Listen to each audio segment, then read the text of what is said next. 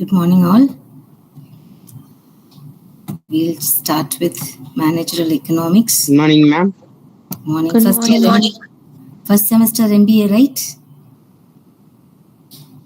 Yes, ma'am. Ma'am, you are right. Your voice is breaking. Am I audible? Is my voice clear? Someone Yes, ma'am. just check. Okay, thank you. So I'll share my PPT. Last week, I think we stopped with cost. So quickly, we have very less time. We have to finish it. So cost, I think you remember what we spoke about cost, different types of cost. I gave you I think I gave you a data set also. So what is fixed cost, variable cost, average fixed cost, average variable cost, average total cost, as well as total cost, marginal cost, everything we saw. So with the numbers which I gave you, you can try working on it because it was little simpler when compared to the textbook data set. Any data set will give you the answer will be the same provided the data set is different, but the concept will be the same. So the equations for each and every variables I've given you. So based on it, kindly work with it. I just opened the textbook, one sec.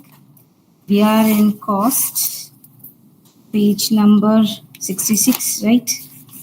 We spoke about the cost schedule. So same way as demand schedule, the cost schedule means the different, it gives a combination of price, cost, as well as output. So that is cost schedule. Then based on the cost schedule, you're drawing a cost curve. So I think you would have drawn the cost curve with the numbers which I gave. If you try drawing the cost curve, you can understand how different curves. I'll show you the curve. Where's the cost curve we had? See, this is what we spoke last time, fixed cost, variable cost, total cost. And can you see the cost curve here? Different types of cost curve. This is what? Average total cost, average fixed cost, average variable cost. So with the graph or with the table which I gave, kindly try to calculate it. You can see how the average fixed cost, it just keeps moving down. But it does not touch the x-axis. It keeps on decreasing. And then you have you have this average variable cost which goes down and comes up, and you can see the marginal cost. Actually, marginal cost goes up, goes down and comes up, and it cuts the average variable cost. Average variable cost will cut the marginal cost at its minimum. Try to draw the graph and have a clear understanding about these two concepts, because the relation between marginal cost and average cost, if you can understand only when you draw like this. So average fixed cost gets smaller and smaller, but it does not touch the x-axis. It will be little above the x-axis only. It never meet the x-axis, and MC also goes down and comes up. This is due to large law of diminishing marginal returns. And then you have average variable cost, which actually comes down and goes up, which hits marginal cost at its minimum. And then also ATC is there, average total cost, because after this we'll be speaking about the market. Then again, when we speak about this, you'll understand. Or if you have a clear understanding now, it'll be easy for you to have a better idea then also. So ATC also comes down and goes up, and it cuts MC at its minimum. So these points should be noted when you draw this. And you can be asked different types of cost. So you can there are, I think, 6 to 9 costs which I spoke now itself. Then you have money cost is there, which is measured in terms of money. You have something called as real cost, which is measured in terms of physical and mental efforts. And you have implicit cost. Implicit and explicit cost is there. Implicit cost is it is owned by the firm. Assuming that I'm working for my firm, the self-owned firm service, I'm giving a service for my firm. So that cost is implicit. Explicit cost is cost actually paid by the firm, like for workers or the people you have hired over there. You're paying the rent. So all these comes as, we call it as explicit cost. Then you have economic cost is that transaction cost, book cost. So around 10 to 11 cost, because I gave you very simply, I spoke about all these costs. Even if you write the formula or you know what exactly it is. Average variable cost is variable cost divided by total output. So per unit cost, per unit variable cost. So all these, if you write, it becomes around 10. So if in case you asked a question on write a different note on cost, you can write all these things. And then you have already we spoke about short run and long run, how it going to affect. And here's something which I want to say is short run cost. Short run cost, average total cost is, I'll open the thing. Yeah.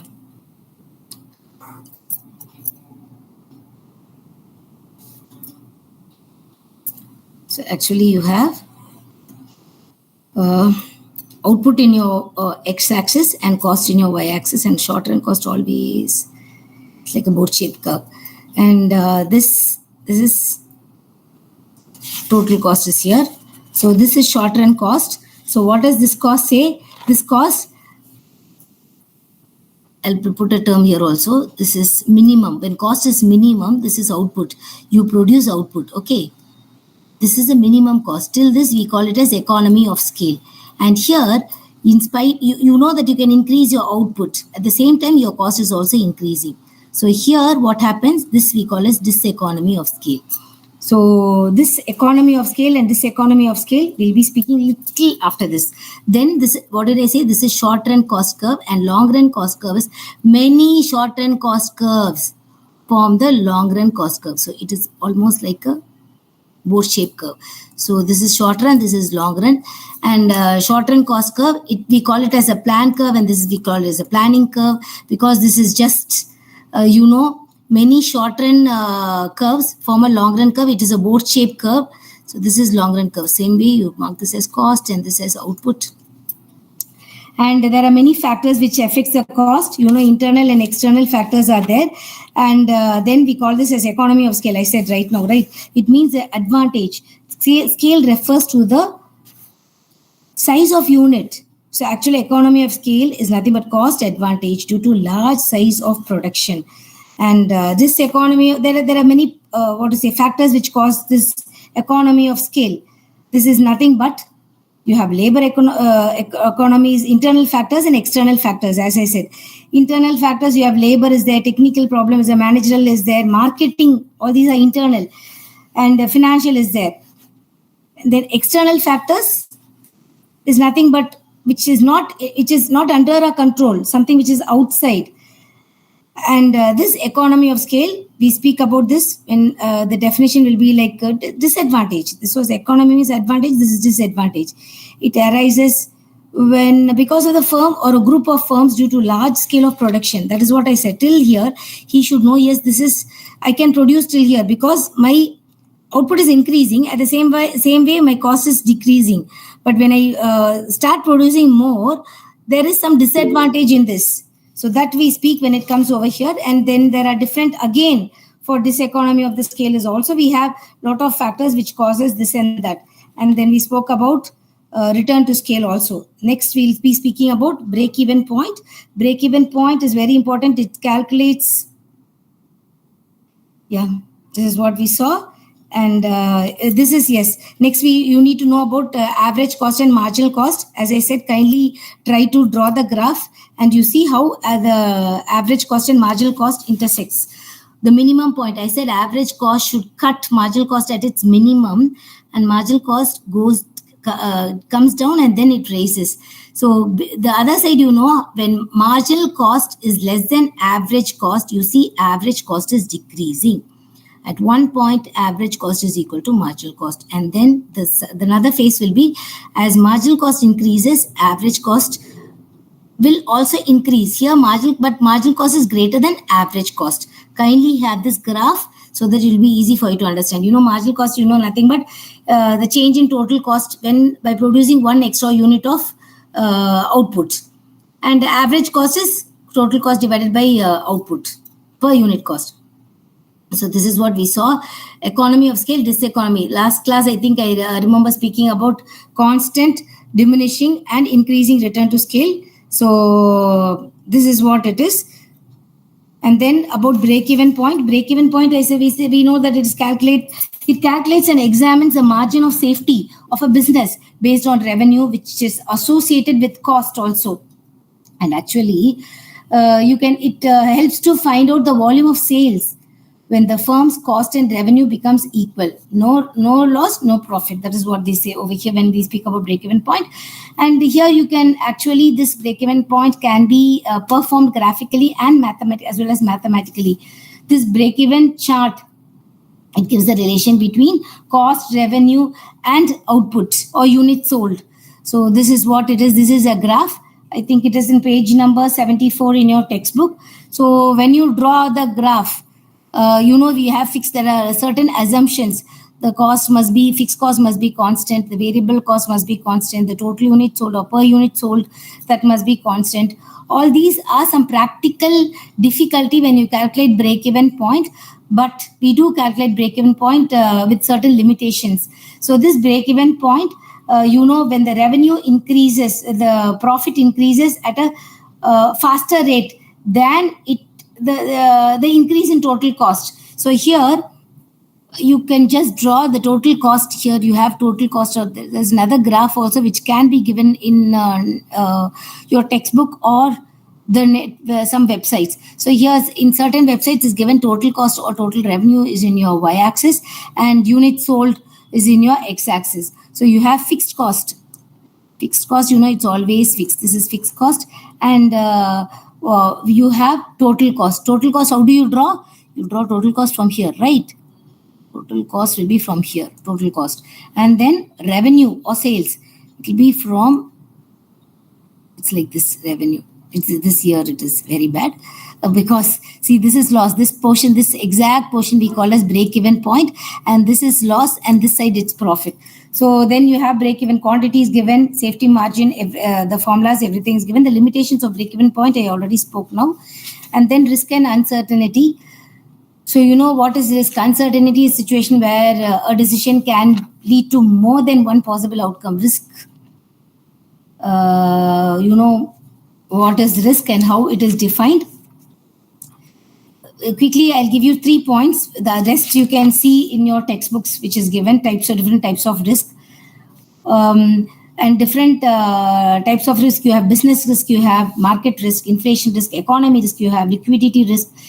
Then you have cultural risk is there, currency risk, government policy risk, page number 78. Kindly go through different types of risk. Short answers you can write. All these, the situation when a market faces, a business faces due to loss, it becomes a business risk. Then interest rate risk because of rise or fall in interest, mainly because of fall in interest rate. And credit risk or liquidity risk because you're not able to sell at that point. And then you have derivative risk, cultural risk, you have currency risk due to currency. Then you have some shipping risk is there. So many risks are there. I don't know whether I've included that here. If possible, I'll just send it as a different mail on different types of risk. Around 48 types of risks are even there. But basically, I give these 3 types of risk or three types of investors are there who faces risk. One is risk lover. Second one is risk averse. And the third one is risk neutral. A risk lover, very simply, just take this. If you have you are so crazy about the bike. You're so crazy about driving a bike. So there, you just take a bike and drive fast. So you have that love for it. So you are a risk lover. You don't mind whatever is happening. There's risk averse, who never feels like, who does not take risk much. Like very softly, he does not even get out of the house because he feels there's a lot of risk when he gets out of the house. And there's a third type who feels, okay, 50-50 chances. This I've given you a general example, but specifically we have to plug in with investors who like to take risk, large risk, large return. So he takes a lot of risk. So this happens. He does a lot of investment. So he's a risk lover. Second is risk averse. He feels I'll put in a safety place like government securities or in a post office. So that is little safe for me. I don't want to have anything. Risk neutral, 50-50. He always want to be safety zone. I don't want to invest so many thousands. Just a few hundreds I'll be investing here. That is enough for me. So that based on it, the payoff is given. But now currently, the theory is changing. The original theory says lot of risk, lot of return. But now you're telling with minimum risk how you can increase your return. That is the new theory which is coming. So that also I think you'll be aware of that here we are speaking about a simple chapter called as risk and return, and then you know how the payoff is expected. So I'll draw the payoff here. We have 3. One will be the page number 80. The payoff is here. Payoff is here. X-axis, and here you have the utility, how much happiness or utility you have, or how much satisfaction you have. So there are different, as I said, there are 3 types of investors are there. As your payoff increases, if your utility is like this, sorry, it is like straight 45 degrees. What is it? This is your payoff, this is your utility. This is one type of investor, we call him as risk neutral. And there is someone when your payoff, when your risk, there's another type of investor. I spoke about 3 types of investors: risk averse, risk neutral, and risk lover. So this is, see, less risk he's trying to get. Based on the risk only, he'll be paid off. And there is something which has an inverted curve. So here, risk return, more risk, more return. So this obviously has to be risk lover. Draw and understand it, risk lover, and this will be risk averse, and this will be risk neutral. So then you, there are, in your textbook it's given, there are different ways to how to manage the risk and uncertainty. It can be diversify your portfolios, or you need to know the mechanism, how to calculate the risk, how to adjust the risk, and how to you should mitigate your risk by knowing what is going to happen next. There is a different theory, risk itself a different paper. So that paper, it actually discusses how to handle risk, or how you can calculate the risk. And then hedging is also one point, and insurance, like I said, businesses can always be transferred with this type of insurance policy, so that can also help to mitigate the risk. And finally, we have, yes, now we are moving on to market. What is this market? You know, when market is a situation where large number of buyers and sellers meet each other to exchange goods and services. Here, this is in page number 83, unit 3 we are. So just, we have to rush up. So that is the reason I'm moving on. Till this, we are in the page number 83. Are you there? So yes. Market, as I said, there are 2 types of market. One is, thank you. Market is a situation where a large number of buyers and sellers come together to buy and sell goods and services. And here you have something called as perfect competition and imperfect market is there. Perfect market and imperfect market. Perfect market. Before this, I'll tell you 2 situations. I'll explain you 2 situations. One, kindly mute, please. They're running out of time. There are 2 situations. One, the situation which prevails in market is the price remains the same. I think, see, from the beginning, I'm telling you this. These things which you see in day-to-day life, but we wouldn't have thought this is what this type of market or that type of market, or this is economics. We wouldn't have thought at any point of time until and otherwise we touch this topic. So in market, you can see some a situation, 2 different types of situation. Situation 1 will be the price remains the same. There's no compromise in price at all. The price will remain the same, but he has to sustain in the market. There's a second situation where only by reducing the price, or only by having the price, holding the price, he can survive in the market. So these 2 are reality. These 2 are real situations which exist in the market. So we have something called as perfect competitive firm, and there is something called as imperfect competitive market.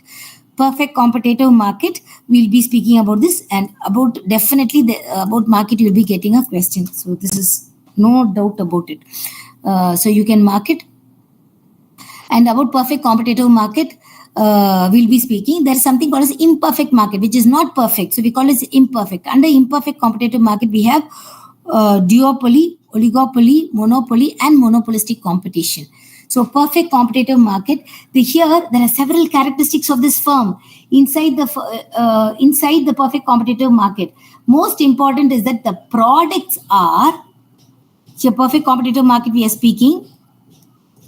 Here the products are completely identical as other firms, because they have perfect substitutes. Someone can substitute. In this case, you cannot you cannot increase your price. Very simple example I'll give you. What is it? Tender coconut or something which is sold. Tender coconut is there, okay? Like every 1 kilometers, you have people are selling, or guava, anything for that matter.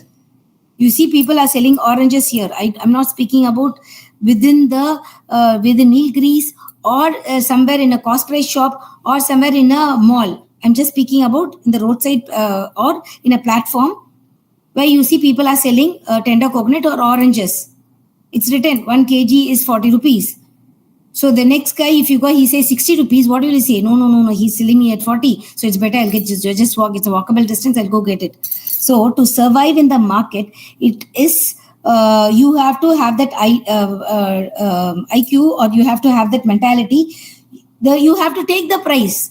You cannot make the price, because someone is there already available in the market who's selling the same tender coconut at 40 rupees. You cannot sell it at. You can sell when there's no one in and around you, or you are in a highways, there's no one there, you're selling it at 60, there's no point. I cannot bargain there. I need it, I'm getting it at that point. Understand the concept? Clear? So what is this? There are several characteristics within this perfect competitor, and most important is in this product is the product are identical as other firms, and they are perfect substitutes for each other. So many small firms are here. They are price takers. Here I'm giving the characteristics of perfect competitive firm. Kindly see in this slide. So what is this? They are perfect substitutes for each other. And there are many small firms. They are price taker, no control over price, because I have to sell this price. Why? I have to sustain in the market. I want to sell my product. That is me. So no control over price. They take the price from the market.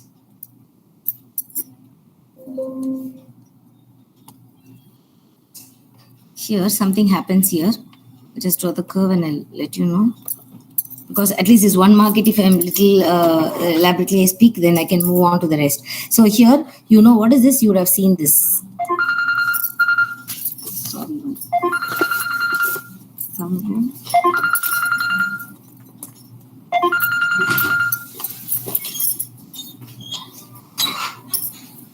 Sorry. So what did I say? This is a firm. We have price, and this is. Do you remember this graph somewhere in your life? Did you remember this graph? Where did we see this? Where did we see this? What is this? Demand curve. Very good. Yes. Demand and supply. That's all. Very simply, demand and supply. So this is basically, what did we say? This is a market. So market for orange we'll have market for orange. This is the demand and supply. And you have something industry. Usually I'll give an example for milk here. Industry. This is industry or firm. So I don't want to confuse you. Industry or firm, or this is a market graph. So here, as I said, he's a price taker. He has to take the price. It will be the same as this. So what happened? It's one individual firm. Since he's a price taker, the demand over here is horizontal. It's perfectly elastic. He does not have any control. We saw this perfectly elastic. He does not have any control over price. If you increase the price, other firm will be there. There are so many firms in the market, they'll go and get it from them. So you cannot lower the price either. You will be having the price. There's one case when the individual price itself will come down.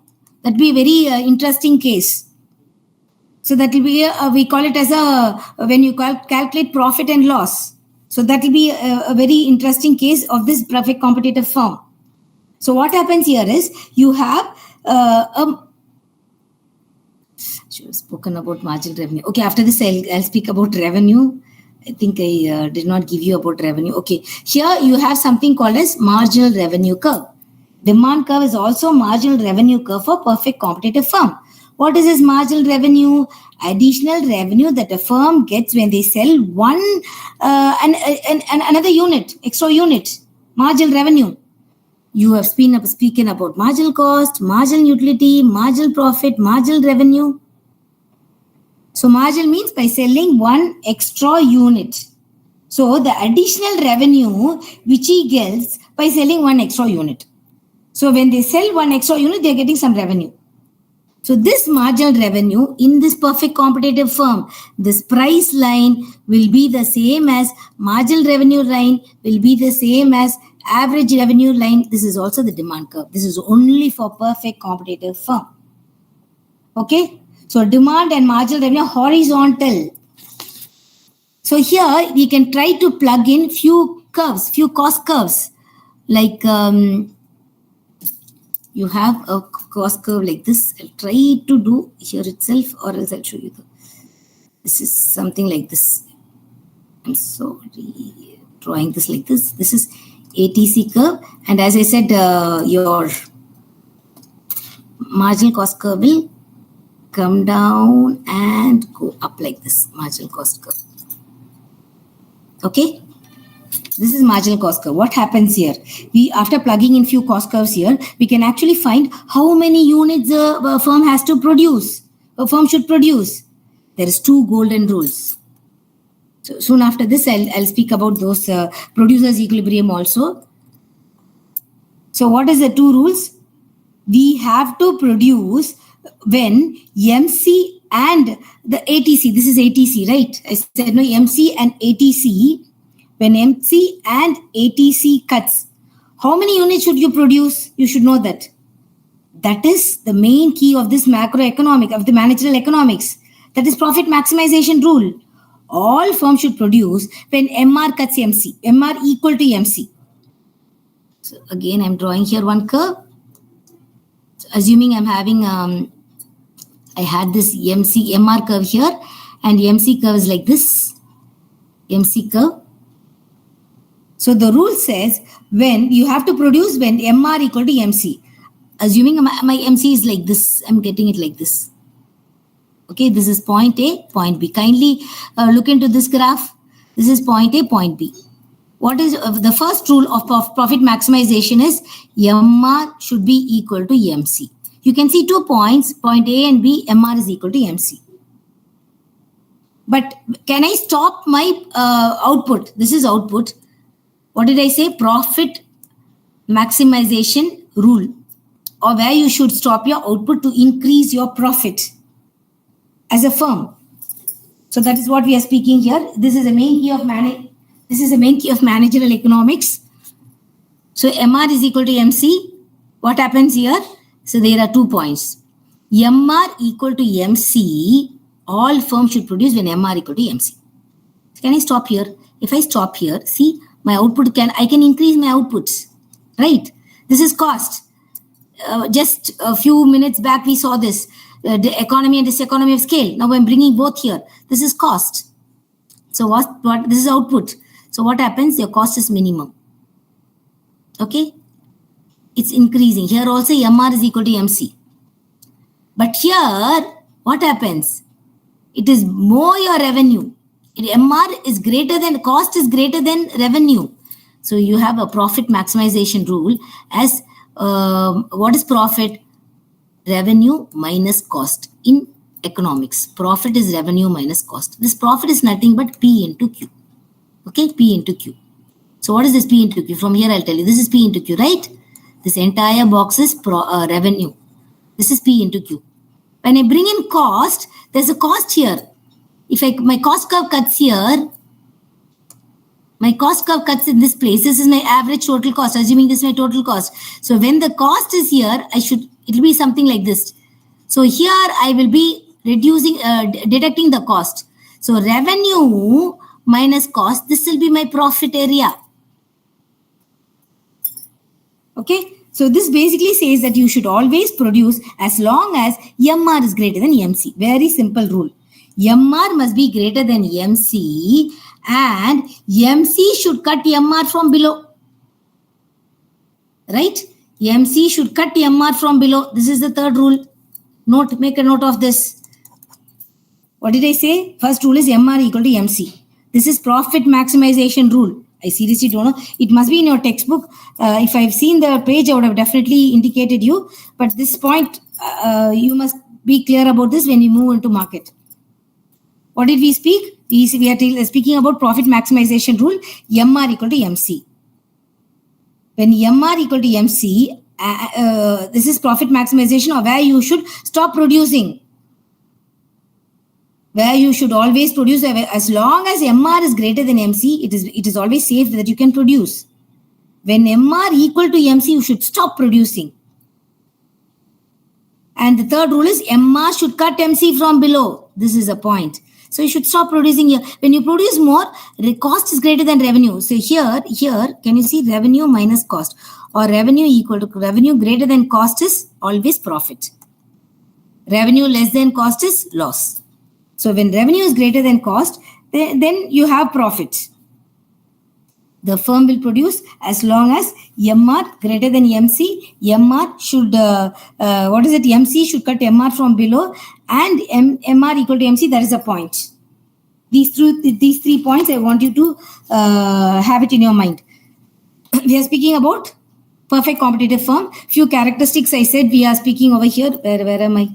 I'll show you the graph. What is it? Here, the main key characteristics. There are large number of buyers and sellers. Yes, no? What did I say? In my garden, suddenly there are a lot of mangoes are there. They just pluck in and they are sitting on the roadside itself. There no need to be any people. I no need to get any government license to give what is in my firm or what is in my garden. Someone who's passing the roadside can just get it from me. There's a shop next to my house. I can give it to them and ask them to sell it. I needn't have any license. Here itself also someone can sell outside the house itself.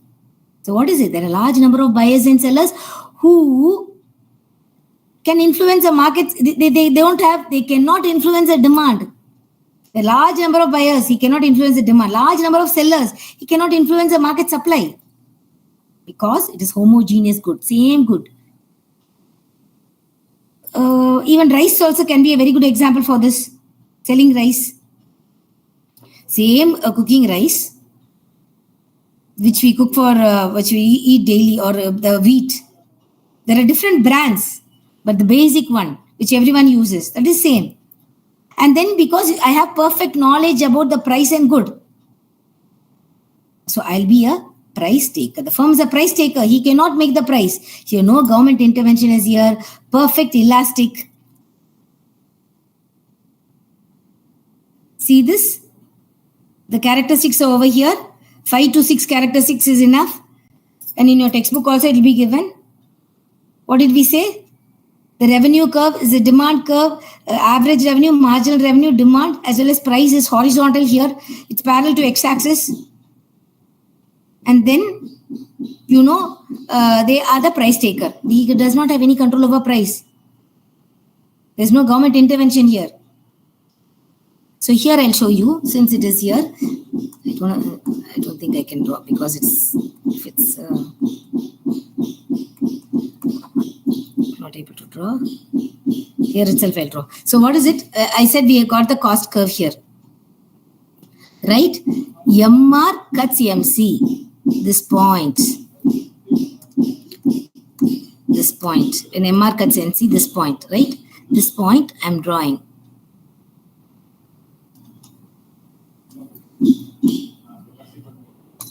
This point I'm drawing. What is this? This is MR cuts MC. So this is price and this is the quantity. This is the price and this is quantity. So this entire box is revenue. P into Q is revenue. What is the formula for profit? Profit, I said, revenue minus cost. Revenue is P into Q. So this I got. This entire box, green box, is revenue. Right? Cost will be, this is cost, right? This is cost. Cost cuts here. So in this point, my graph is so that I brought everything together. In certain graphs will be little confusing. Here I didn't do it purposely, but it came like that. So yeah, I'll bring the cost here. This is a cost. Okay, this box is the cost. So black is the minus cost. So revenue minus cost. So the top portion, this top portion, this is cost and the entire thing is revenue. So this portion will be your profit. When this cost moves up, you will be getting a loss or break-even point. When this cost moves here or this exactly cuts P, you have a break-even point. That is no profit, no loss. Okay, so we spoke about perfect competitive firm. We are speaking about perfect competitive firm. This is the characteristics. And the example, I can say orange milk, anything. I can bring it over here. The profit maximization rule. As I said, this is a producer equilibrium where MR equal to MC and MR should be greater than MC and MR should cut MC from below. Sorry, MC should cut MR from below. You should stop producing at that particular point. That is profit maximization rule. And then I'll just speak about revenue and then I will move. I think I gave enough inputs on revenue. Just very few seconds. You please wait and check whether I'm having revenue here. Somewhere I remember writing about revenue. It's not here. So I think I've given you enough inputs about revenue.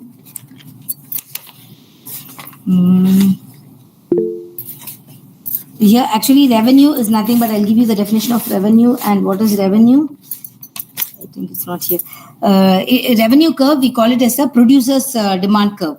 The quantity of a commodity a producer is willing and able to sell at different price. That is total revenue curve. And revenue, we spoke. What is revenue? Total revenue, marginal revenue, average revenue. All these three are there. And then you have something called as, what did we say now about revenue? Yes, revenue is a producer's demand curve. That we call it as revenue. I'm not able to find it yet. Yeah. Then I'll quickly speak about this and move on to the next market also.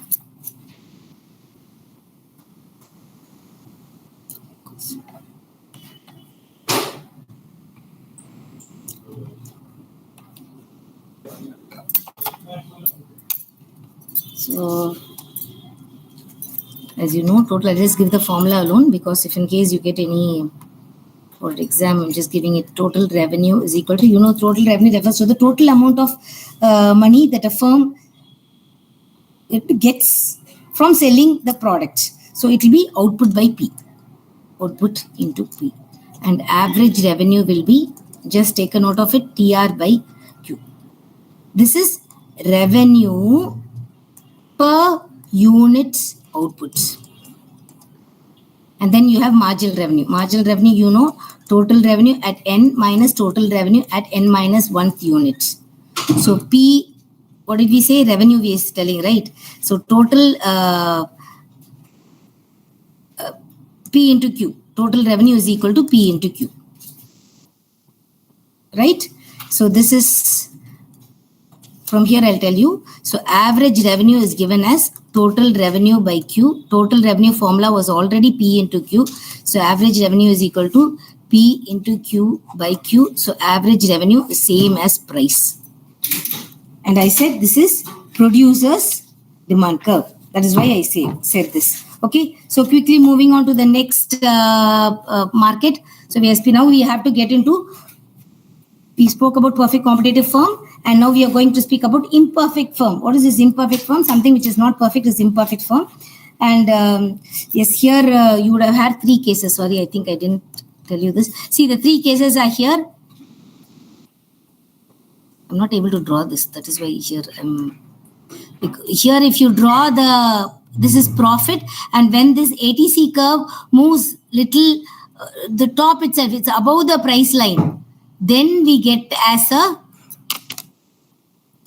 we get a loss, and if exactly touches the demand curve, then it is neither profit nor loss. That is a break-even point. Actually, there's a shutdown rule in this perfect competitive firm. The firm should shut down if the price is below average variable cost.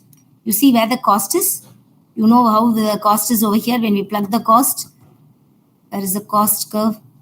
See, if the price line, again, it's a NOT note, price line is below the average variable cost, it is the shutdown rule for perfect competitive firm. Okay? It's not written here. I think, I don't know when the other notes I've sent it. I'll just recheck it again. So then the next one, as I said, is imperfect competitive firm.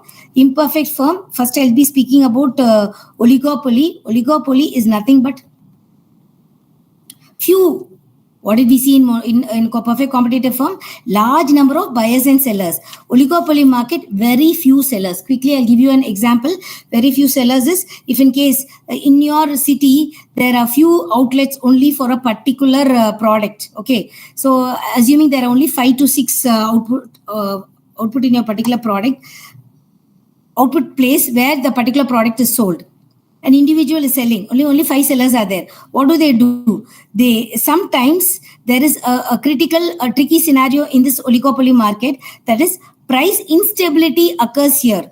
In one area, assuming in my city there are 5 to 6 areas I'm having, this particular product is sold. In one area, one producer, what is it thinking? Why should I sell at this point? Can I slightly reduce the price?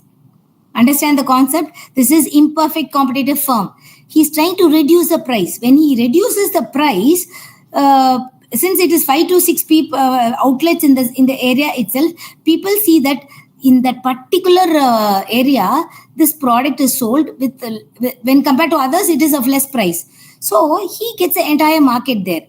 That is the only case in this oligopoly market. You never have a, I'm not able to draw here. In this oligopoly market, you never have a perfect demand curve. The demand curve will be something like this, and a small twist will be there. Again, it will be like this, is called as a kink demand curve. That kink demand curve, you can observe it in the oligopoly market. KINKED. In many competitive examination, they ask in which firm do you find this kink demand curve? In which this is oligopoly market. Because since this, I think in marketing also in paper, you would have seen this. A producer or a seller who just try to reduce the price, he just gets the entire profit. That is skimming price, they say. Skimming profit. He gets a profit just like that. On skimmed milk, you have that layer, right? He just takes a profit like that. So that is oligopoly market. What happens here? Price instability is over here in this market. Price instability. So there are few characteristics of this oligopoly market. As I said, there are few sellers. And actually, this is the original, real, existing market in reality. When you open, they spend about 80% of their on advertisement itself. Example, when you open the TV, what happens?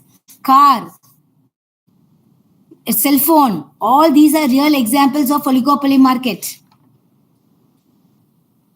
What is happening here? Here are a few sellers, same characteristics. There are a few characteristics here also. I think I would have posted it here. Oligopoly. Okay, here, see, there are few sellers, few large producers, high barriers to entry. No one can just like that enter and have a car market and control over price. He is making the price. And this is a real firm. He spends a lot on advertisement. And the price instability is there. All these points also you can add. This is the king demand curve, right? See here. Price instability is there. Demand is elastic here. So you have 6 to 8 points. Point out. If they ask you about oligopoly market, just have this point here. And then you have something called as duopoly. What is duo? Duo means two. Only two people sing duet. So 2 sellers.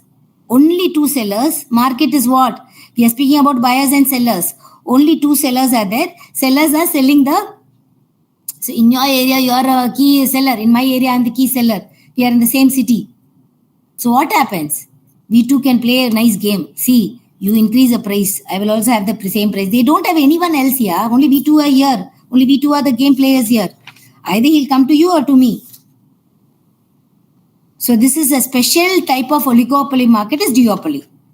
Clear? I know I'm fast, but I want you to understand the concepts. Is it clear? Yeah, ma'am. Yes, ma'am. Thank you. The next one is monopoly. Monopoly, a single seller. It's a market situation in which there are a large number of sellers will be, large number of buyers will be there, but only one single seller is there. The features is there are a large number of buyers, only one single seller is an individual seller. He is the one, he sets the price. He is a price maker. He's a king, yeah. So he'll have supernormal profit. Not like perfect competitor. Perfect competitor firm, you have a normal profit. You have a profit, you can have a loss. Yes, supernormal profit is here. What is it? He is the one who is keeping the price. He is the one who is selling. He is the entire one who is supplying for the entire market. He is fully controlling it. In this market, you have something called as a price discrimination is there. Okay, price discrimination will be here in this monopoly market. Just check in your, there are a few points which I've given here. Even in your textbook, I need for you to check this. And here, what happens to the demand curve?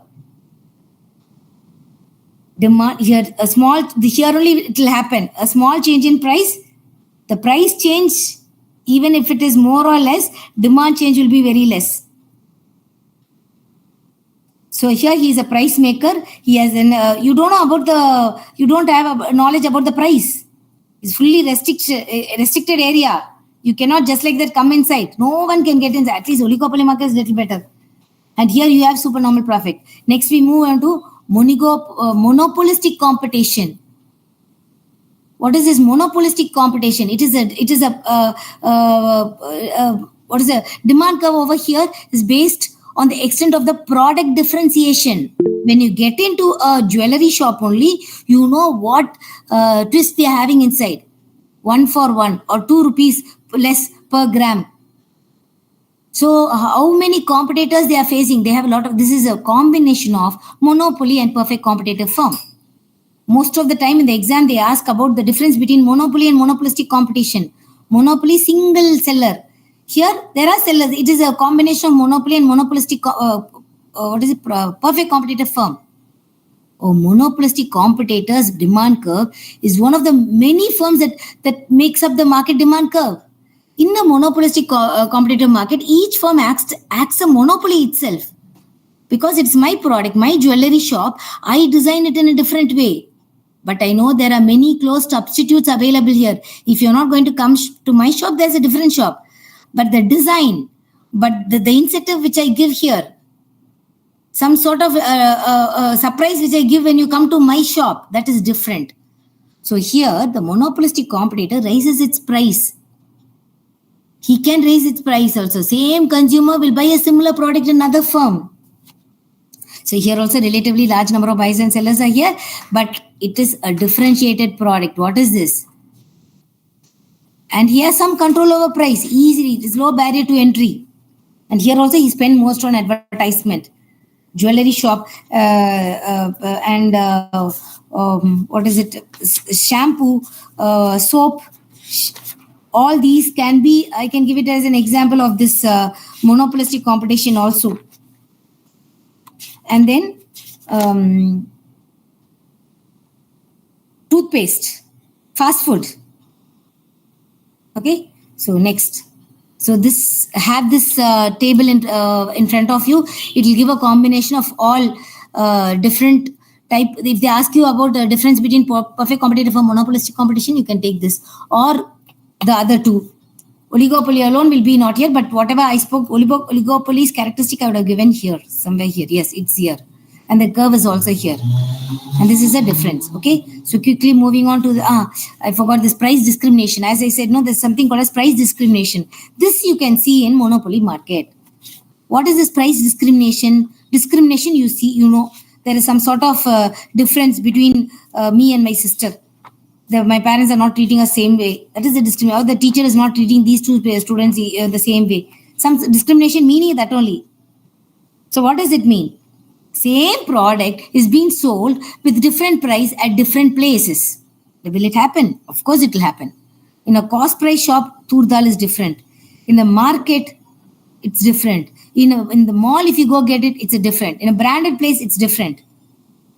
Same consumer, same price, same same product is charged of different price because I'm willing to pay. I go to that market, to the mall, I'm willing to pay at that price. The food over there. The same Quality difference may be there, ma'am, due to that. Quality difference. No, The low grade is there, high grade is there, polished one is there. that is also there, but Fruit you shop. can see, I think, Big Bazaar. Big Right. Bazaar, yeah. When Can you get it from ration shop, you will get very substandard Yeah, quality. ration shop is different. Because that I'm not bringing it here. What to say, the same in Big Bazaar itself I'll take. Okay, Big Bazaar, I'm getting that eclair chocolate for 64 rupees. Same, I go into market, it's 100 rupees. In another mall, I'm getting it at same 120 rupees because the rate is given 120. Yes or no? But the same chocolate. So that is, there are different degrees here. Degree 1, 2, 3. So what is this? Degree 1, 2, 3 is, first degree will say, every consumer, each consumers or every consumer a charge price they're willing to pay. I'm willing to pay that. Perfect price discrimination is here. And another example I can bring it here is flight being the same. The destination point is the same. But you're paying a different money in economy class as well as business class. Class different. You can say yes, the service is different, but the destination point is the movie. Initially, I don't know now. Initially, there was in the 90s, also in 80s, we can see there was a box. Within the box, you have a different. The movie is the same. When you sit closer, you pay the amount for the ticket is different. So, then the market segmentation comes here. Peak of time, the rooms in the hotel, age group, the train ticket, senior citizen, students, right? All these are example of price discrimination. So you have 1, 2, 3. Sorry, I'm moving on fast because we have to move this macroeconomics quickly. I'll say, what is this? What do we speak about this national income? National income is very important. What is this national income? National income is a key indicator, economic indicator that measures the country's economic performance over a specific time period. It is the total value of goods and services produced by a country. The country is resident during the accounting year. So it is a metric. When I want to speak about my economy's growth, my economy's strength, I'll be speaking about this national income only. There are indicators. It measures the indicator, I call it as GDP. GDP is gross domestic product. It is the total value of all the final goods and services that is produced in the domestic territory of a country itself. Understand clearly? Within India, the domestic territory, I said, within countries' borders during a financial year, the total value of all goods and services produced, that is GDP. That is GDP. Then you have GNP.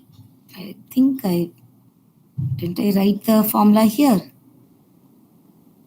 GDP is there. GNP is there. GNP is gross national product.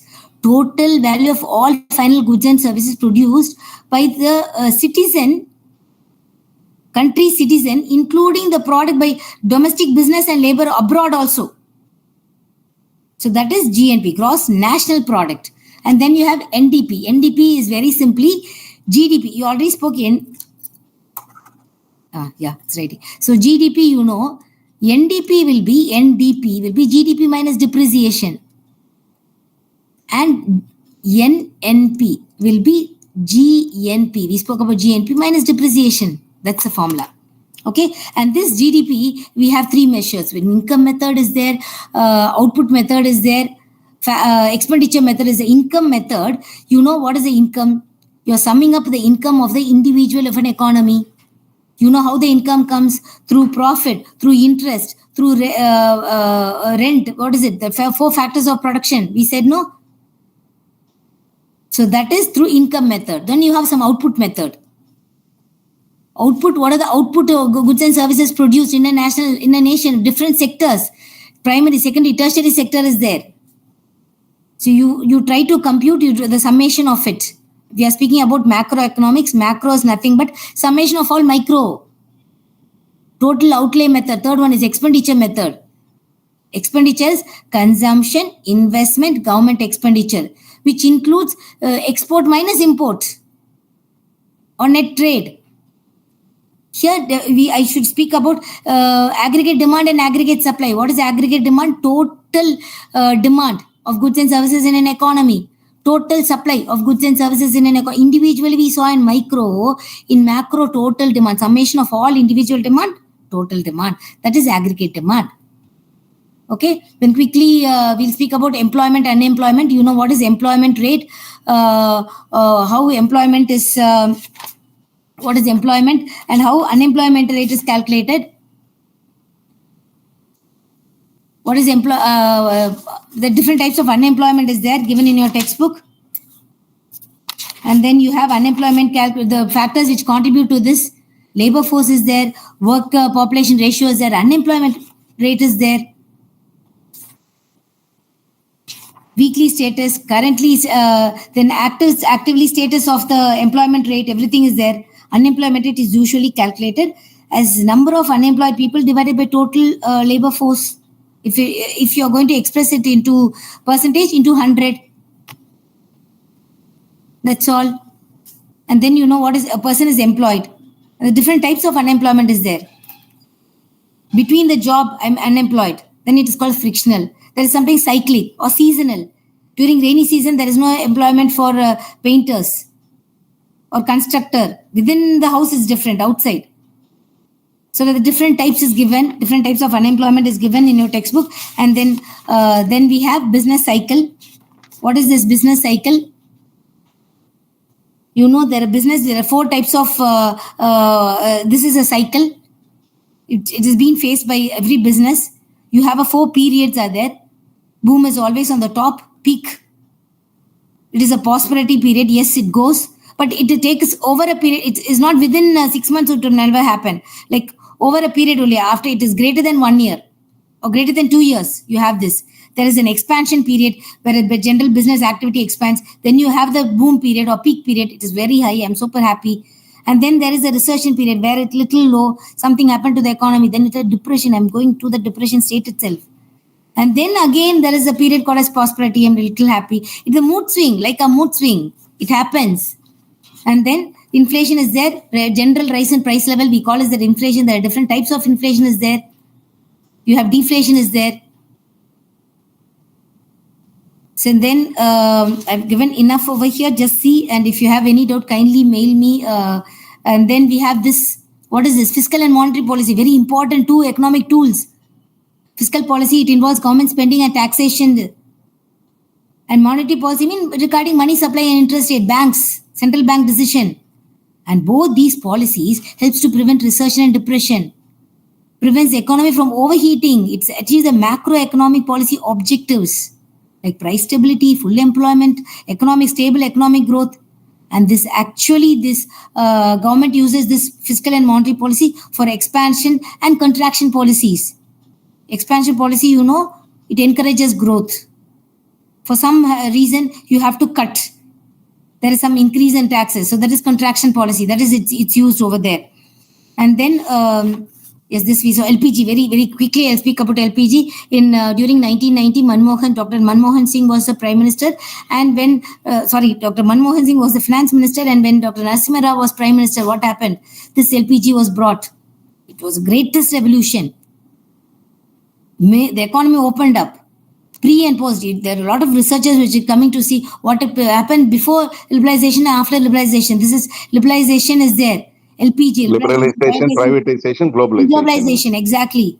Kindly look into this. It will be this can also be an expected question. Even now, the FTD here they have signed a GATT agreement, isn't it, ma'am? Yes. General Agreement for Tariff and Trade. Exactly, because then after that only slowly everything started. This was an excellent revolution. The market has become a globalized one. Exactly. Yeah. Sir, it will be great if we can please not talk in between because we are all focusing and we are losing all track. And today's the last class, so please. Exactly, sorry. So this is LPG we are having. What is this? Liberalization, privatization, globalization. As I said, government, even now a lot of researchers which is going on over here to see what has happened before LPG and after LPG. You can see how the economy has grown, how before the 12-year plan, what happened before that, and why they focused on this. They opened up the disinvestment, privatization, FDP. Even now, FDP is very important question. Kindly have a look at this FDP. FDI, foreign direct investment, advantage and disadvantage. You know how they focus on the developing economy. They see what happens, who's here, how we can attract India. This place is an excellent place. We have to put our industry over here. Yes, they are using our resources. At the same time, we are getting some sort of taxes through them. Then the technology they are bringing here, they are giving us employment. We have been taken into a new type of technology. They are introducing us to a different world. Lace, we are importing it. But now the company is settled in India so that they are producing the same formulas over here. I'm getting it here. So even now, government is really encouraging this FDI. Why? You get it in dollars. What happens when dollars inflows inside the economy? What happened to your foreign reserve? Your foreign reserve, dollar is a dominant currency. When dollar is there, when my reserve is filled with more dollars, when I do the trade, or normally in a country, export must be greater than import. I should export. And I should export means that I should have enough material here. Enough stuff must be here. Why import? Because I need to spend, and exchange rate plays a vital role here. When I spend more, I should give my money, my Indian currency, my Indian money to get more dollars. So this happens here. When my dollar is more, the reserve I have more, I can directly give the dollar.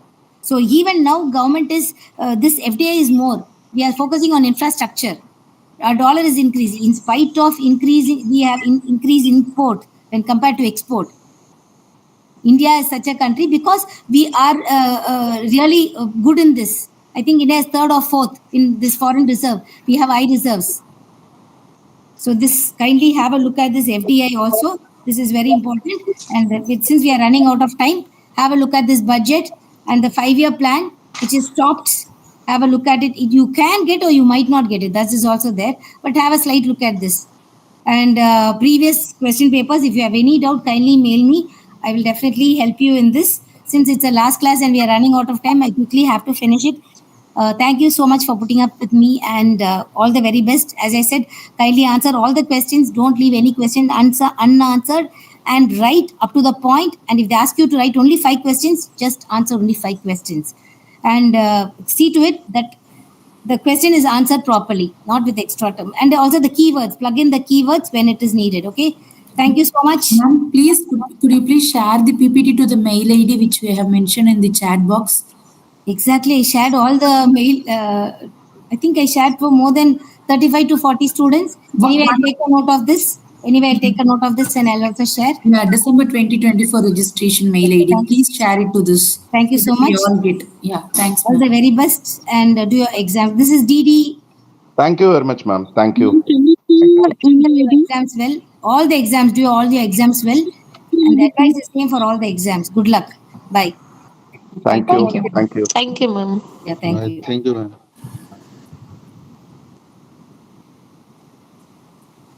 Thank you, ma'am.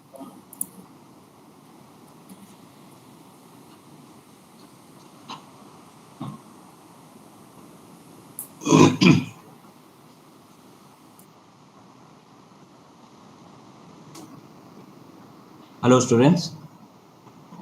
Hello. Yes, sir. Good morning. Good morning, sir. Very good morning. Good morning, sir. Good morning, sir. Yeah, once again, we are going to start business law. Good morning, sir. Shall we start, or I'll give some 1 or 2 minute break? Do you need any break?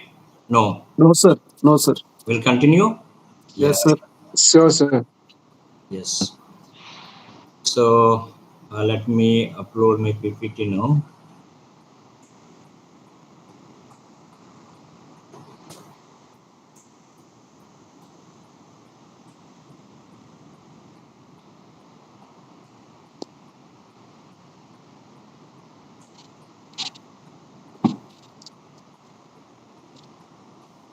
Can you see the PPT now?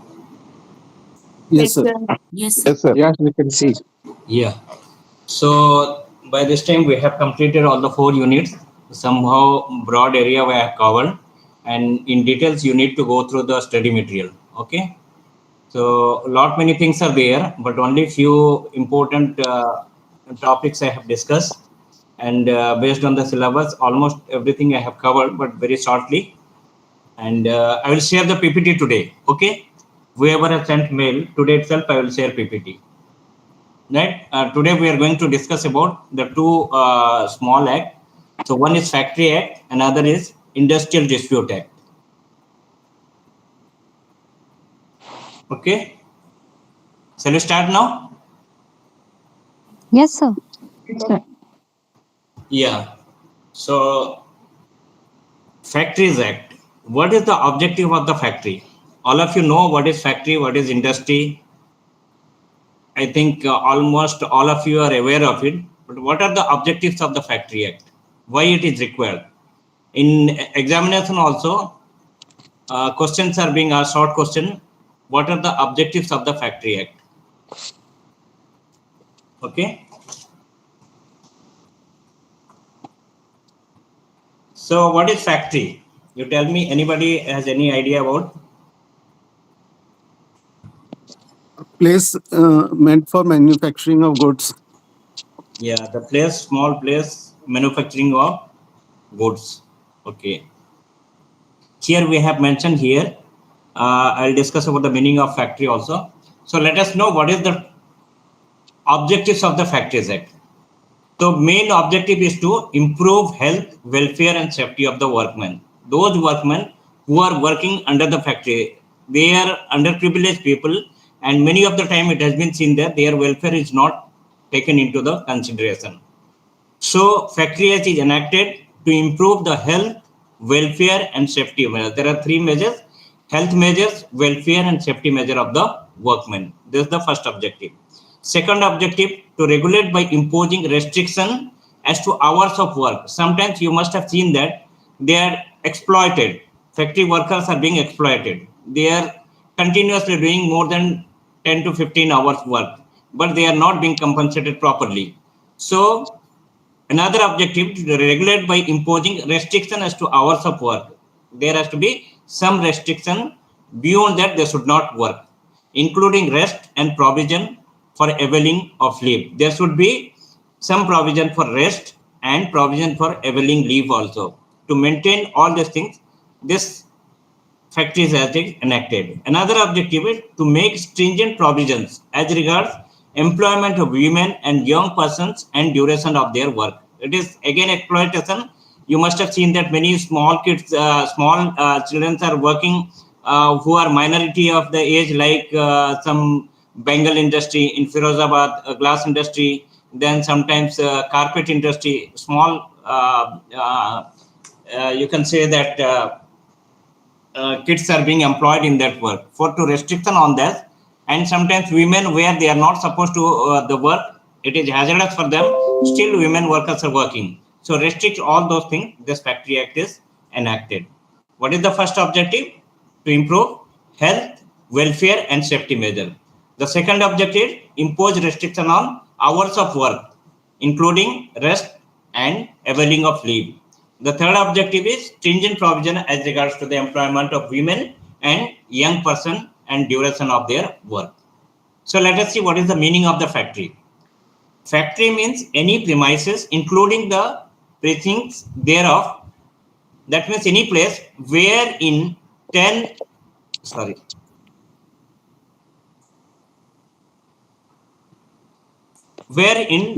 or more people, wherein 10 or more workers are working or were working on any day of the preceding 12 months, and in any part of which a manufacturing process is being carried out on which the aid of power. So, where any places where 10 or more workers are working or were working, previously they were working, any day of the preceding 12 months, preceding 12 months and before 12 months, any day they were working, 10 or more person are working or were working, any part of which a manufacturing process, the place where manufacturing process is going on. with the added power, some electrical power or something, or is ordinary so carried on. This is called factory. So where 10 or more workers are working in or were working on any day of the preceding 12 months, and any part where some manufacturing process is going on. With the, if it is the with the add of power, then 10 or more workers. Then another one is the where 20 or more workers are working or were working on any day of the preceding 12 months, on any part of which manufacturing process is being carried out, on without the add of power. Here, without the add of power, there is no add of power. So 20 or more people, like banking industry, etc. 20 or more workers are working. Here, 10 or more workers are working with the add of power is called as factory.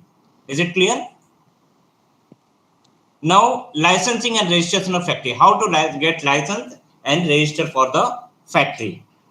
The state government may make rules regarding the submission of plans and approval, licensing and registration of the factories. The state government, they may give notification regarding the submission of plan or application for the approval of licensing. All the state government, they have provision. The site chosen to locate the factory must have the previous permission in writing of the state government or chief inspector of the factory. The site which you are choosing for manufacturing process, that should have taken permission, previous permission in writing from the state government or chief inspector of the factory. Before registration, you should have this place of working or place of manufacturing. The site chosen locate the factory must have the previous permission. The third is such permission will be granted to applicant unless he hold duly complied with the direction of the government. You have to follow the rules and regulations, direction of the government. As per that only you need to apply. Every application must be duly accompanied with a certified plan. You should have certified plan of the factory, showing all the details together with a challan representing the fee payable for such registration. Whatever the registration fee, that should be paid through challan, and licensing or renewal licensing. If it is a licensing payment has to be done or fee has to be paid, or if you are applying for renewal of licensing, then you need to pay that amount. So every application must accompany with a certified plan of factory. It should show all the details together with the challan, all the details, and challan should be there to pay the fee. If permission is not granted either by the state government, you have applied to the state government. So if permission is not granted either by the state government of the chief inspector within 3 months from the date of submission of such application, permission is presumed to have been granted. If you have applied with proper procedure and with proper fee, proper application with certificate plan and certified plan, then the place of working, everything is proper, then you have applied, and within 3 months, if you are not getting any reply from the government or the chief inspector of the factory, that means it's presumed that you have been granted. On the refusal of the state government to grant permission, the aggrieved applicant prefer to appeal for the 30 days from the date of refusal. If it is within 3 months, they are not responding to you, that means it is granted, you can start. Otherwise, if there is a refusal, if they send any refusal letter that you cannot do, then you can go for appeal within 30 days from the refusal. Within 30 days, you can go for the appeal. Every order refusing to grant permission or license must be a speaking order. A speaking order in the order passed after hearing both the side, and it is passed with the reason stated. Every refusal, they should have reason. Both the parties have to be together and they should discuss, and what is the lacuna, it should be discussed and to be mentioned that this is the reason why your permission is not granted. And license or permission cannot be denied merely on the direction of the government without hearing the applicant. You cannot deny without hearing the applicant. You should ask the applicant what is the reason, what is the justification for this one. Then only you can deny. If it is not satisfied, then you can deny. Otherwise, without that, you cannot simply deny to start the factory. Next, licensing and registration factory. Then notice period. The occupier must give 15 days notice to the state government of chief inspector of factory before begins to occupy or use any premises as a factory. If you are going to use any premises as a factory, so prior 15 days notification you should give it to state government or chief inspector of the factory that I am going to start my business here. It is essential to intimate by notice the inspector with a copy addressed to the chief inspector of the factory. It is necessary to intimate and give notice to the inspector with a copy addressed to the chief inspector of the factory. If any new person is appointed as a manager in a factory, if you are appointing any new manager in your factory, then it is necessary to inform the chief inspector. First, you need to give the intimate to the inspector, and a copy you need to forward to the chief inspector of the factory, so that they should know that who is the new manager or new person in this factory. Next is penalty provision.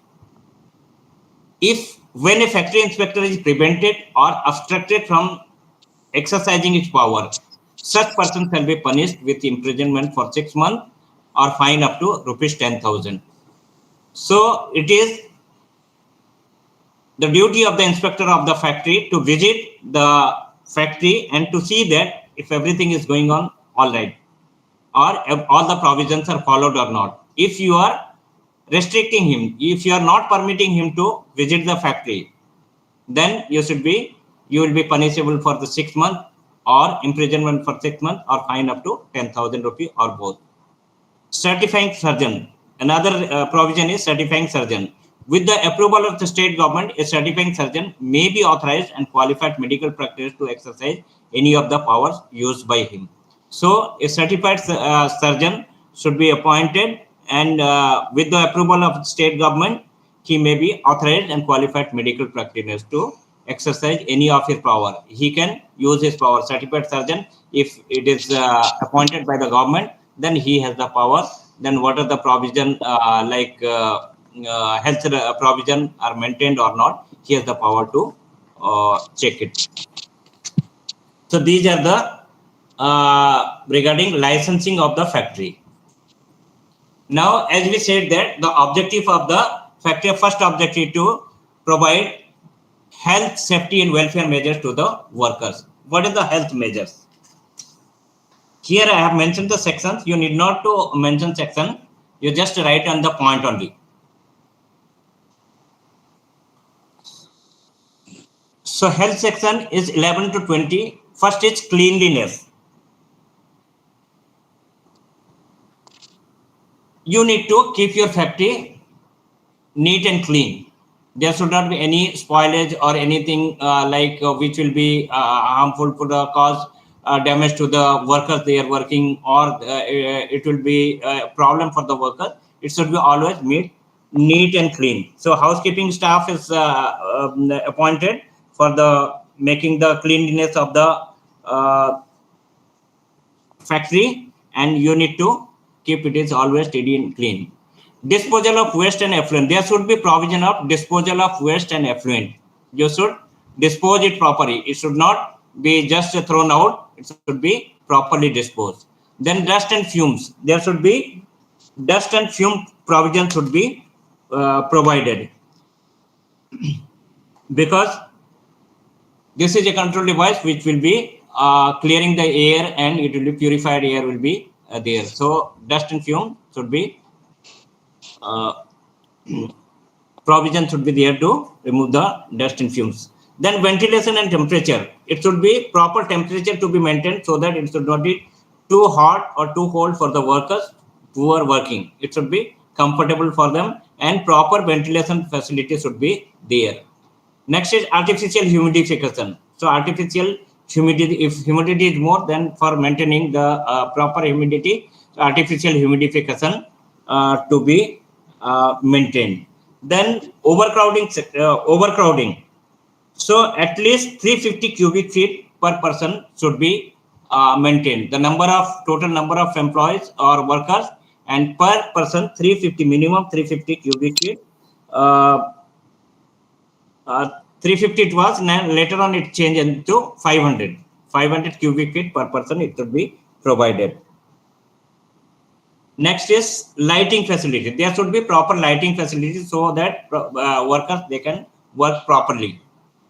Drinking water facility. Drinking water facility should be provided to the workers, and where drinking water kept properly, direction is to be made, and drinking water, the board is to put that, tag is to put that signboard that drinking water is available here. Then latrine and urinals. This facility is also to be maintained in the factory. The spittoons. So spittoons should be provided so that it will be used to make it neat and clean the industry area. So these are the health measures. So out of these three measures, one long question comes. Normally it comes either health measure or safety measure and welfare measures. So this is about the health measure. Detail of it, you can go through your study material. Then we'll search about to safety measure. What are Sir, one doubt, sir. Yeah.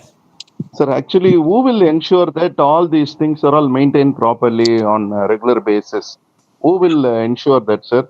Because workers, if they face problem, Okay. who will come in from the government side? Who will inspect this periodically and inspector of the factory is appointed. Factory, he has to visit the factory regularly, sir. Yeah, you can put a complaint to the inspector of the factory, give it to the chief inspector of the factory. They will immediately they will take into action. Even the certified surgeon is there to complain health measure. If any issue is there, you can complain to the certified surgeon. So the manager will be responsible for this one. So manager, whoever is the manager, their name is to be given to the inspector of the factory. So they should know that who is the right manager. If any complaint comes, they will contact with the manager and they may visit. Yes, sir. Thank you, sir. Yeah. Next, so during examination, sorry, sir. So, during examination, whether these sections are also mandatory to write or those are optional? Not necessary. Not necessary. Section need not to write. Okay, sir. Okay. Thank you. Just for reference only, we have given this. You are not law student to remember all those things. So only points if you are remaining, that is enough. What are the measures? What are the safety measures? Safety is prior to security. According to this concept, the present Factory Act ensures several safety measures as found in section 21 to 40, which are enumerated below. So total 21 to 40, it comes under the safety measure. First of all, fencing of machinery. Where heavy machineries are working, or if any means there is a chance of any kind of difficulties or any kind of problem, it will be dangerous for the worker. So in that case, the machinery has to be proper fencing has to be done. Work on a near machinery in motion. Where there is a machinery in motion, there should be proper red mark is to be mentioned so that workers should be aware that here machine is in motion, which will be dangerous.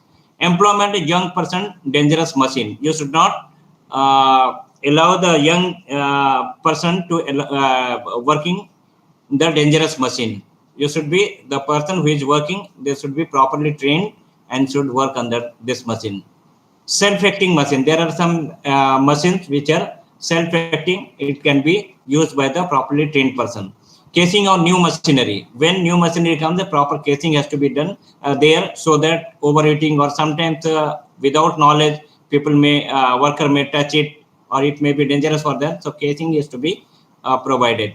Provision of employment of women and children near cotton openers. So there is a provision for employment of women, children near cotton opener, because it will be very hazardous to the women and child workers. So cotton, they should be avoided to work in those places. Hoist and lift, there should be proper, if heavy items are there to lifting that one, proper lift has to be mentioned. Lifting machine, chains and ropes and lifting tackles. So all this machinery should be there to where the heavy work is going on, to lift those things easily, comfortably they can be. And revolving machine, where revolving machine is there should be proper care has to be taken so that the proper safety measurement has to be taken. These are the few sections about the safety measure. The another one is health measure. These are the three very important topic in factory guide. One is the objective, second is the licensing, how to take the license, the third is the what are the three different measures: health measure, welfare measure, and safety measure. Welfare measure is sitting facility. There should be proper sitting facilities in the factory where the workers are working. For them, properly sitting facility or rooms has to be there so that they can take rest. First aid appliances. There should be, there must be first aid appliances in case of any emergency. First aid can be used, and proper. It should be kept in proper place and demarcated that first aid is here. Canteen facilities. There should be canteen facility where more number of workers are working in that place so that they can take the benefits of canteen. Shelters, restrooms, and lunchroom. There should be shelters, restrooms, and lunch rooms.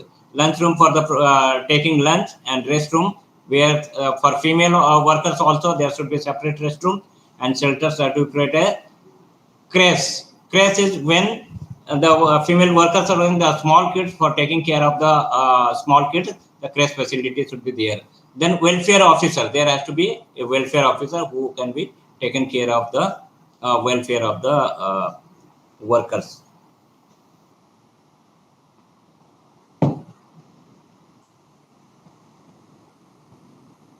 Next is working hour.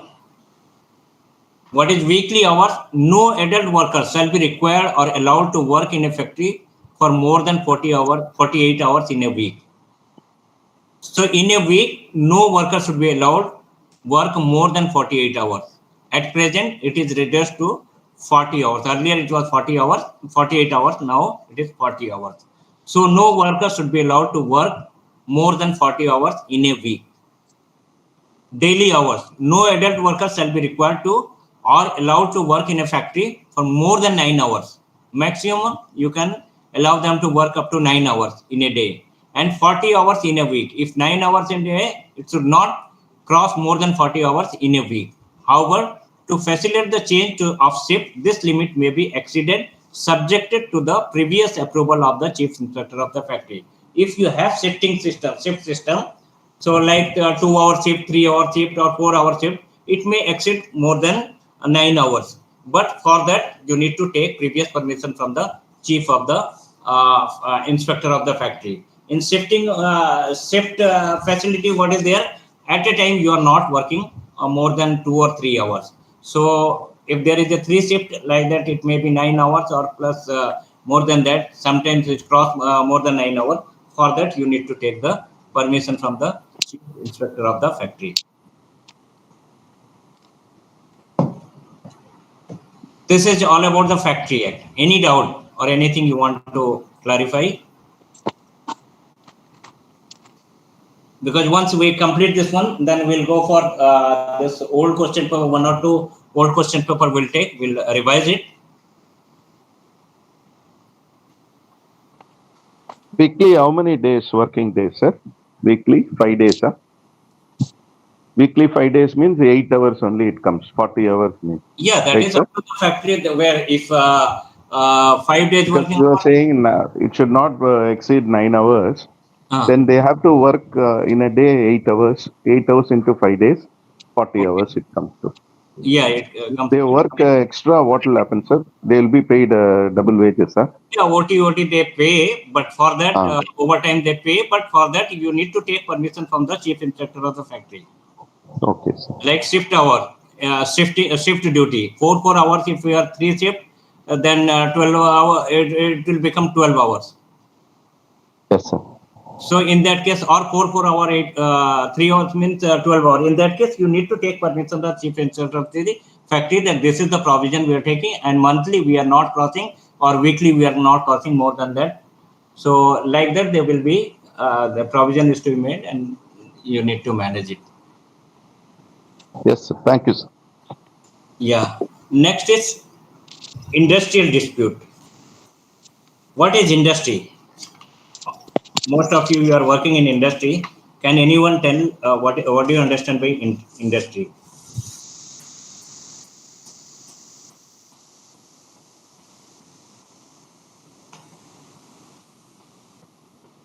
You have understood now what is factory, isn't it?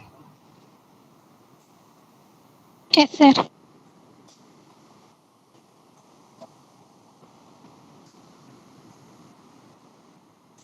Any idea, industry?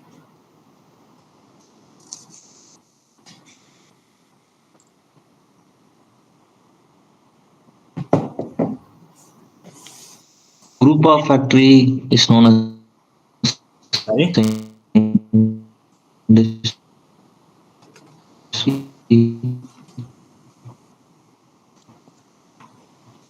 What is your yeah? It is industrial relation or industrial dispute? It is ID Act. Company law. Next is Next is and scope for the Industrial Dispute Act.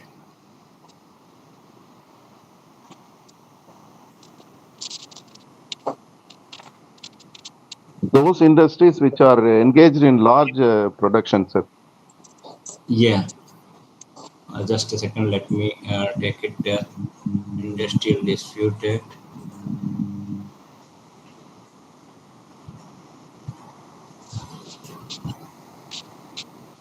Yeah, where continuously work is going on, and it's a large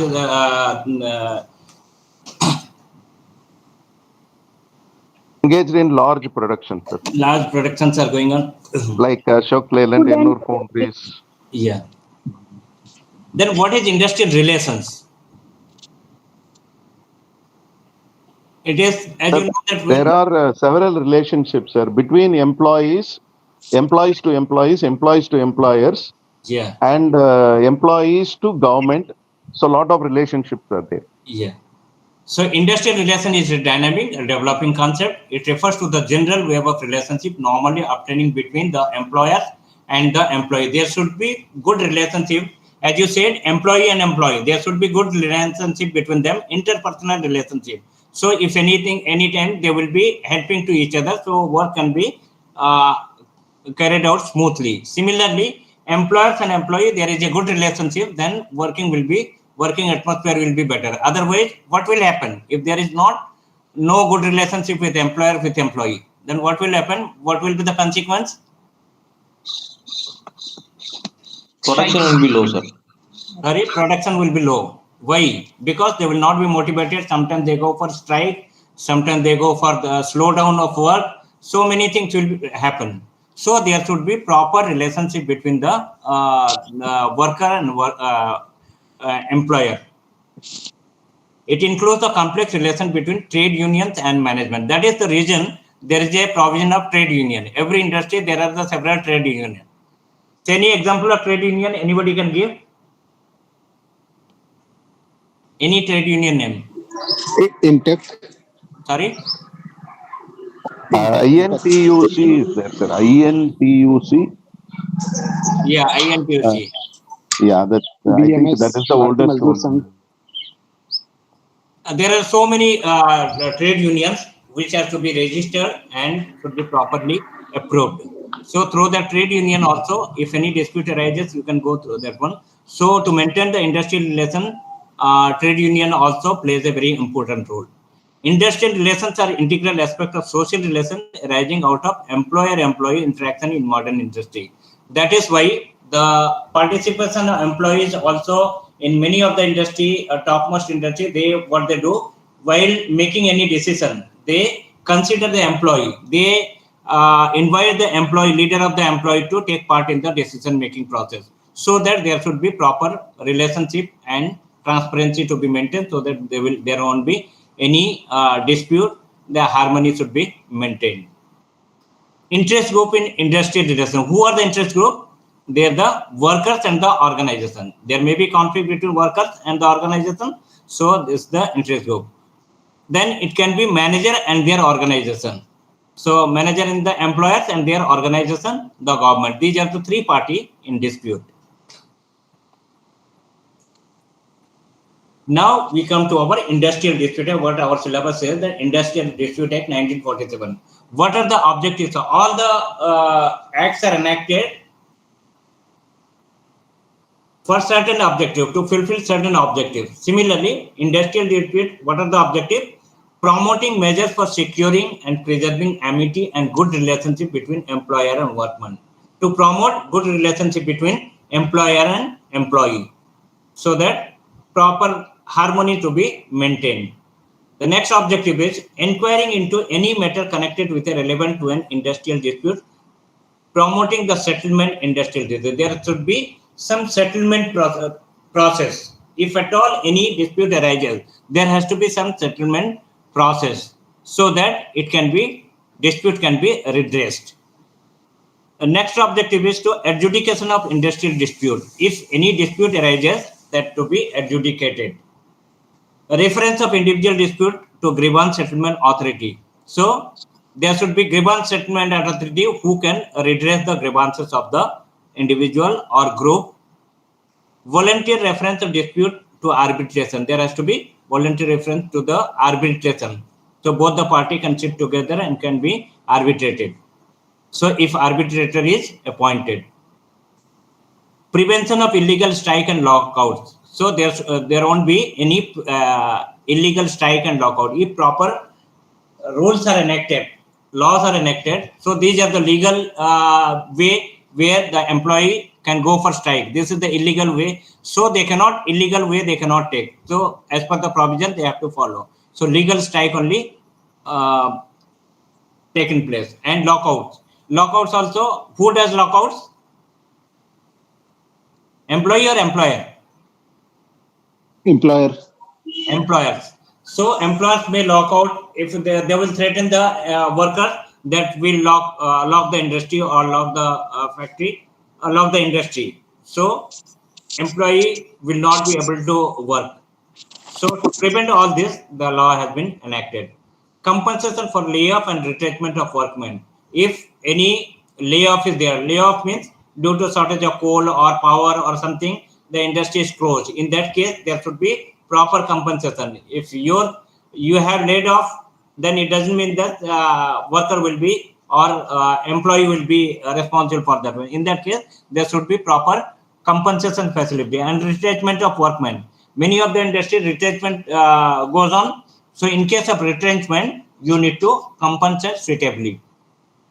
Provision of the payment of wages from the date of the award till the suit pending before courts of law is decided. If any case is gone to the court of law, there should be provision for payment of wages. It is not that the matter has gone to the court and will stop paying you. It cannot be. So there should be proper provision for the payment of wages from the date of award. I request all of you to kindly mute your mic because it is disturbing.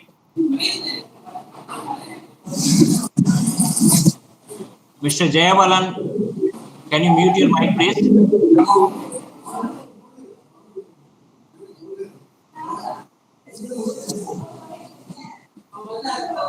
Mr. Jayabalan, can you mute your mic, please? Yes.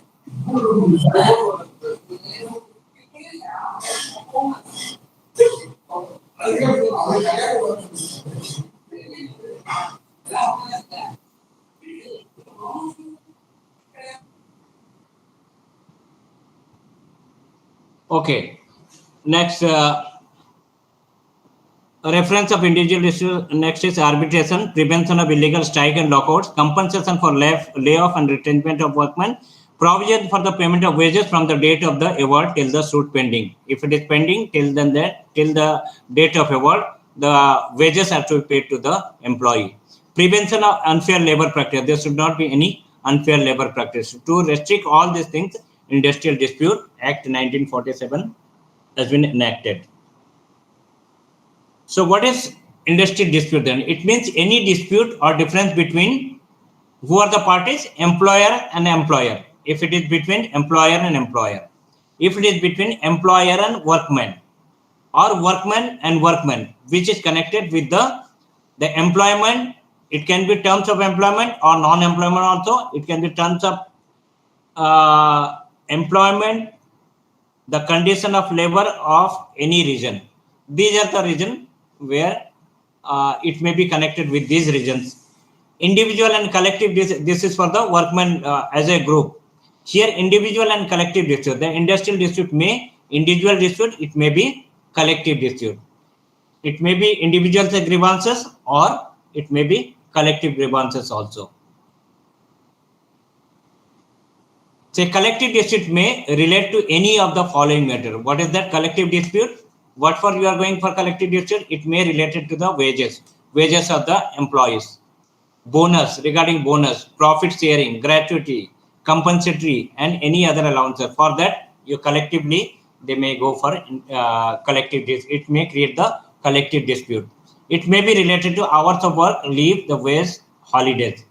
Rules and discipline, retrenchment of workmen, closure of establishment, rationalization. These are the collective dispute. It may be related to financial causes like wages, bonus, dearness allowance, traveling allowance, leave with pay, gratuity, holiday. These are related to financial causes. Non-financial causes like transport, housing, education, working hours, working condition, discipline, recreation facility, etc. These are the non-financial reasons. It may be due to financial causes or may not be due to it may be non-financial causes also.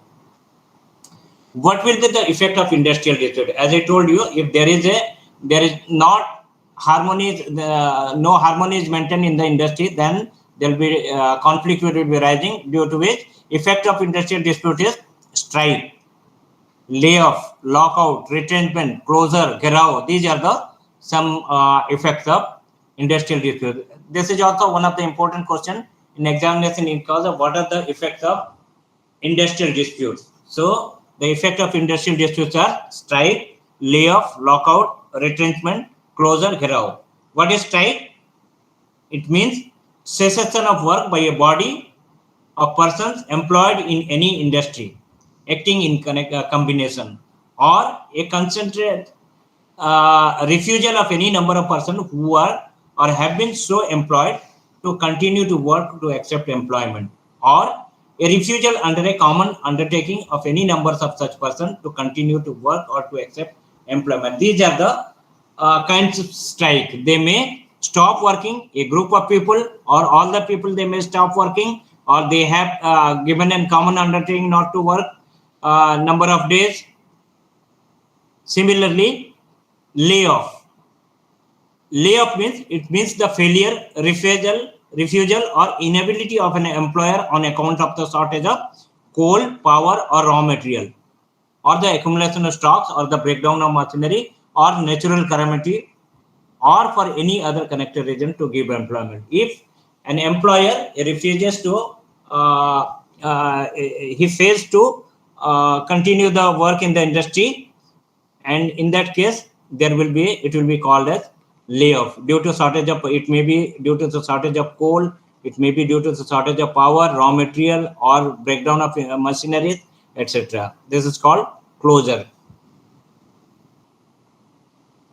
Similarly, lockout, it means temporary closing of a place of employment, or the suspension of work, or the refusal by an employer to continue to employ or any number of persons employed by him. If he lock down the industry and he refuses some of the workers, all the workers, to give employment or continue employment, under the present definition, two alternative acts of the employer constitute a lockout. What is that? Temporary closing, that means or suspension of work or refusal to continue employing any number of persons employed by him. These are the temporarily they can close or they can refuse any number of persons to continue working. Next is retrenchment. The terms are used in the Industrial Dispute Act, means termination by the employer of the service of a workman for any reason whatsoever otherwise than a punishment inflicted by way of discipline. Punishment is different thing. Except punishment, if the employer terminates any employee due to any reason, other reason, maybe due to his inactiveness or non-performance or something like that, that is called as retrenchment. Next is closure. What is closure? It means the permanent closing down of a place of employment or part thereof. That is called closure. Next is gherao. Gherao means encirclement of a manager to criminally intimidate him to accept the demands of the workers. Normally in industry, what has happened? some of the like group leaders or some union leaders, what they will do, group of people, they will go and gherav the manager to, and compel him to accept their demand. So that is called gherav. So these are the various effects of the industrial dispute.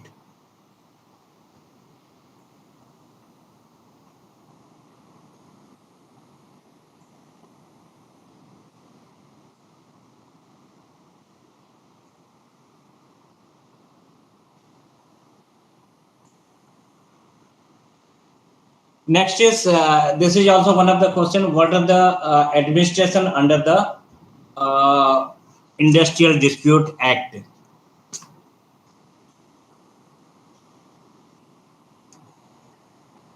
I think this Minimum Wages Act is not there in your syllabus. We will not discuss ideal fair wage. We will not discuss this one. So Industrial Dispute Act is the last one. So what are the authorities like administration under this Industrial Dispute Act is? First is Works Committee.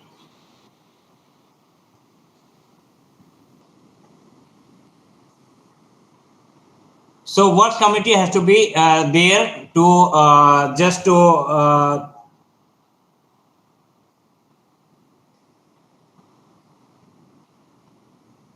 one second.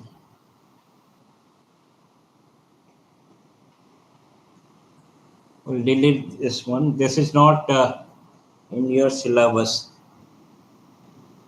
Otherwise, unnecessarily. Ideal living, fair living. Yeah.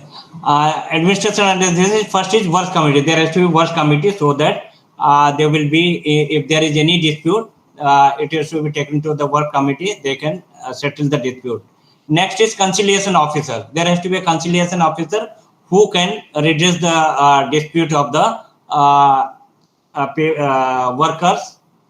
Next is Board of Conciliation. If it is not resolved by the Conciliation Officer, it would go to the Board of Conciliation. Board of Conciliation, number of arbitrators will be there. There it can be discussed and can be settled. If it is not settled by the Board of Conciliation, it will go for Court of Inquiry. It is step by step proceeding further. Court of inquiry is to be taken place. What has happened? Who is responsible? What is all these things? It is to be done. Then, if it is not redressed by the Court of inquiry, it will go to the Labor Court. Finally, it will go to the Labor Court. And if it is settled by the Labor Court, fine. Otherwise, it will be again. It will proceed to the Industrial Tribunal. There has to be a tribunal. Any idea of the tribunal? What do you understand by tribunal? Court and tribunal. Any difference?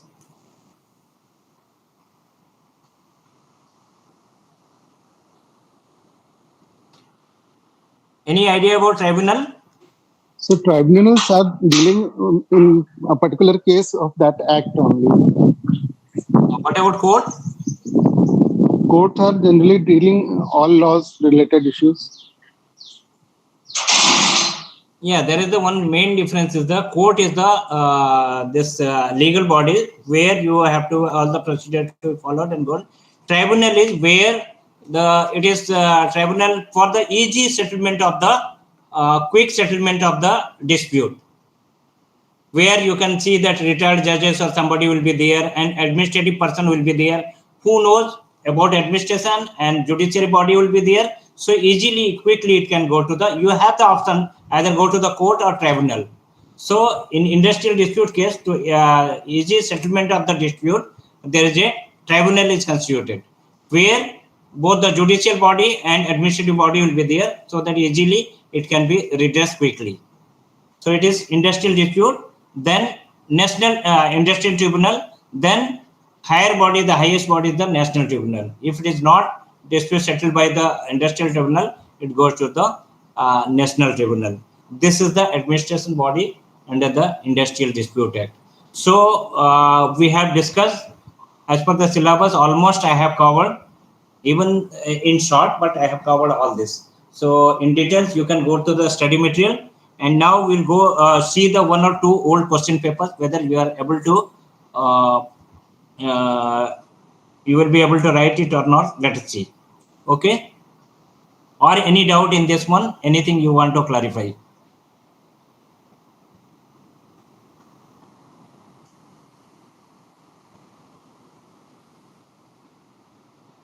No, sir. Okay, business law, one of the paper I will upload now.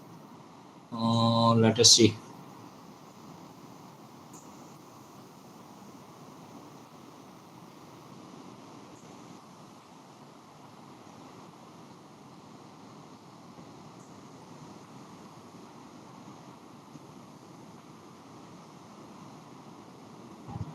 Can you see the question paper now? Yes, sir, it's visible.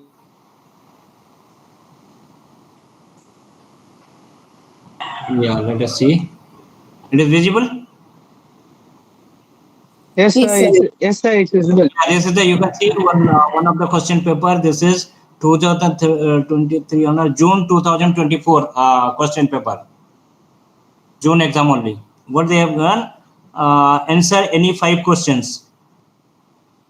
Distinguish between contract and agreement. Can you write? Can you write the difference between contract and agreement? Yes, sir.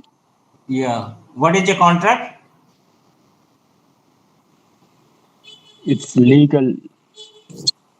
Legal document. Legal document. We discussed so many things. What is a Agreement is contract? enforceable by law. Simple. And contract enforced by. An agreement enforceable by law is a contract, isn't it? Okay, this is a very simple question. You can kindly go through this statement. Distinguish between contract and agreement.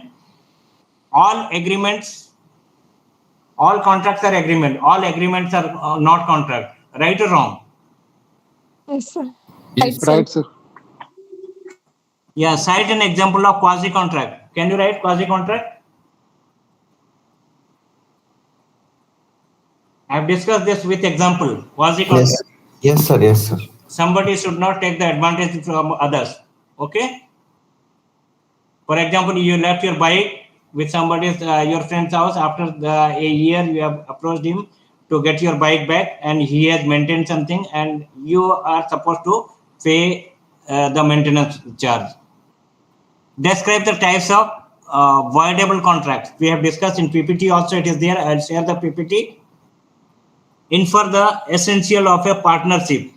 This is also we have discussed in PPT already there. What are specific goods in Sales of Goods Act? Give an example. Study material, it is there already, but in PPT not there. Kindly go through this.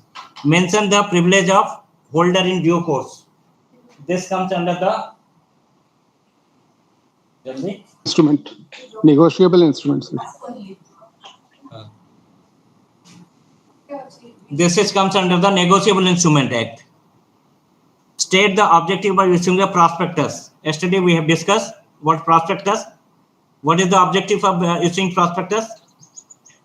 To provide details about while going for public offering. Yeah, public when advertise for the public share. In that case, you need to release the prospectus so that the investor they should be able to know what is the function of the company, what is the objective, and why what they are supposed to do. Explain the procedure of registration of a company under Company Act. Will you be able to write? Yes, sir. We have discussed what are the fundamental documents, what are the things you need to register, what is the fee to be paid to the register of the company. Then what is a breach of contract? Describe the remedies to breach of contract. This is also PPT we have discussed in detail. Summarize the rights and duties of the partners in a partnership firm. This also it is there, sharing of profit, then sleeping partner, all this we have discussed. In detail, kindly go through the study material also. Discuss the essential element of contract of sales of goods. Classify the types of negotiable instrument and outline their characteristic. Can you write? What are the different negotiable instruments? Check. Check. So check bill of exchange. Bill of Bill of exchange. promissory note. Promissory note. So you can write the characteristic also. What is a check? What is promissory note? We'll have bill of exchange. We have discussed about the differences also. So I hope you will be able to write. Elucidate the contents of memorandum of association. What are the contents in memorandum of association? What are the various clauses? Contents or clauses? Anything comes, you can write. What are the clauses? What are the content? Sir, name clause, objects clause. Yeah. Then First is name clause.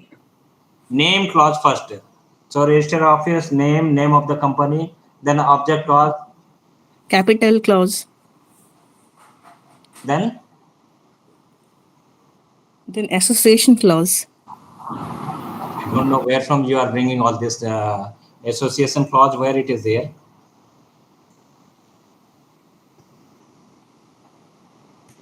What are the main clauses? 4 clauses I told you. Name clause, registered office clause, object clause, liability clause. Yeah. First one is name clause. You can name clause, then register office clause, then object clause, liability clause. These are the 4 important clauses in the memorandum of association. Okay. Name clause, what you need to do, name of the company, and it should be at the end of the company limited. Registered office clause, where is the registered office, what is the address where people can go and see the documents. Object clause, what are the objects of the company. So what is ultra virus?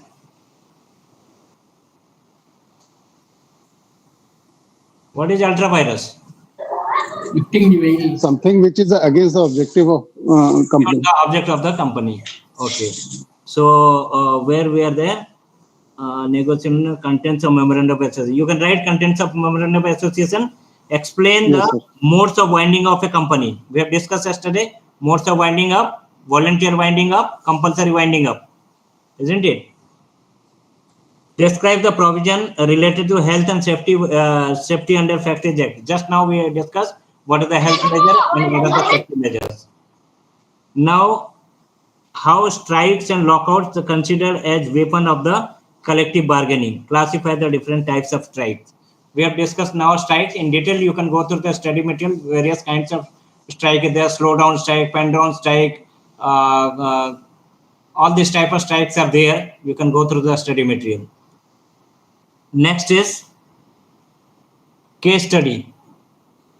You can say in this case study that Mr. Balwant, an old man, by a registered deed of gift, granted certain landed property to Miss Rima, daughter. By the terms of the deed, it was stipulated that any annuity of 20,000 should be paid every year to Mr. Balwant of this.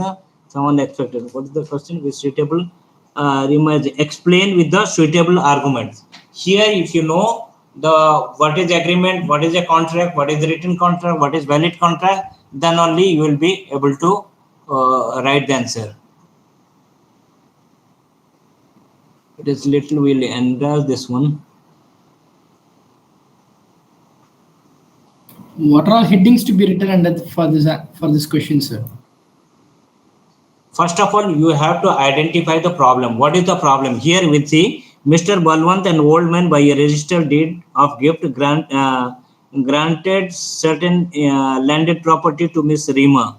It's very small. I'll just enlarge it. I'll see.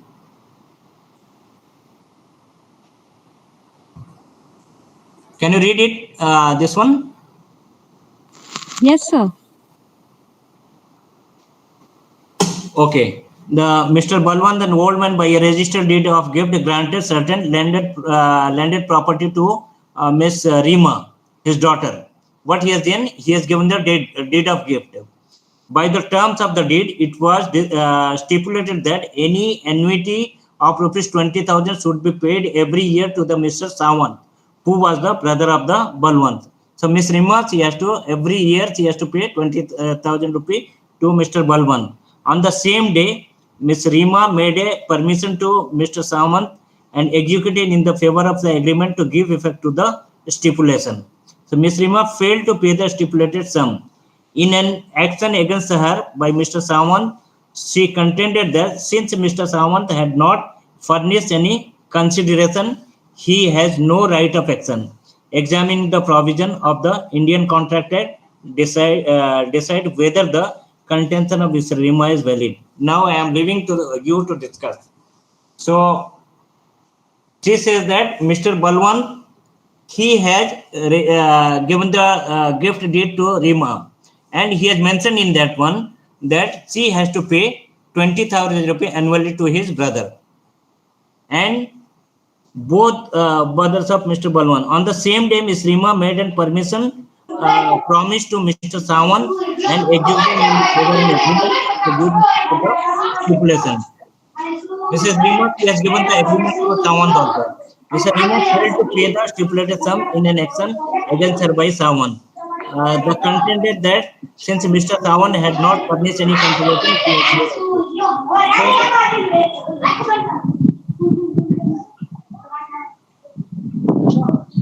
Mr. Thakur, please.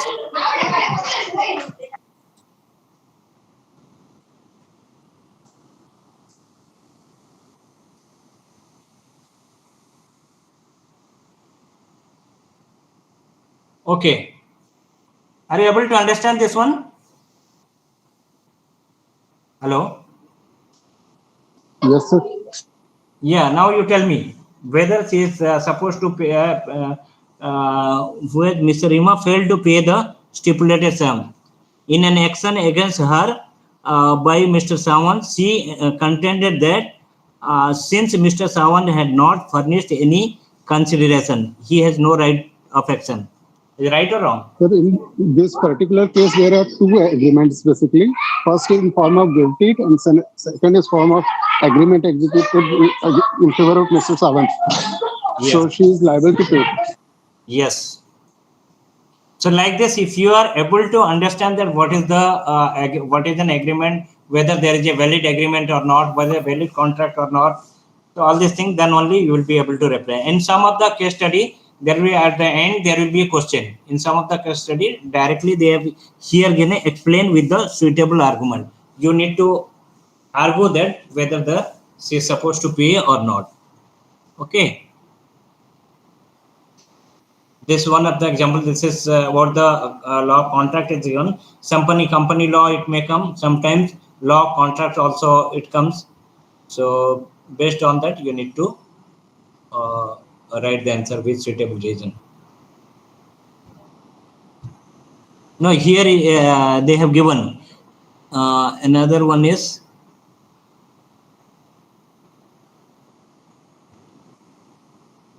the other one I have not uploaded.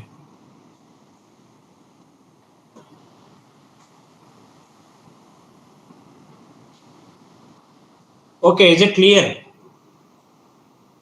Or any doubt, anything you want to ask? I think time is over.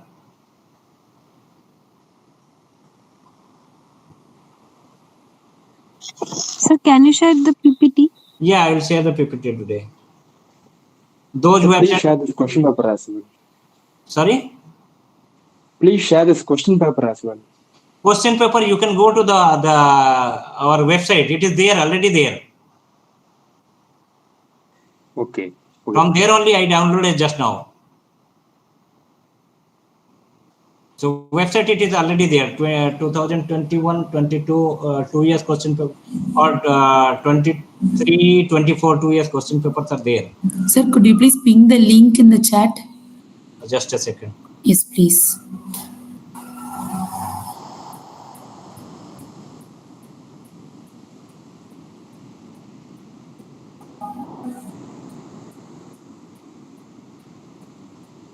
I'll give the link of all the question: management concept, manager, accounting for manager, business environment, research methodology, organizing behavior. See, January, December, 2023-24, both the question papers are there. I'll give the link. Yeah, that link, yes.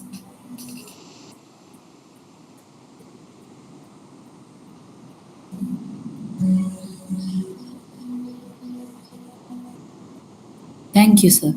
Okay. all of you can copy the link so that you can get the question papers for your practice. Sir, you can share the PPT in the chat itself. We can all download it.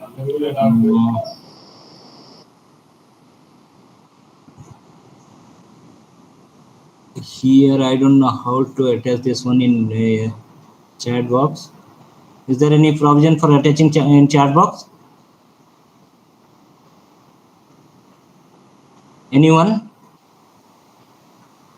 Sir, there is no option to attach in chat box. Then Instead, you please share the mail PPT to this mailbox, mail ID. We all mapped here, December 2024 registration. No, those who have sent me mail, I will share with them. Nizam, Tell me. this Google Classroom only created. So you can upload in the Google Classroom, the students can download from that. You can ask Satish tomorrow, you say, send your PPT to Google Classroom. Yeah. That will share in Google Classroom, otherwise all of you can get it. Otherwise, those who have sent mail, okay? So thank you very much. Wish you all the best for the examination. Sir, share your mail ID, please. Is there in PPT? Okay. I'll just.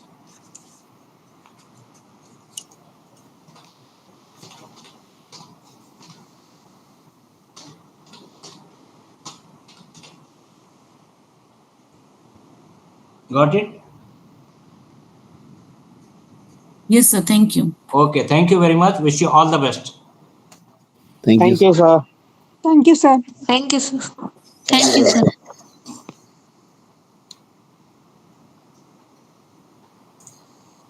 Uma, you can continue. Yeah.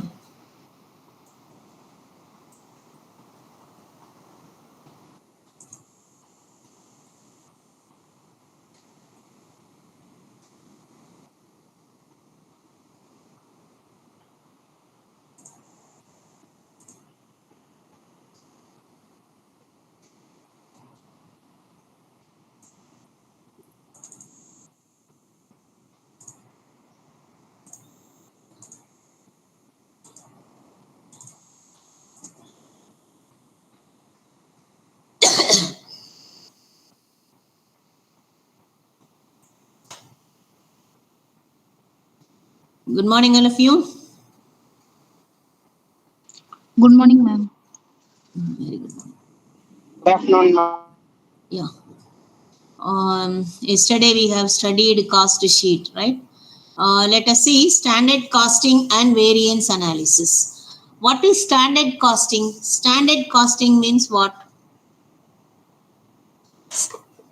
Generally, the standard costing we use as a technique or tool to control the cost in cost accounting and taking some managerial decision making in the management accounting, right? In both the accounting, we are using this as tool or technique, right? So standard means you are fixing something it is here, we can say it is a predetermined cost. This, if you produce any product, you are ascertaining that this much should be the cost. Producing pen, it should be only 10 rupees, like that. So that is the predetermined cost, and then you have to estimate how much cost incurred for material, labor and overheads, right? Then you have to add some percentage of profit, then you have to fix the selling price, right? So that is called standard norms. So what could be the expenditure we can incur for producing that product? That is called standard costing.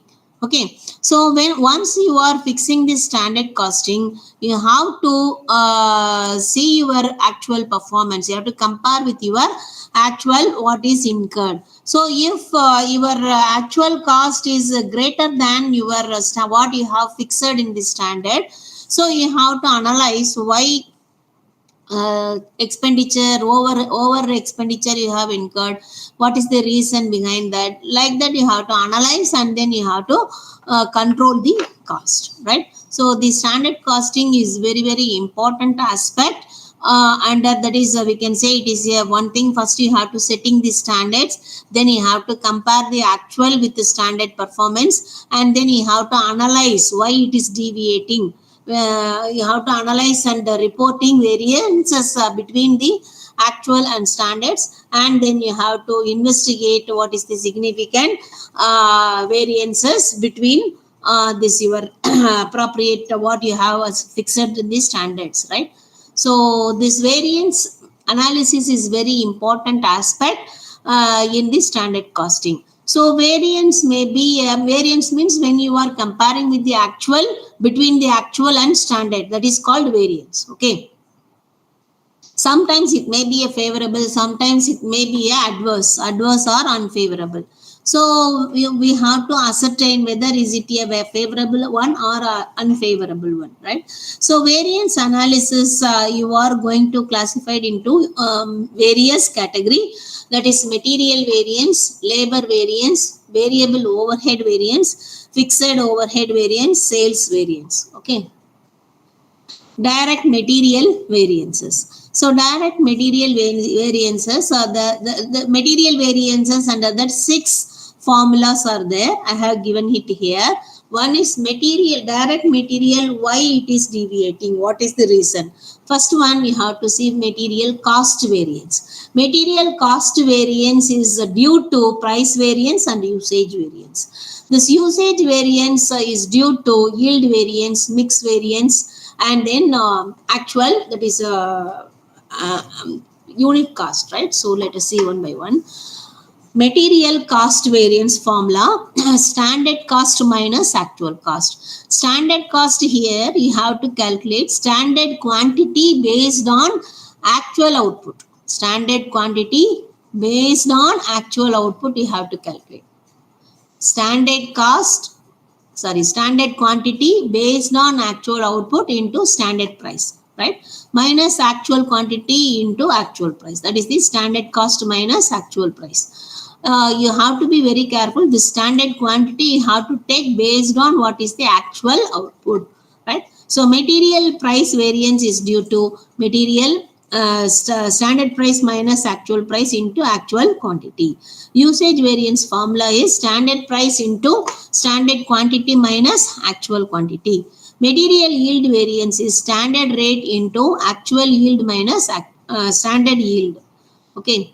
Then mix variance is due to there are 2 things are there. When when you are using 2-3 type of material, there will be a mixing will be there, right? So that weightage, if it is a similar same weightage 100 ABC, you are using 100 quantity total weightage in standard actual as actual.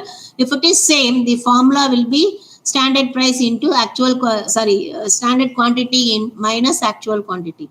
When the weightage is different, your actual weightage is 120, standard weightage is only 100. So when it is deviating, you have to find out revised standard quantity. So standard price into revised standard quantity minus actual quantity, right? So see here, verification. Material cost variance is due to price variance plus usage variance. Usage variance is due to material mix variance and material yield variance, right?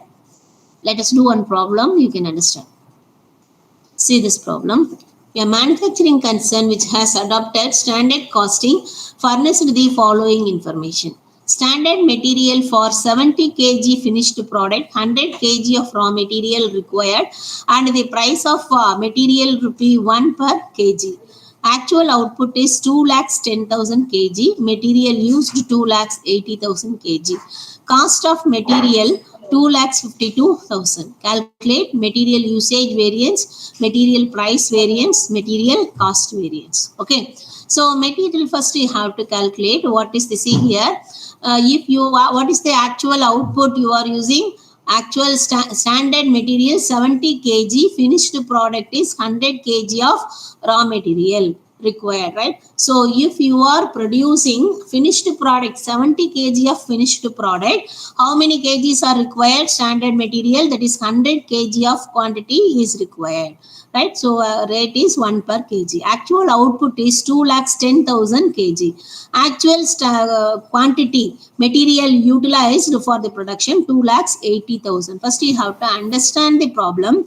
What are the informations are given what you have to find out, right? So now standard norms is 70 kg of output is required. Sir, if you want to produce it, you need 100 kg of raw material. So standard quantity you have to calculate based on actual output. Actual output is 2,10,000 kg. So 2,10,000, so for 70 kg, 100 kg of raw material is required. If you want to produce 2,10,000 kg, how much kg of raw material is required? That you have to calculate. That is standard quantity based on actual output. So 2,10,000 into 100 divided by 70. So standard quantity is to 3 lakhs. Total standard quantity you have to calculate 3 lakhs. Right? Standard price is 1 rupee. So 3 lakhs rupees. That is the standard cost. Actual cost is given 2,80,000 kg. Cost of material itself is given 2,52,000. If you want to say in number of units, that is 2,52,000 divided by 2,80,000 per kg, 90 paise. Right? So let us, this is the workings, only workings. Now we have to calculate material cost variance, price variance, and usage variance, right? So let us calculate material cost variance. Material cost variance, what is the formula? See here, C. Standard quantity based on actual output into standard rate minus actual quantity into actual rate. So standard quantity based on actual output, that is 3 lakhs kg into 1 rupee, 3 lakhs. Actual quantity is 2,80,000 90 paise, or otherwise take total amount 2,52,000 at actual cost. So standard cost is 3 lakhs, actual cost is 2,52,000. Right? So what is the favorable or adverse?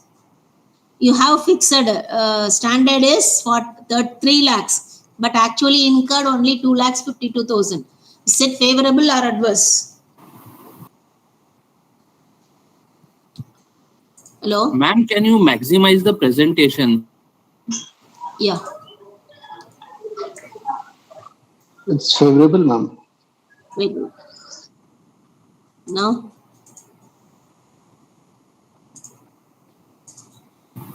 Now is it okay? Yes, thank you, ma'am.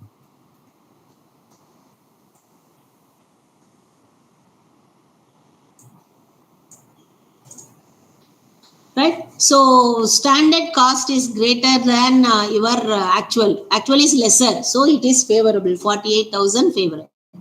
Next, you calculate material price variance. Material price variance, what is the formula? Actual quantity into standard price minus actual price. Actual quantity is 2,80,000 is the actual quantity into standard price 1 rupee minus actual price is 90 paise. So actual price is lesser than your standard. So it is a favorable. Material price variance is 28,000 favorable. Now you need to calculate material usage variance. See here. Material usage variance, what is the formula? Standard rate into standard quantity for actual output minus actual quantity. So standard rate is 1 rupee. Standard quantity based on actual output is 3 lakhs. Minus actual output is 2,80,000.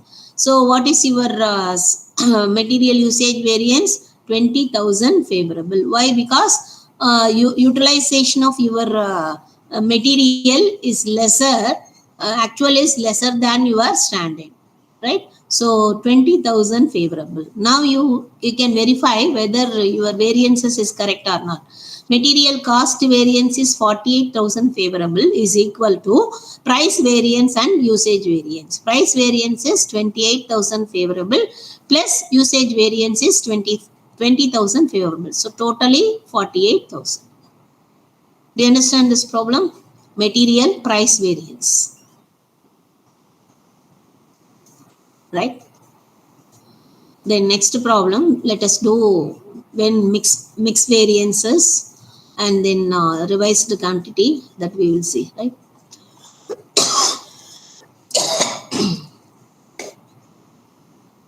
See here, standard mix to produce 1 unit of product is as follows. Material A, B, C, 60 unit, 80 unit, 100 unit, 15 rupees per unit, 20 rupees per unit, 25 rupees per unit. This is the amounts are given, right?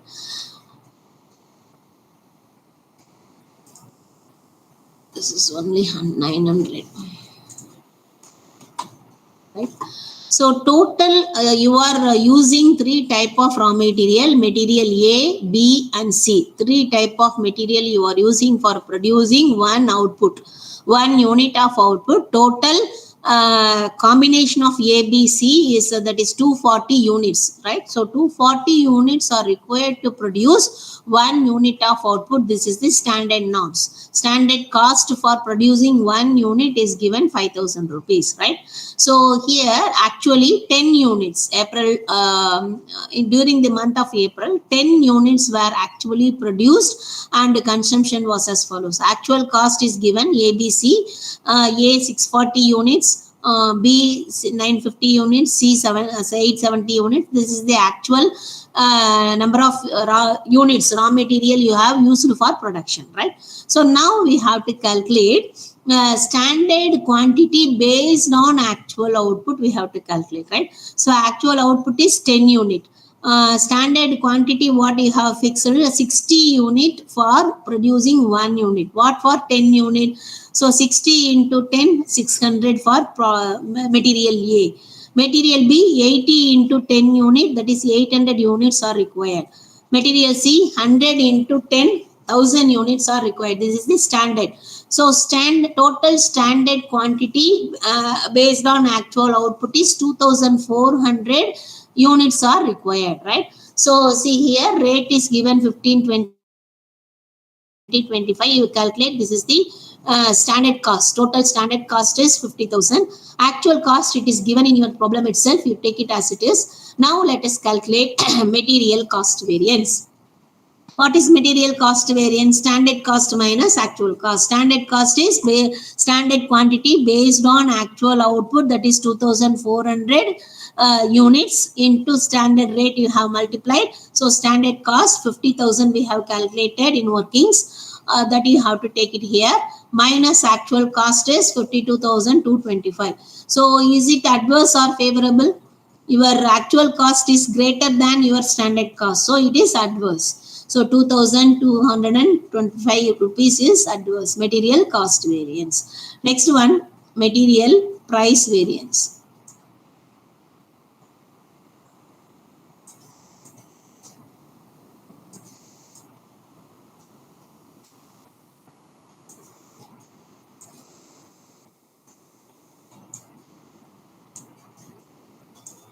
See here, material price variance. What is the formula? Standard price minus actual price into actual quantity. Material A, B, C, standard price 15, 20, 25. Actual price is what is given, you take it. Actual quantity, what it is given, 640, 950 and 870, you take it, multiply, and individually you have to calculate what is adverse or favorable, right? So material A, if you see, actual price is greater than standard price, so it is adverse. Material B, actual price is lesser than your standard price, so it is a favorable. Material C, actual price is greater than your standard, so it is a adverse. So you have to take net effect. A is 1600 adverse, B is 1900 favorable, C is 2175 adverse. So net effect is that net effect means you have to take both adverse, make total, deduct favorable, right? So what is the net adverse is 1875. Okay. Then next one you have to calculate material usage variance. What is the formula for material usage variance? Standard quantity minus actual quantity into standard price. So standard quantity in material A, B, C we have calculated based on actual output. You have to take 600, 800, 1000. Actual quantity 640, 950, 870. Standard price you have to take. Now you see, actual quantity is greater than your standard, so adverse. For A, material B, standard actual is greater than your standard, So adverse. Material C, actual is lesser than your standard, so it is favorable. So net effect, these two are adverse, this is favorable. So adverse is greater, so to 350 adverse. This is the material usage variance, right? See here, verification, material cost variances, see here, 2225 adverse are equivalent to material price variances, how much? 1185 adverse plus usage variance 350 adverse. If you make this total 1875 plus 350, that is 2225 adverse. This is the material cost variance, right? Let us do material mix variance. Material mix variance and then material yield variance, right? So material mix variance, what is this? You see here, this combination is same or different. You see the actual standard combination of A, B, C, totally 240 units for one unit of output. Say 10 unit of output is 2400. Actual quantity total is 2460. It is not uniform, right? So you have to find out revised standard quantity. If 2400 here also 2400, no need to go for revised standard quantity. You can apply only standard quantity, right? See here, when it is different, you have to find out material mix variance formula.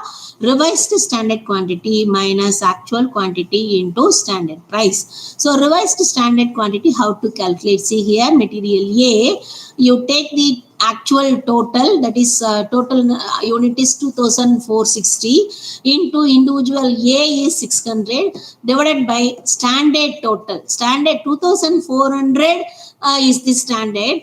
Out of it 600 for material A, you have fixed this standard. If it is 2460, what should be the material for material A is required? That is the question. Okay, that you have to find. That is the revised standard quantity. That is total unit of actual into standard unit of A divided by total standard quantity based on output, standard actual output, right? So 2400. Similarly, you have to calculate for material A, B and C. So this one is the revised standard quantity. You have to take 615 minus 640, 820 minus 950, 1025 minus 870. So see here, actual quantity is greater than your revised standard quantity, so adverse. Here material B also actual is greater, so adverse. Material C actually is lesser, it is favorable. So net effect is 900 favorable. Material mix variance is 900 favorable. Now we have to calculate material yield variance. Material yield variance, what is the formula? Actual yield minus standard yield into standard output price, right? So actual yield, it is given in your problem 10 units, right? So standard yield, how you have to calculate? Standard yield is not given in your problem. How will you calculate? See your actual material you are used for the production. Actual material, that is 2460 is given. Total quantity of actual material used for the production 2460. What is your standard norm for producing 1 unit of output? 240. So 2460 divided by 240. This is the standard output, what you have used for the production, right? So 10.25 units. So actual unit is 10 unit minus standard unit is standard yield. Actual yield is 10 unit. Standard yield is 10.25 into standard output price. Output price, how we have to calculate? That is 1 unit of output you are using, no? So see here in working C, we have calculated 1 unit of output. It is given in your problem 5,000 rupees. 1 unit of output, if you produce material A, B, C, this much of material is required. Cost is 5,000 rupees. That is the one output price. Okay, so 5,000 rupees is the output price. So actual yield variance. See, your standard is yield. You have to actual yield should be greater, then only it is favorable. Actual yield, it is lesser than your standard yield is lesser, so it is unfavorable or adverse. So 1250. You can verify your correct or not, right? So material cost variance is due to material price variance plus material mix variance. Material mix variance is due to material yield variance, right? See here, usage variance. We used to say you can calculate like this also. Two verification is there. Material cost variance is due to material price variance plus material usage variance, right? Then material usage variance is due to material mix variance plus material yield variance. Combined one. This one is combined. Material cost variance is equal to price variance plus usage variance. This usage variance is due to material mix variance and yield variance. So combined verification, we have done it here. So your cost variance is 2225 adverse. Here price variance is 1875 adverse. Mix variance 900 favorable, use yield variance 1250 adverse. If you make this total, you will get it 2225 adverse, right? This is the verification of you can make sure whether you have done correctly or not. This is the material variances. Do you understand this? Ma'am, I have a doubt. Ma'am, shall we use the formula, ma'am, which I was indicated in a message, ma'am, chat box? Which formula? Wait, let's see. In BCom, we studied this formula only, ma'am. It is easy to us. Which one? Wait. Same thing, Nama. Same thing I have taught you. See here, what you have written, it is complicated one. Standard price into actual quantity minus actual price into actual quantity. So every time you have to multiply, every time you have to do. So instead I have taken the standard price outside. Here we have made it minus. So if you know this, answer will be the same. Yes, ma'am. Answer will be same, but is this far when what is convenient for you, you can use it. No issue. Okay, ma'am. Thanks, ma'am. Okay. Okay. Next one. Labor variances. Material variances. So how you have done similar way you have to do for labor variances. Labor variances under that. You have to do labor cost variance. That is instead of cost means 1 second.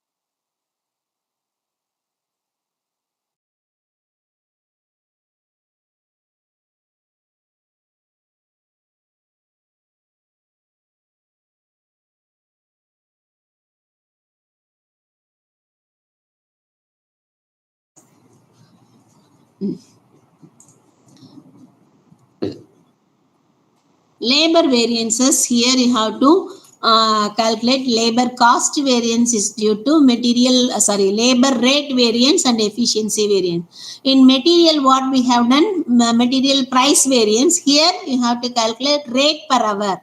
How you are giving wages to your worker, rate per hour. That is why labor rate variance. Their material usage, instead of usage variance, here you are using efficiency variance. Labor efficiency, there may be a different category of labor will be there, efficient, inefficient, average worker, like that, right? So you have to take efficiency variance instead of usage variance, right? Then one more another additional variance here, you have to use labor idle time variance. Idle time variance that means any abnormal situation, power cut, machine shutdown, strike, lockouts, like that, right? So these kind of abnormal situations, the time will not be production, but you have to pay for wages to them. So that is why it is called as idle time variances, right? Then labor also, there will be a different category, efficient labor, inefficient labor, or skilled labor, unskilled labor, average labor, like that. So material labor mix variance also you have to find out. Then when the total weightage of labor is different, you have to find out revised standard quantity. Here also you have to calculate like that, right? Then labor yield variance, similar to that 6 variances you have to calculate for similar to that material, right? See here, labor cost variance is standard cost minus actual cost. So standard cost means labor standard rate into standard hour based on actual output minus actual rate into actual output, actual number of hours they have worked. Labor rate variance formula, actual hour into standard rate minus actual rate. Labor efficiency variance, that is standard rate into standard hour minus effective actual hour. Effective actual hour means that idle time you have to deduct it. 100 hours are given, 5 hours wastage due to power cut, so like that you have to eliminate that. That idle time variance you have to calculate separately, that number of idle hours into standard rate. Okay. Then mix variance, labor mix variance. Labor mix variance is standard cost of standard labor mix, standard minus standard cost of actual labor mix, right? So here, if it is a different weightage is given, you have to find out revised standard hour. So revised standard hour, you have to calculate total actual hour divided by total standard hour into actual hour, right? So you have to calculate like that. Then labor yield variance, standard labor cost per unit of output into standard output of our actual hour minus same similar material. Here you have to use as labor, right? Let us do one problem, we can understand this, right? See here, standard direct labor cost rupees 120 per unit, whose manufacturing A type of worker A and B, number of hours are 30, 20, rate per hour are given. So this is for 1 unit of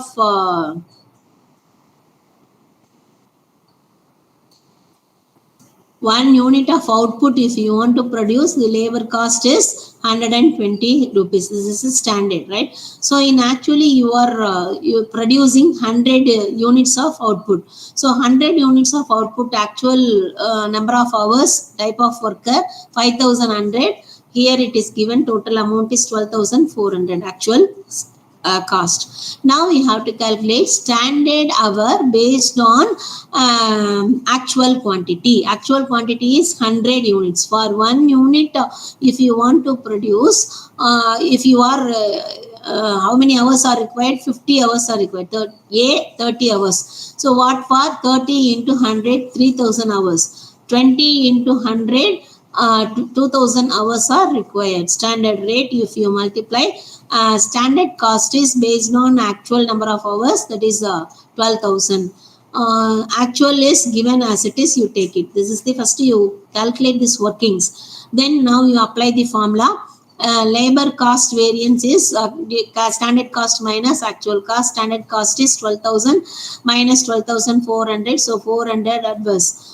Right? So labor rate variance. Labor rate variance, what is the formula? Standard rate minus actual rate into actual hour. Standard rate is 2 rupees, 3 rupees. See here, 2 rupees, 3 rupees, 1 rupee 50 paise, 4 rupees. So actual rate when it is less than standard hours, actual rate is lesser, so favorable. Here B, actual rate is greater than standard, so it is adverse. Take the net impact, 300 adverse. Next, labor efficiency variance. Labor efficiency variance, what is the formula? Standard hour minus actual hour into standard rate. So standard hour 3000, 2000, actual hour 3200, 1900. You have to see your problem. Ideal time, if number of idle time, if it is given, you have to deduct it.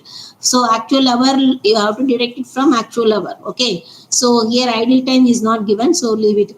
So as it is, you have to calculate what is the net impact. Actual hour is greater than standard hour, so it is the adverse. For B, actual hour is lesser than your standard hour, so you have, it is favorable. Net impact is 100 adverse, right?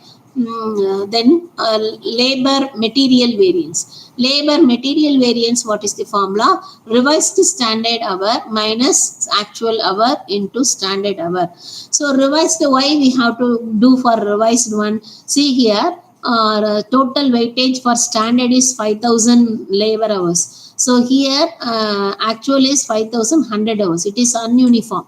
So when it is a different total weightage, you have to find out revised standard hour. Revised standard hour, that you have to take it. Total actual hour is 5,100 into 3,000 standard hour divided by 5,000 total standard hour. So revised standard hour for A 3,060, for B 2,040. So now you have to calculate labor material variances, right? Here production is not given, so they have asked you only calculate cost variance, rate variance, efficiency variance and mix variance. That's all. Okay.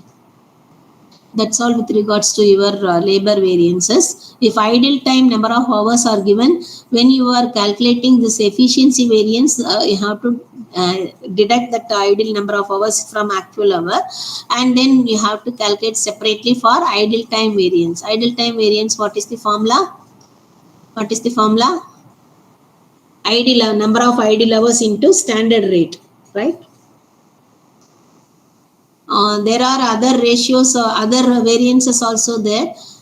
Fixed variable, fixed variances, variable overhead variances, sales variances. These are the things you will study in management accounting in third semester. This first semester we have given only material variances and labor variances. This kind of problem from the for the examination point of view, part A or part B, they may give for calculate material variance or labor variances. Definitely one problem will be given. So you should be very thorough. Okay, we have completed all the units. Now let us discuss whatever doubts you have. You can ask me. Any other doubts from any chapter? Raise one by one. Ma'am, kindly share the PPTs, ma'am. This PPT is already available on our website, ma'am. Ma'am, could you please ping that link in chat, ma'am? See here, go over PPT. Same, no, Nizams are shown, no, same thing. It's question paper link, ma'am. The SAR show. Question paper. It is also there in our website. You go to our DDE website, student support services, teaching and learning material, it is there. There you take it, that is PPT, MBA, first semester.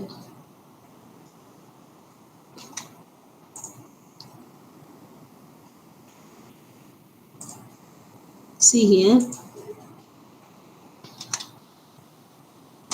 This is the link. Your PPT is available. Your question paper. Wait. Question bank. MBA.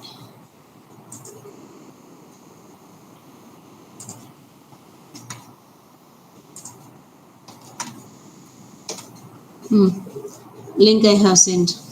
It is everything. It is available in our website, ma. Any other doubts? Important doubts? You can ask. Anybody?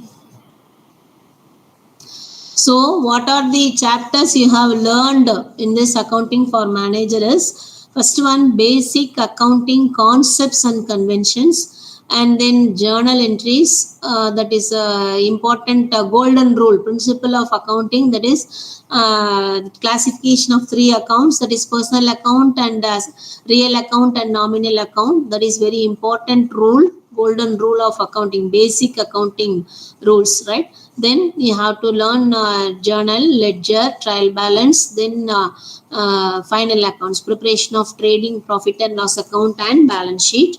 Okay, so this is the final statements with adjustments also I have given. Very importantly, definitely case study, 15 marks question case study definitely will be given. Final accounts. Most of the question paper, if you refer, that question will be asked. Sometimes they may ask from marginal costing decision making problem, sometimes fund flow statement or cash flow statement, and then sometimes ratio analysis preparation, that ratios will be given. You have to prepare balance sheet or proprietary fund statement like that. And all simple problems only, no ma'am? Simple sums like working capital. Yes. Okay, ma'am. Thank you. Not that much complicated. They won't ask you. Exactly, ma'am. Because if you are a BCom student or MCom student, they will ask you BCom. This is no problem. Only simple one, basic simple things. Sums. But you should practice all the adjustments. Practice. Sure, ma'am. Should know how. If don't worry about the answer. Whatever procedure you know properly, you do it. If your final account statement, if suppose any one entry, if you have done wrongly, answer will be wrong. But don't worry about it. If you are writing purchases written, opening less stock returns account debit side, sales and closing stock in the credit side. If you have done correctly, definitely you will get marks. If out of 15 marks, at least 12 marks, 10 marks, 12 marks, you can get it. Okay. If answer is exactly correct, you will get full mark. Whatever be the problem, full mark you can get. Answer if it is correct. Answer if it is not correct, don't worry, you will get some marks for steps. Okay. Thank you, ma'am. Thank you.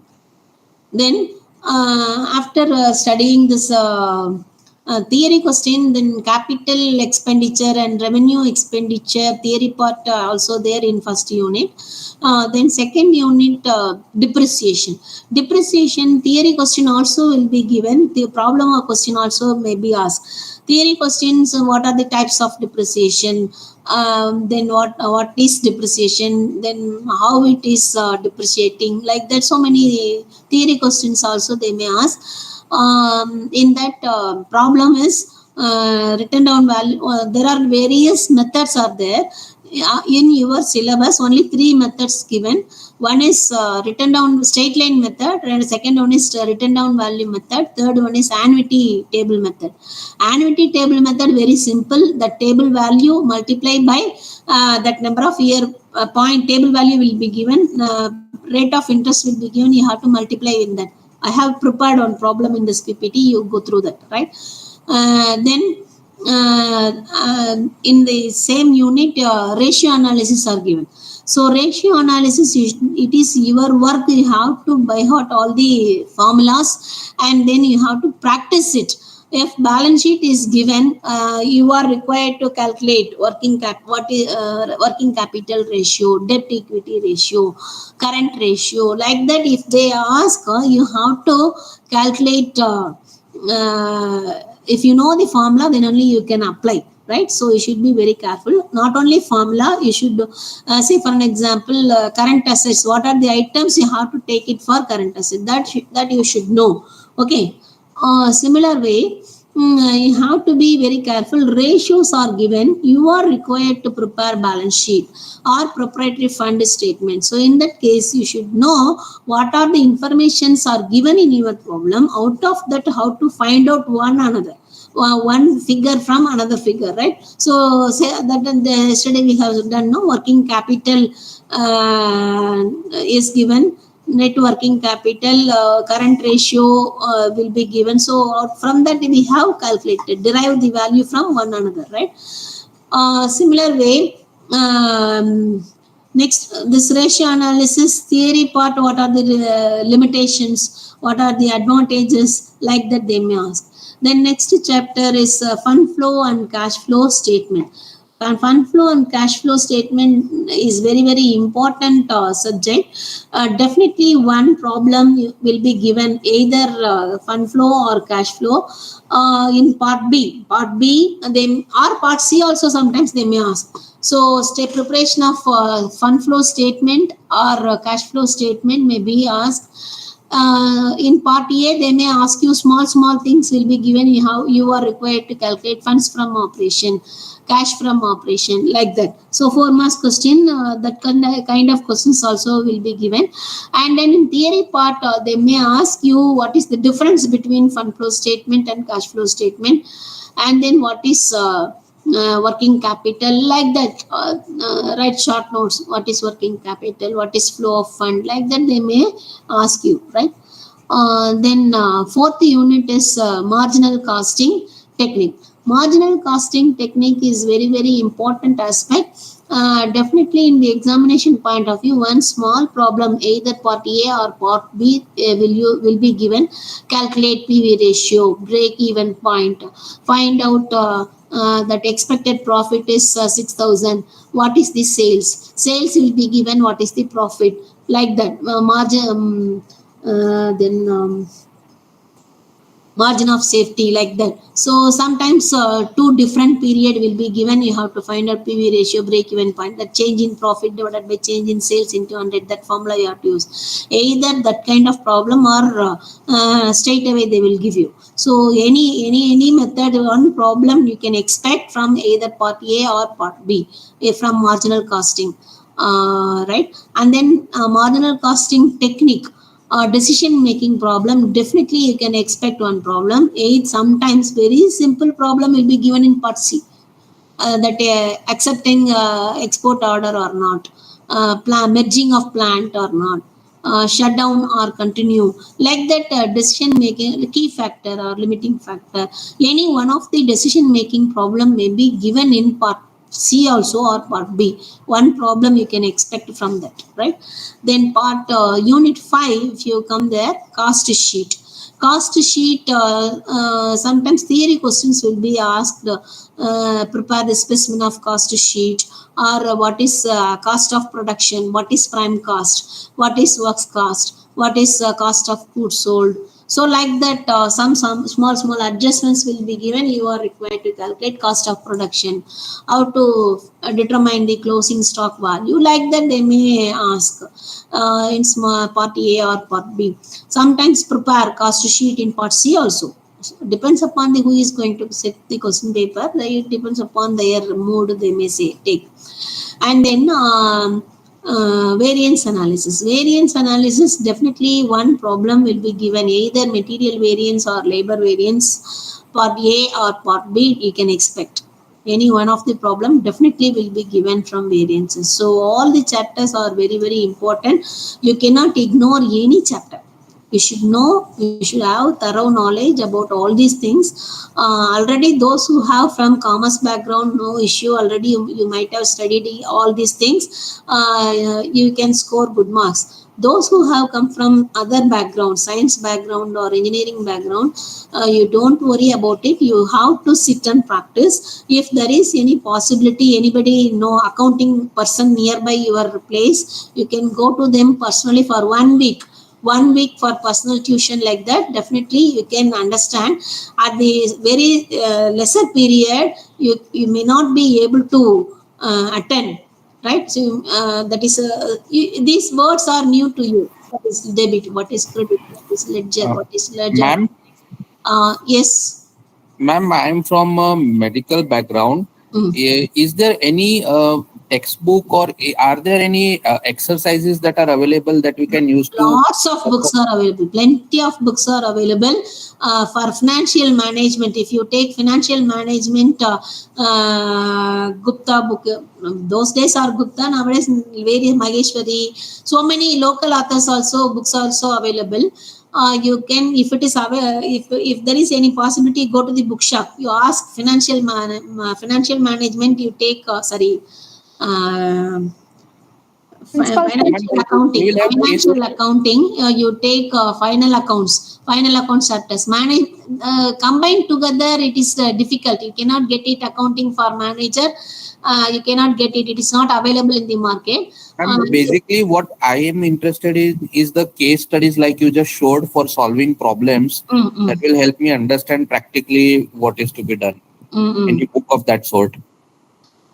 That's why that all these things are inbuilt of the chapters. It is not a separate one. Right? Okay. When you are studying final accounting, you will study the final account statement. When you are studying the fund flow, cash flow, you will study that. So it is inbuilt of that textbook. There is no separate case study like that. If it is a theory paper, case study will be separated, right? Anywhere they may take it from that, right? But accounting paper, based on that, it will be in your part of your syllabus, part of your inbuilt content. Okay. Okay. Thank you, ma'am. Okay. That's all I have. Which calculator we need to use for exam, ma'am? Calculator or normal calculator? Normal calculator. Normal calculator is allowed, but mobile are not allowed to take inside as using calculator. Don't ask them. Don't take mobile with you. So simple calculator you can take it, and then answer sheet, accounting answer sheet may be provided. You can ask your invigilator, or you can plain sheet also. You can scale and pencil. You can make while preparing statement. You can draw the line, debit side, credit side, like that also you can do it, or you can get it accounting sheet. It is up to you. Okay. Then you mention the question number, part A, all the questions please you attend. Don't, even though if you don't know, don't ignore. Part A, 5 questions you have to answer. Attend 5 questions. Part B, 5 questions you have to answer. Attend 5 questions. Don't leave, only 3 questions. Don't leave it 2 questions. You attend it. So because when we evaluate the paper, 50 marks, say for an example, 50 marks is the pass mark, right? So when we are evaluating, 40 marks comes, something comes. So we are trying to make you pass. We are searching where we can put. So if you are not attending, it is very difficult for us to make you pass. So we will reduce 2 marks and put 38, like that. So if you have attended, definitely we will make you pass. So don't leave any single question. So part A, 5 questions, 5 questions you answer it. Part B, 5 questions you answer it. Part C, case study compulsory question. Whether any subject, whether you know or not, you have to attend. It is a general question. Don't worry about it. You can score good marks in case study, right?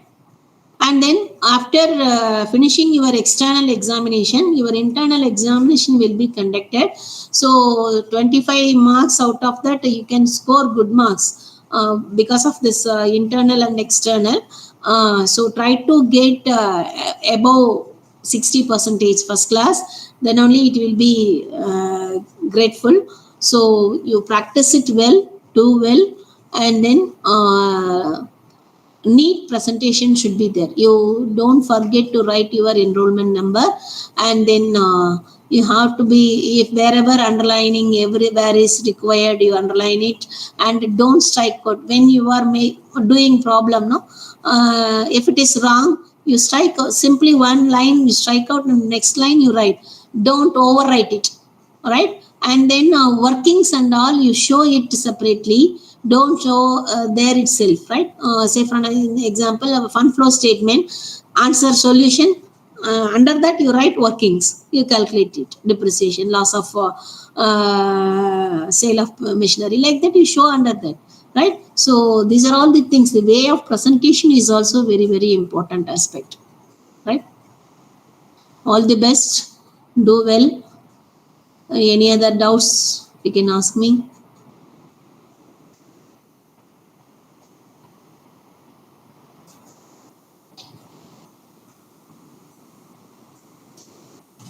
Thank you, ma'am.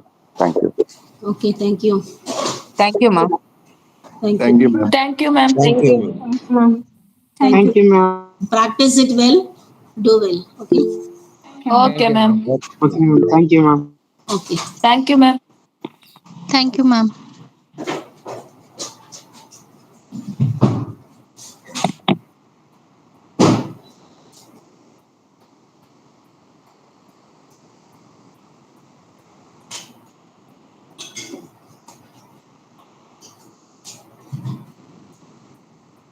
அப்பா முடிச்சாச்சு syllabus. இன்னைக்கு என்ன உங்க director வந்து உட்கார்ந்துருக்கிறாரு?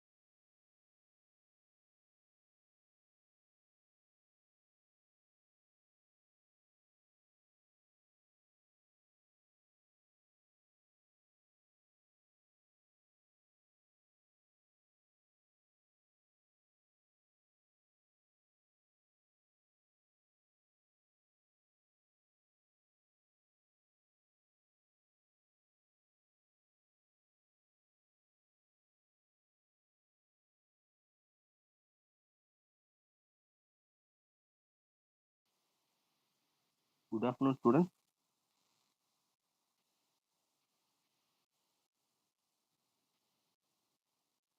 Am I audible to you all?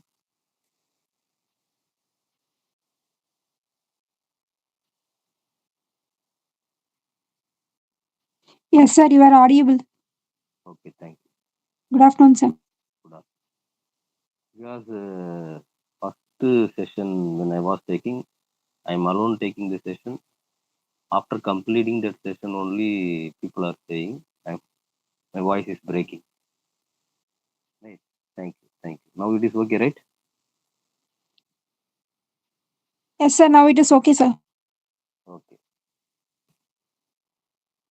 So we'll be seeing about management concept. I have introduced you what is management, what are all the different types of management practices available, roles and responsibilities of the manager, and I have taught you about different kinds of planning and how it is linked with strategy, that is decision making, right? By today we are going to see about organizing, right? Another important aspect of management.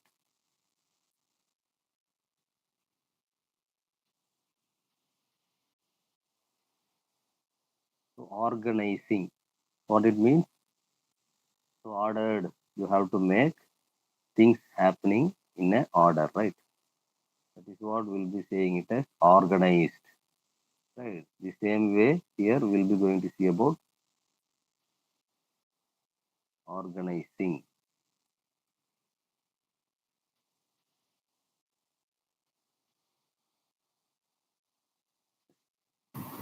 Organization structure. You're able to see the PPT? Yes, sir. Yes. We are able to see PPT, sir. Okay. Sir, the voice is very low. My voice is very low. Yes, sir. Okay. Now it is okay. Now it is okay, sir. Okay. So in organizing, what we are going to see is organization structure and design, delegation of authority, decentralization, line and staff relationships, and what are all the emerging trends in the corporates and their cultures and technology advancements. So from here, let me start the concept of organization. So organization is a process and it has a structural relationship. So you may know hierarchy, right? Top level to the bottom level. That is what here mentioned here as structure of relationships, group of persons, open dynamic, and so on. So overall, if we say organization is the backbone of management, right? Not only management, for all kind of activities, if you want to undertake and you want a successful outcome, you have to be create an organization and you have to do your things in a organized way. So what it means is nothing but the structure of your delegation of authorities. So how you are going to put your employees, where you are going to put your employees, and what are all the responsibilities you are going to give to them. It depends on the levels of hierarchy, right? That is what we are going to see here as organization. So process of organization, it is used to identify the work, grouping of work into smaller groups, assigning work to every individual at every level in every department, defining its authority and responsibility, establishing relationships. So let us slightly move into the real-time organization, right? All the political parties, major political parties, if you take, the prime minister candidate will not know the people, each and every individual who is going to get the vote, right? So in Pondicherry, we will be here, we will be casting our vote to some of the political party which we are affiliated to, right? But we are not having direct connection with the top level managers. So whom I am calling top level manager? The prime minister candidates or the president of the party, right? They may not know I am the voter also, right? But because of the work which they are carrying out by creating an organization and creating a authority at different levels from central, state, district, even village level, even booth level, and micro level, they are creating posts and they are giving their works and agendas, and it will be flown to the general public, right, through this kind of people. So this way they are creating the organized way of getting our votes, right? Same way the organization are also having the objective. That objective has to be come slowly from top to the bottom of the organization, and that objective have to be maintained and made it successful by all the levels of the employees, those who are doing their activities creatively, right? And they have to attain their result. This way, it identifies the work, grouping work into smaller groups, assigning work to every individual at every level in every department, defining its authority and responsibility, establishing relationships. So all these are the different functions which is associated with organization. So that organization have to be created, or the organization have to be framed. It is not a unique, or it is not a one model which has to be fitted for all the organizations which has been there in the globe, right? So there might be a need for their own fit, right? Right fit. So the organization themselves dividing into different subdivisions, so different categories according to the needs of the organization, right? So it has been divided into functional structure. So organizational structure has been categorized into different ways. So first way we can say it as functional oriented structure. So functional is nothing but there will be a top level manager. For your understanding, let me put it as chief executive officer. Under chief executive officers, all the levels of the departments like finance, marketing, HR, operations, right? So all these are grouped under a department directly with the connection of CEO. So functional area. So marketing is a functional area, HR is a functional area, operations is a functional area, finance is a functional area, which will be directly connected with CEO. So that kind of structure we can say it as functional structure, right? So advantage here is it permits division of labor, encourages specialization. So you can directly put, if I'm a finance graduate, I have an experience in working in financial industry or finance related jobs, so I can be directly posted in that department. So that is the advantage here it is quoted, and disadvantage is fosters a limited point of view of narrow set of tasks.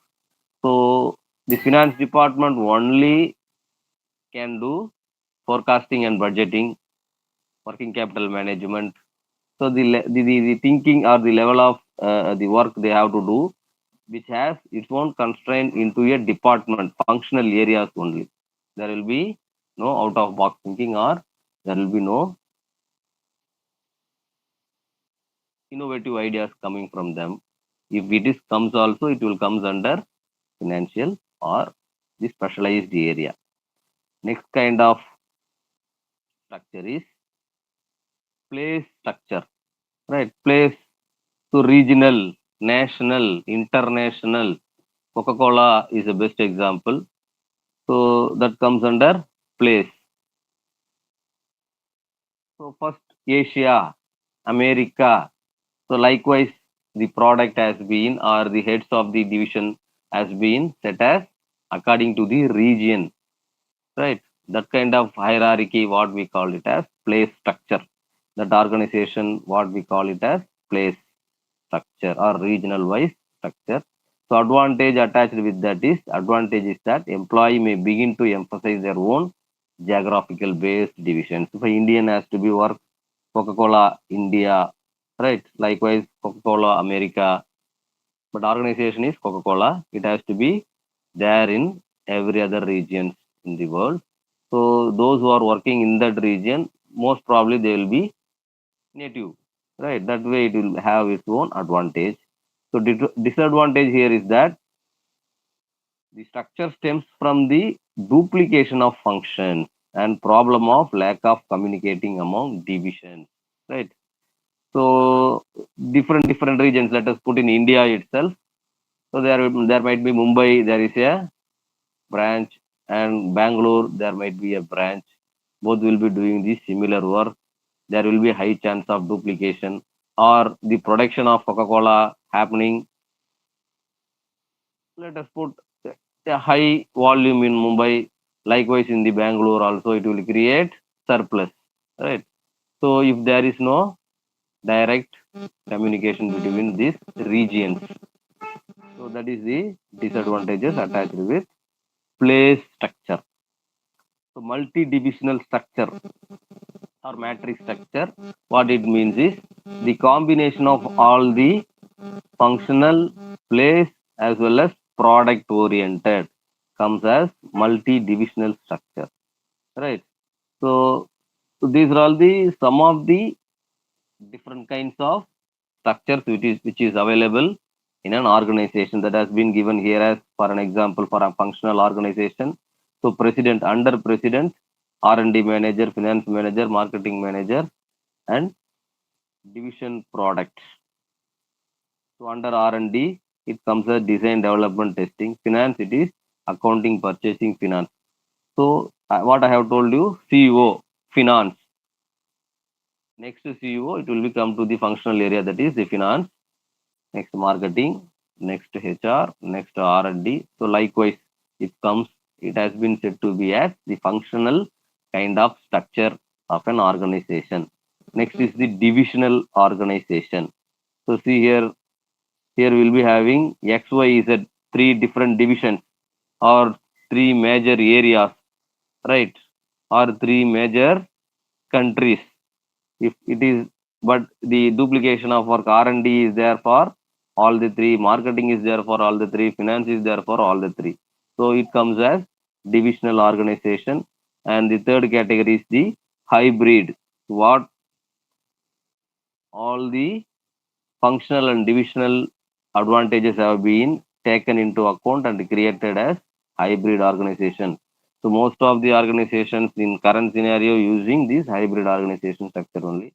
So board of directors, management committee, then there will be all vice presidents, coordinator, finance, marketing, and HR. Under that directly there will be a connection between vice president and the countries region wise, America, Asia, Europe, right? So all this comes as hybrid. So matrix structure, 4 into 4 matrix structure. So in column wise we'll be having functional areas, in row wise we'll be having managers, right? So project manager for functional area and division manager. So likewise there is a matrix kind of structure comes as matrix organization, right? So these are all the different kinds of organization structure which is available in corporate. So next what we are going to see is concept of centralization. So I have already told you about centralization and decentralization. Centralization is keeping all the powers in one hand, is called as centralization. Decentralization is delimiting or giving away powers to all the levels, right? So centralization is defined here as systematic and consistent reservation of authority at central point within the organization. So GST, goods and services tax, what we are paying, right? That is handled by our central government, right? All the tax structure, tax collections are being collected by, the powers has to be with the central government, right? So that way centralization happens. So according to Louis A. Allen, centralization denotes that a majority of the decisions having to do with the work being performed are not made by those doing the work, but at a point higher in the organization. So all the decisions, all the implementations, everything has been imposed by one central power, not by the workers. So Henry Foyle also said about centralization, everything that goes to increase importance of the subordinate role is decentralization. Everything which goes to reduce it is centralization. So the delegation of authority or the responsibility has been handed over to the subordinate, next to subordinate, what it called as decentralization. Without assigning any responsibility and handing all the responsibility in a single bench is called as centralization. So there are types of centralization which is available. Little, more, effective, no. So little centralization generally found in small organizations, right? So it might have very few powers handed by the owners or the managing committees, top level managers. More centralization, generally large and widespread organization follow it, right? So every decision has to be taken by the top level managers. That comes as more centralization. Effective centralization, it is time to time effectiveness, right? So no centralization, management enjoys freedom of authority and responsibility. So there must be a combination of both centralization or complete decentralization after taking into consideration the nature of organization, its size and operations area. So that has been the centralization. What we have seen is little more effective and no. That little more effective and no centralization has been imposed on department performance and centralization of management. So department centralization, what it means is centralized concentration of specialized activities in a department or a unit. That is what here maintained said as centralization. If it is on the performance, geographic or single area based centralization. If it is on the management side, it means restriction of delegation to make decisions. So factors which affect centralization. So facilitate personal leadership, right? So one man army, we can put it as one man army. It facilitates personal leadership and provide integration, promote uniformity of action. So all this has been done by the famous Adolf Hitler, right? The centralization has been happened in their rule, right? Everybody will have to follow the sayings of the top level, right? So that way it happened. That is a factor which affecting centralization. Handle emergencies, environmental influence, all comes as the factors which influences the centralization. So advantages of centralization: symbol of prestige, uniformity in policies, decisions, lower cost, better specialists, tighter control, flexibility and quick adaptability, better coordination, personal leadership. Because so decentralization some of the time will may pose responsibilities has to be moved from one person to the another person. Right. In case of centralization, the responsibility lies with the central committee. So they have to be careful and they have to take decisions. If anything goes wrong, they have to indebted to the situation, right? So it will create more clarity and uniformity, and there will be no much cost which is involved. So there is no free kind of decisions, right? Tighter controls will be there. So it will not lenient to anybody. So one rule that has to be followed by all others. So disadvantages is bureaucratic, remote control, delays in work, lack of employee loyalty. So manufacturing sector, if you have more centralization, that will create more problems. There will be always a fight between management and the organization union, right? So it is like just remote control. So somebody is having the switch, they will on, you have to work. They are off, you have to stop working, right? So that kind of situation is said here as remote control and bureaucratic, what I have told out of Hitler, right? Delays in work. So it will create problems, lack of employee loyalty also. If you tight more, if you give more rules and regulations, if you are not hearing the or understanding what your employees are thinking and imposing something on them, it will create problems. So that will make them lack of loyalty, right? Next concept, what we are going to see, the opposite of centralization, that is decentralization. It is a situation in which ultimate authority to command and ultimate responsibility for results is localized as far down in the organization as efficient management of the organization permits. It is carried out by creating under a central organization number of autonomous units with mandates to operate as independent units. So which is like our let us put it again in a political manner, right? State or central government will be having one top level manager. In state it is chief minister, in central it is prime minister, right?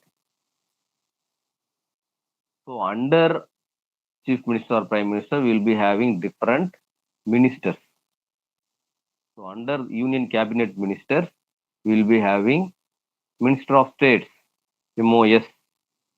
Under minister of states will be having secretaries, different kinds of secretaries. So under secretaries there will be different kinds of officers are working, IAS are working, right?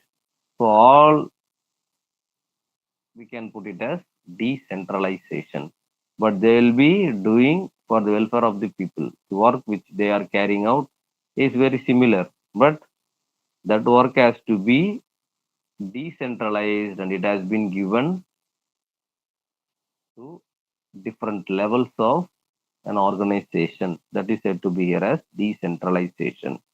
So types of decentralization, again, functional, federal, regional, decentralization by project, right? All these are the different kinds of decentralization. So functional, what we have seen, HR, marketing, finance, all comes as functional decentralization. Function wise, we will be decentralizing the works and responsibilities. Federal. So a vehicle manufacturer would have separate truck, car and bus divisions. So that is comes as federal decentralization.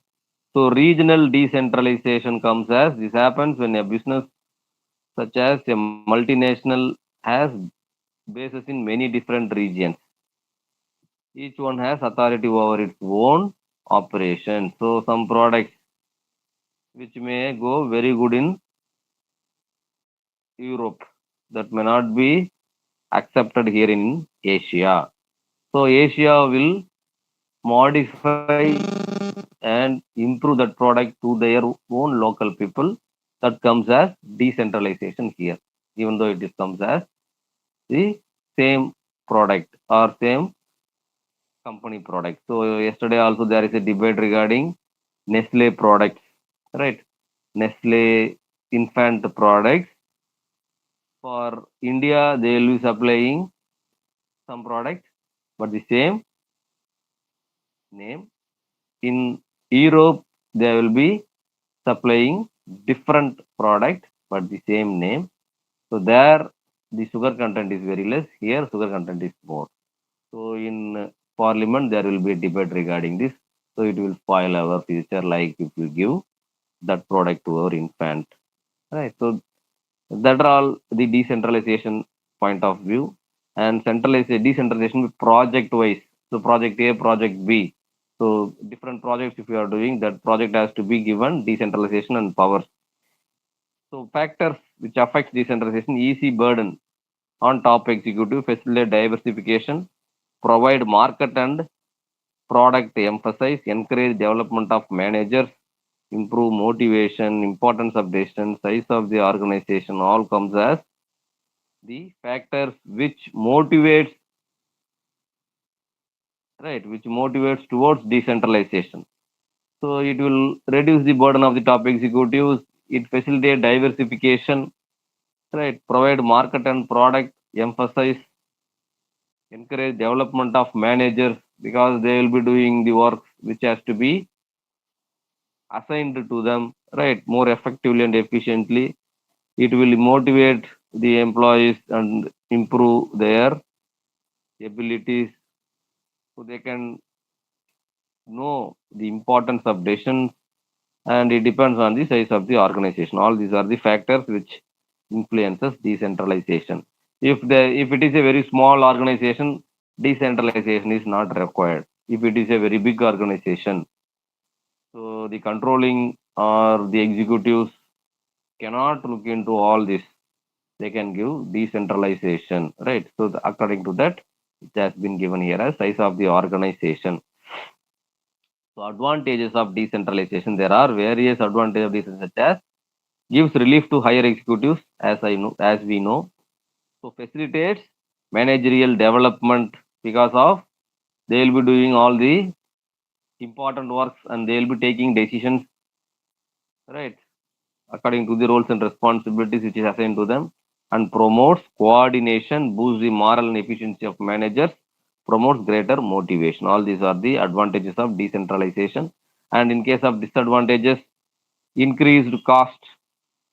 So specialized, you have to recruit specialized, skilled, technically strong people, right? Then only they can able to take all the jobs which has been assigned to them, right? So it will increase cost, need for a generalist manager, problem of coordination sometimes, conflict of interest will arise. So all these are the disadvantages of decentralization. So next concept what we are going to see is delegation of authority. So delegation. So delegation is the process where a manager divides the work assigned to him so as to get help from others in accomplishing the same. So delegation of authority. So if a project manager in an IT company, he may have a project in his hand.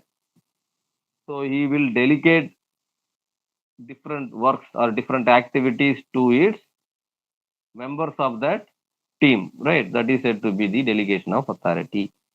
So determination of results expected, the assignment of tasks, delegation of authority for accomplishing these tasks, the exaction of responsibility for their accomplishment. All this comes as concept of delegation. So delegation is the entrustment of responsibility and authority to another and the creation of accountability for performance. That is what delegation. If you are giving a specialized task to someone or sharing a specialized task with your subordinates, and by doing that you are going to judge their performance. That is what delegation means. So principles of delegation. So principle of delegation by result, by competency, by confidence, parity of between authority and responsibility, principle of unity of command. So all this comes as the principles of delegation. So principle of delegation by result. The purpose of delegation is to get work done by another more effectively than be done by delegator himself in a given situation. So he might have another work. So including that work, he may do this work means he may not give his full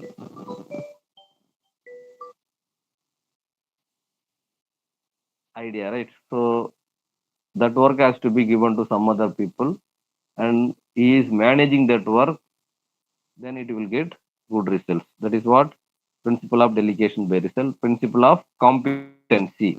So the person or the employee selected as the delegate should be competent for the task assigned to him or not. That is what I have told you. The specialized manager. The principle of confidence and trust. It is necessary to have an atmosphere of trust and confidence in the organization as the whole. Right. So if you are assigning any work to anybody, there you will be getting a confidence, right? So a manager who is assigning some work to an ex-employee, right? X or Y employee. So there might be some other employees also. Why he is giving that work to that employee? He is having some confidence on that employee. He may do that work properly, effectively, right? That is what here it is mentioned as principle of confidence and trust, principle of parity of between authority and responsibility. Authority delegated should be adequate in relation to the responsibility, right? There might be a good relationship you have to maintain. So principle of unity of command. So unity of command, it will be the same from the top to the bottom. So there might be less chance of any noises. So it has to be the same. There might be a need for a unity, right? Advantages: best use of manpower, time management, prompt decision making, builds team spirit, improves inter and intrapersonal communications, inflows new and innovative ideas, helps to build bench strength, right? So all these are the advantages. So you can use your manpower fully, will reduce the time, it will improve the efficiency, prompts decision making, it will build the team spirit, right? It will the single task has been divided among different people, and finally you will be getting a good result. Mean that happiness have been shared among the group members, so it will create a team spirit. Next time if some other work is assigned to them, they will work coordinately, right? That is says to be the here team spirit. So it will improve inter as well as intra, between inter as well as intra, between and themselves, right? So inflows new and innovative ideas among the group members, helps to build the strength, right? It will improve the employee strength. There will be less retention or the employee out of the organization. So disadvantage here is so lack of knowledge of employee skills. So if you delegate some work to some employee, he might not know what it is. That might create a bad result, or the work will not be completed. So lack of trust. So many managers either lack trust or do not want to trust their subordinates. So they might not very much interested to delegate. Lack of interest, lack of credit, lack of authority, all comes as the disadvantages of delegating the work. Right. So next, what we are going to see here is concept of line and staff organization. It is very important topic. So line and staff organization will be having two different kinds of staffing. So line functions are those that have a direct influence on accomplishing the objectives of an organization from top to next level. So levels of organization is said to be the line. Staff function helps to line to work effectively to accomplish organizational objectives. So line is from top to the bottom. In between, you will be having our vertical horizontal positions. We'll put it as vertical horizontal. So vertical will know all the objectives of an organization. That objective has to be carried out by the horizontal managers or the functional managers. Finally, you will be getting the or aligned with the objective. That is what said to be line and staff relationship. However, in reality, it is difficult to separate direct and supportive functions. In fact, based on the nature of the organization, the categorization of line and staff functions varies. Right. So, concept of line and staff organization. So, it is defined on two viewpoints: functional as well as authority relationship. So, functional, as we all know, department-wise. Authority relationship means managers, or we'll put it as GM, AGM, DGM, AGM, then zonal managers, likewise. That is what authority relationship. So Allen defined line function as those which have direct responsibility for accomplishing the objectives of the enterprise, and staff function as those elements of the organization that help the line to work more effectively in accomplishing the primary objectives of the enterprise. That is what I have told you, vertical as well as horizontal positions of the organization. So here it has been given a comparison between line and staff. A line manager is a generalist manager. So CEO, Chief Executive Officer, next Chief Financial Officer, next. Right, that level if it comes as, it is generalized.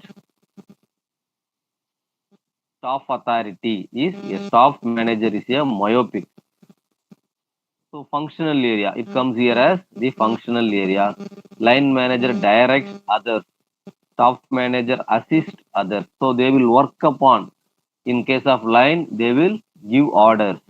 So line manager delegates authority. They will give away the work. Staff manager serves authority. So they might be assigned as the work. Line manager trains subordinates. Staff manager investigates the problem. So they will be in the field. They will be in the position of giving orders. Right. So line managers will give or giving or dividing the works among different employees. That is the work for the line managers. Staff managers are those who are inside that work and doing that work. Right. So the line manager uses sanctions.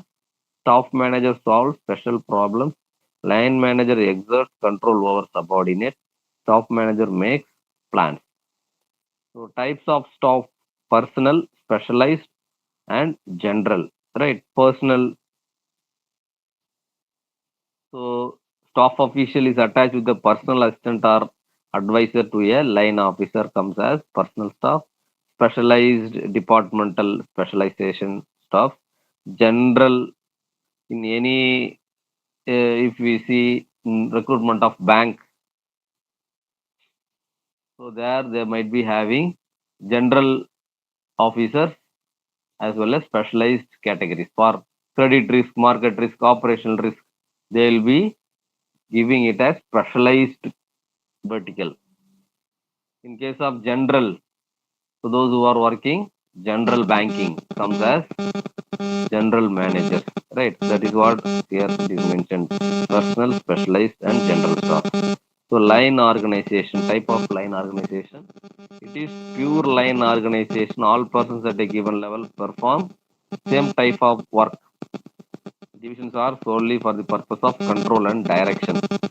So the same kind of work has been there from the top to the bottom, comes as pure line organization. Departmental line organization, it is very similar, like the same has been carry forward to the department, different departments like finance, marketing, HR. So there will be, they are having a line manager. Right? Sir, your voice is breaking, sir. Voice breaking, Amma. Now it is okay. Now two sound is coming, sir. No, sir, your sound is breaking. Now also, I'm on the same place, same internet.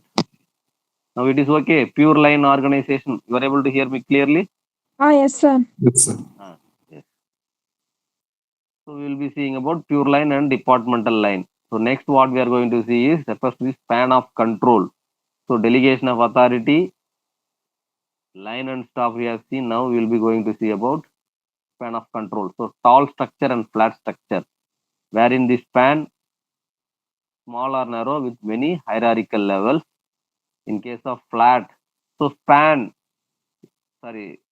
structure, what it means is starts from CEO to the supporting staff comes as your tall structure. It will be having different levels of managers until to the low level managers, right? That comes as your tall structure. Flat structure is nothing but what we have seen as divisional. So zonal, regional wise we have seen, right? So Coca-Cola, which is having an organization, under that directly we will be having America, Asia, Europe. That kind of structure is said to be the flat structure. So the span of control from tall structure, it has to be flow from levels to the levels. In case of flat structure, it will directly you can control because the level of hierarchy is very less in case of flat structure, right? Importance of somebody is creating problem here is that Soundarya, please mute yourself. Soundarya. the importance of line and staff organization. So in the complex business environment, it is essential to have services of various types of specialists. So the staff functionaries play a supportive role to line functionaries. That is what I have told you, vertical, horizontal. So what are all the orders which has been given by the vertical has been carried out by the horizontal. So vertical will be say it as line functions. Horizontal it will be say we can say it as staff functions, right? Next what we are going to see is MBO, management by objectives, specifying the performance goals that an individual. So this will the main objective of this is to find out the performance, right? Performance of an employee by creating an objective, right? So job review and agreement, development of performance standards, objective setting, and continuing performance discussion. So this is one of the way of finding out the performance. There are n number of different kinds of performance evaluation techniques which is available. It is starting from grading, ranking, 360-degree appraisal, right? Direct interviews, outsourcing the interviews and finding out the performance. And another type is MBO, management by objectives. From the beginning of the session, what I have told you is the organization, which is very important to carry out a work in an organized manner. So the organized manner, what I am mentioning here is you have to either decentralize your power or keep all your power with you centralized, right? You have to follow different structures. You can use matrix, you can use hybrid, you can use functional, you can use divisional. It is based upon your needs of an organization and the levels of the employees what you are having, right? So all that has been done and you will be falling into delegation of authority, right? Span of control. Then what you are going to do is measuring the performance of your employee. So here for measuring that performance, we will be seeing about MBO. The only one performance evaluation technique I have mentioned here, that is MBO. Likewise, you will be having so many techniques. With this, the organization and its importance have been coming to end. Next, what we are going to see is all about communication. Next important concept, right? Communication. Here, types and process of communication, barriers of communication, communication effectiveness, organizational creativity and innovation, entrepreneur management, management of innovation. So let us first start with communication. What is communication? There are a number of different definition has been given. We'll see about McFarland communication. What he has told is a process of meaningful interaction among human beings is generally said to be the communication. So the interaction between two, it might be verbal, it might be non-verbal, action, yes, any signs, all comes as the communication, right? A process of meaningful interaction among human beings. More specifically, it is the process by which meanings are perceived and understandings are reached among human beings, right? So you have to understand whatever way you may give the communication. It is verbal, non-verbal, action, whatever it might be. The objective of that communication is to understandable by the opposite person, right? Meaningful to the opposite person. Then it is said to be the useful communication. And about Newman and Summer, what they have told is an exchange of facts, ideas, opinions, or emotions by two or more persons. That is said to be communication. Exchange of facts, ideas, opinions, or emotions by two or more persons. Right. So the purpose of communication lies here. The flow of information from in for an organization. It is very much important because through communication only you can send signals. You can flow information from top to the bottom, right? Coordination. It will create coordination.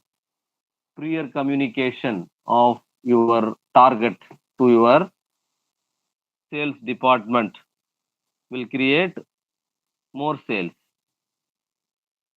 So that way it will increase coordination, learning management skills, preparing people to accept change, developing good human relations, ideas of subordinates. It is not only from top to the bottom. The communication flow will not always be top to the bottom. Sometimes an innovative idea which may come from low level of an employee. So the communication flow again from bottom to the top also. That is what here ideas of subordinates encourage, right? So these are all the purpose of communication: flow of information, coordination, learning management skills, preparing people to accept change, developing good human relations, ideas of subordinate encourage. So types, let us now move on to the types. I have told you, right? Upward, downward, and lateral.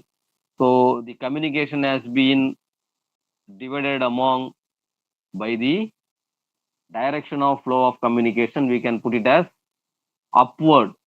So flow is from down to the top. Downward, it is from top to the bottom. Lateral, in between, right? Communication. So interpersonal communication between persons. So it comes as verbal, non-verbal, and written communications many times.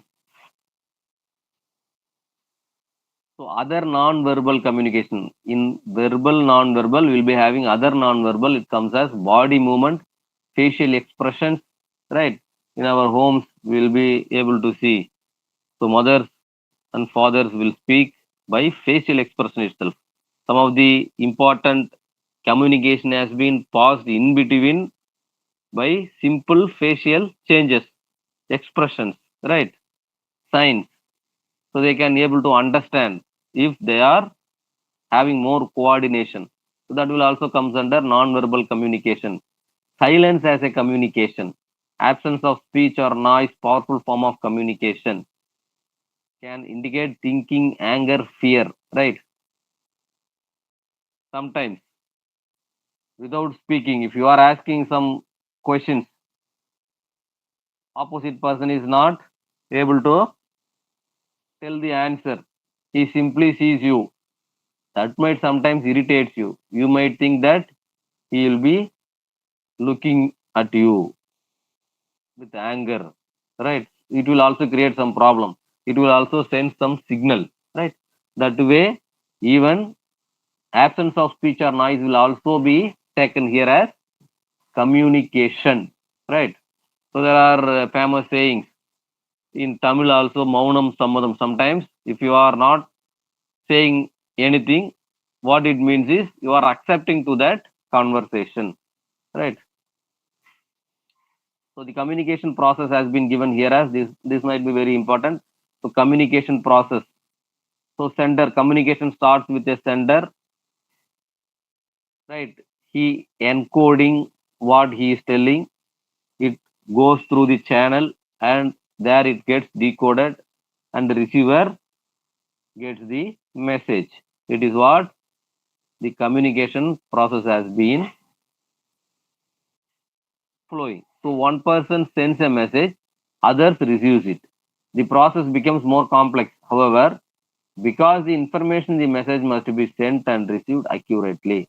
So here encoding, decoding, all these have been here to make you understand the importance of that communication. So there might be any intruders in between. They may also understand the communication between these two, right? A third person will also enter into that communication and understand. For that purpose, they will be encoding and decoding. There is a security purpose in between that. So importance of communication comes as the basis of coordination, fluency of working, the basis of decision making, increases managerial efficiency, increases cooperation and organizational peace.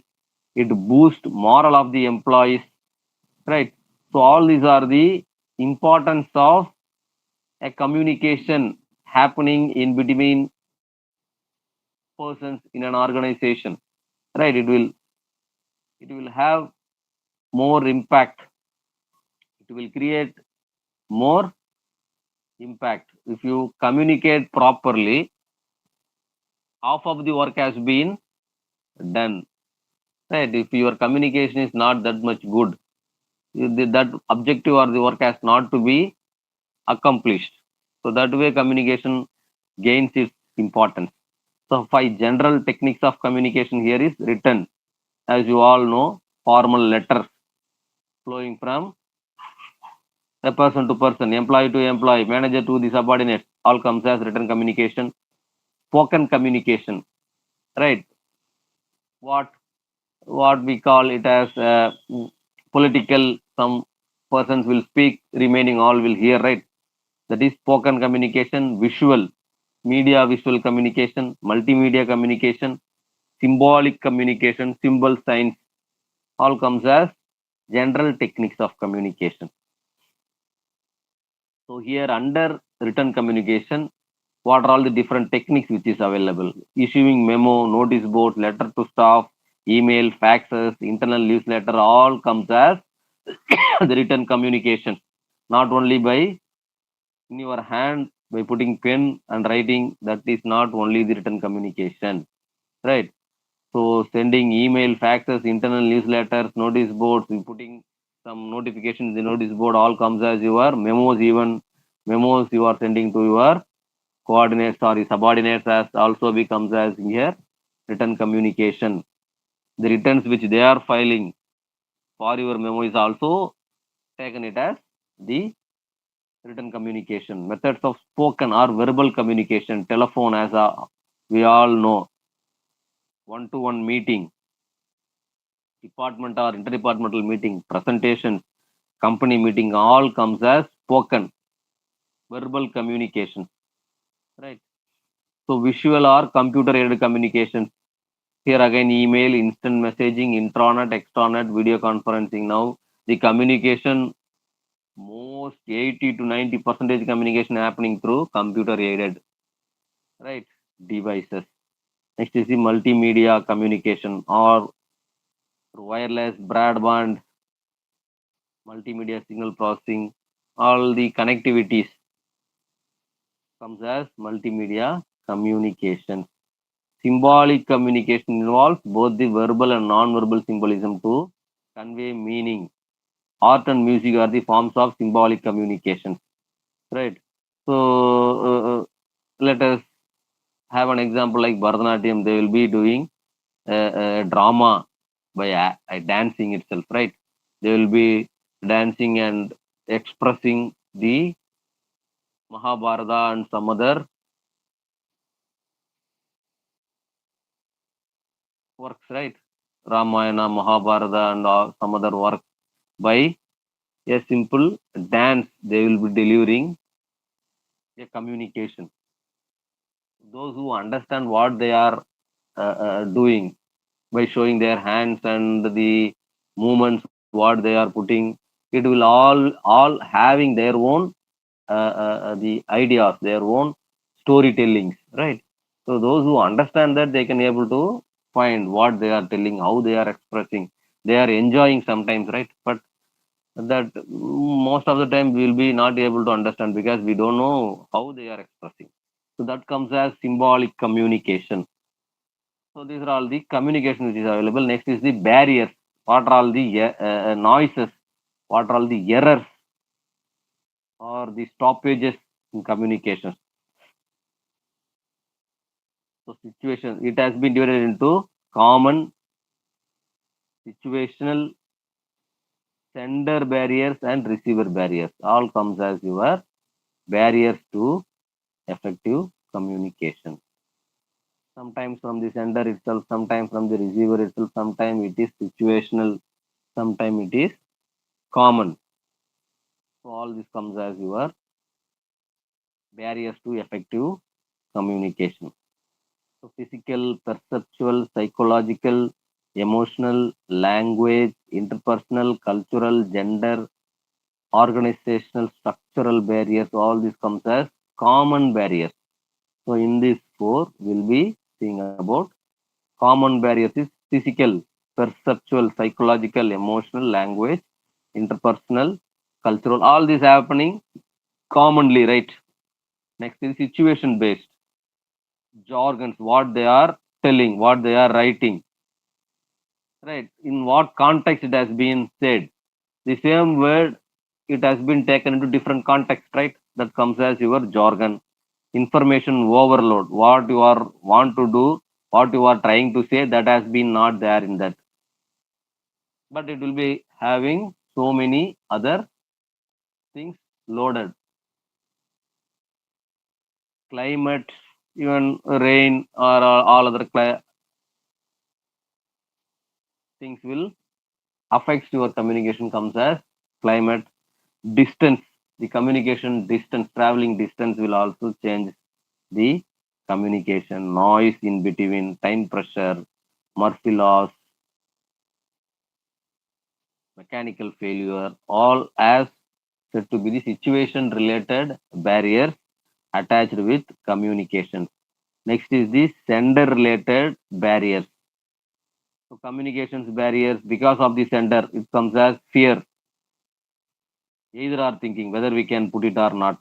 Communication skills, lack of communication, communication goals, interpersonal sensitivity, differing frame of reference, non-verbal signals, improper diction. So all the barriers which is on the side of sender, the same way here it is for the receiver also, evaluating the source. So who has will be receiving so many mails? Most of the mails comes as spam. Some of the spam mails comes as in the updates or our inboxes. So we don't know what is the source. The communication has been with us, but we don't know whether we'll relay that communication or not. So all that comes as the receiver end barriers, right? So there is a barrier between men and women generally if we talk. So men talk to emphasize status, power and independence. Complain that women talk on and on, offer solutions to boost about their accomplishments. So here, what about women establish connection and intimacy, criticize men for not listening, speak of problems to promote closeness, express regret and restore balance to a conversation. So one side men what they are telling is women are talking more without the context. Another side women are telling that they are not listening. Right. So there is a fight between these two men and women. There will be a barrier. So all these are the barriers which has been listed out under these two categories. So with this, let us close down the session. Right. If possible, I will tell the remaining in the next session, or otherwise. Here I have the question paper of the previous semester. So see here, this is the question paper what I have found out in DDE. So part A, so interpret the functions of management, describe the levels in management, characteristics of a sound plan, scope of management by objective. Today we have seen, right, MBO that has been asked in the June examination.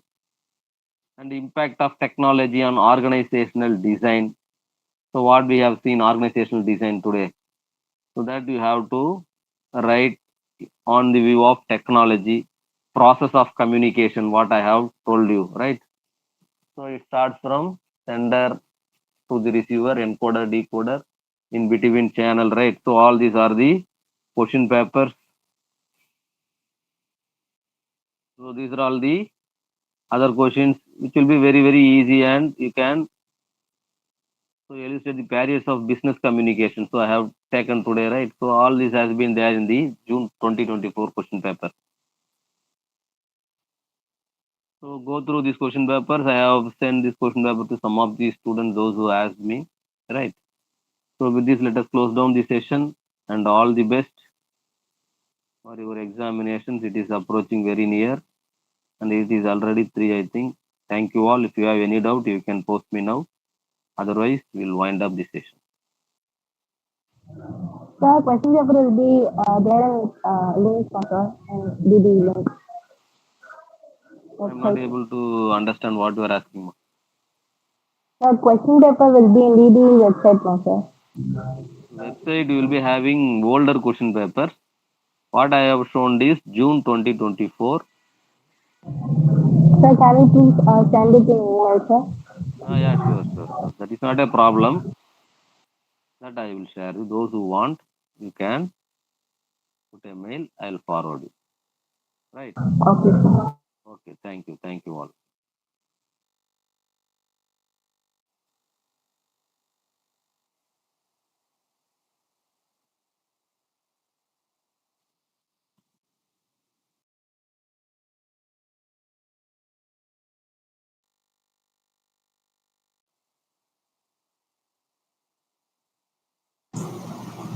Hello, good afternoon, all of you. Good afternoon, ma'am. Good afternoon, ma'am. Good afternoon, ma'am. Good afternoon, ma'am. Good afternoon, I'm uploading my Good PPT. afternoon. Good afternoon, ma'am. Good afternoon, ma'am. Are you able to see the PPT? Yes, ma'am. Yes, ma'am. Yes, Yes, ma'am. ma'am. Very much. Yes, ma'am.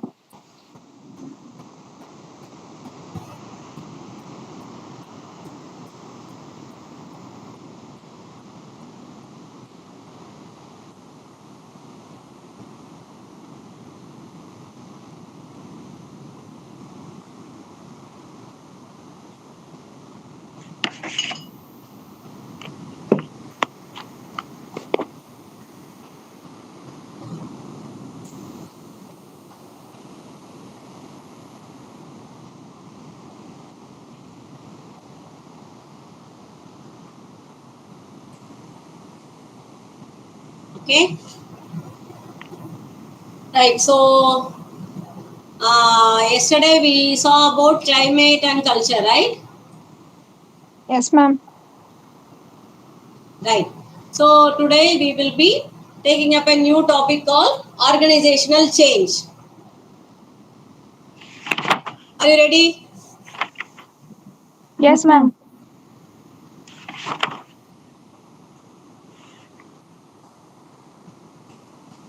Right. So this is 3 to 4 class and your last class also. So I know all of you will be tired, exhausted. You heard lot of lectures from the morning. So we are going to keep it very conversational so that I will ensure that you are awake, not sleeping, or at least you are listening to the class. Right. So you raise your hands and you can answer. Okay. Right. Because this topic is highly relevant.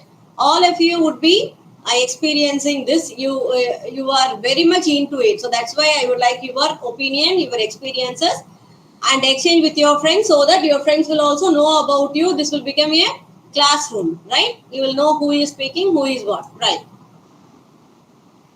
Let us leave organizational. First, let us think about change. What is change?